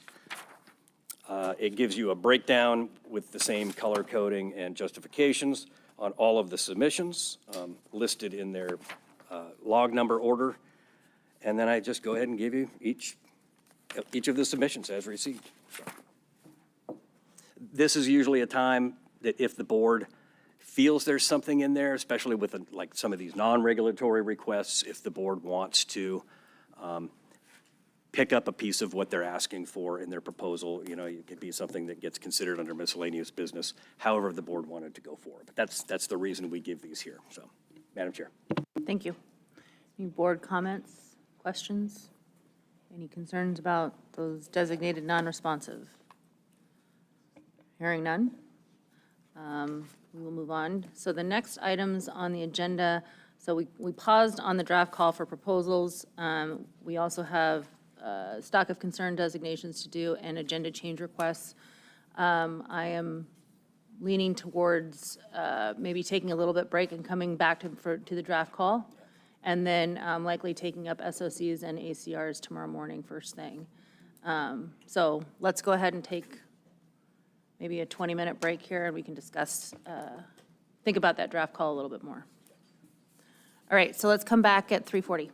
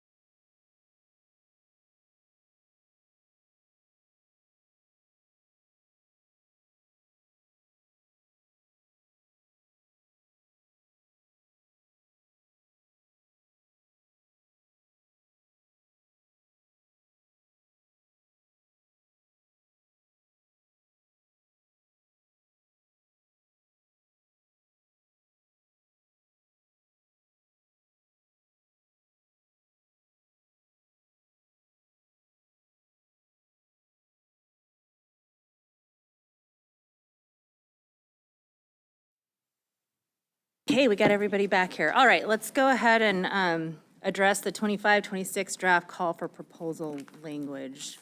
I think we've had an opportunity to sort of mull this for a minute. So, Mr. Carpenter. Madam Chair, move we adopt the 2025-26 call for proposals. I second it and ask for unanimous consent. Before I recognize you, I just wanted to put a couple of comments on the record just for explanation, since we did take a break, and I just want the public to know what we were thinking about. So, to my concerns about whether or not we're removing an avenue for the public to disagree with department recommendations and how they make that known to the board, I just wanted to lay out a couple things. So number one, to the question of whether or not it's a regulation change, it's not, because we're not changing any regulations. We're merely articulating in the call language that we're clarifying exactly how to submit a valid proposal requesting a regulatory change in and of itself. The second issue was providing public input to, providing the public opportunity to provide input to the department's stock of concern designation recommendations. And the way to do that will be for the board to allow or solicit written public comments on department stock of concern designation memorandum prior to the work session.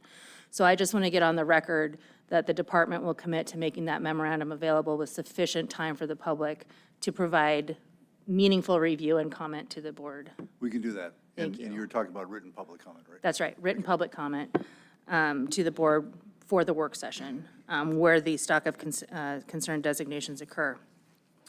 So we do that already. I just want to make sure that those SOC memorandums aren't dropped a week before the work session or less than, and we just want to make sure that we get the time. And you did that this year. I think they were available for a full month prior to the work session. So thank you for that.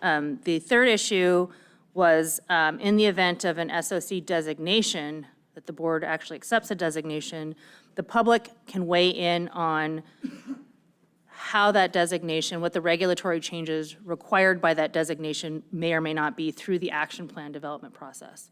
So once there is an SOC designation, there's an action plan that's developed to address that stock of concern designation, and then ideally delisting it after a period of time with the management changes that the board will require of the department through that public process. And then the fourth issue that I was kind of snagging on personally was if the public disagrees with the department's SOC recommendations and they want, for example, to have, they believe, or a member of the public believes that an SOC designation should occur, that the department is not recommending, the opportunity to weigh in on that is at the work session, again, through that on-time written public comment, and then also attending the work session and lobbying members in person. So I just wanted to make sure for my own comfort that we weren't inadvertently removing the ability for the public to weigh in on those SOC designations because they're technically non-regulatory, if that makes any sense. So I'm doing my best to articulate this as clearly as I can because my intent is to try and make sure that the public has an opportunity to engage with the board around these designations, but finding the correct avenue to do so is just a little tricky because it's technically non-regulatory. I think you nailed it. And I think the only thing I want to point out is this is for in-cycle stocks of concern. Thank you. Yeah, for in-cycle stocks of concern. All right, are there clear as mud? Mr. Nelson. Just one more clarification. Sometimes we do get proposals that may have non-regulatory requests or things outside the board's authority, but they also have a part of it that is a valid regulatory change request. That will go through even if it's got other parts that are non-responsive. But if it's got a valid regulatory change request, the whole proposal will go forward into the book. So just to clarify. Yeah, so we're not precluding any regulatory change requests. That is what the proposal vehicles are for precisely. That's what the other ACR and emergency petition vehicles are for. But in this sort of extraordinary incident where there's a non-regulatory change, but it is important to the public, I just kind of wanted to make clear for the board, for the department, and for the public what those opportunities are to engage with the board on. Okay. So we have a motion, we have a second with unanimous consent. Is there any objection? Seeing and hearing none, so moved. Okay, that brings us to just about 4 o'clock. I think what we'll do here is pause for the day, and then in the morning, we'll take up those stock of concern designations and agenda change requests, and then we'll move through the remainder of our agenda tomorrow morning, beginning at 8:30. Is there anything else before we adjourn for the day? All right, we'll see you tomorrow morning at 8:30. Thank you.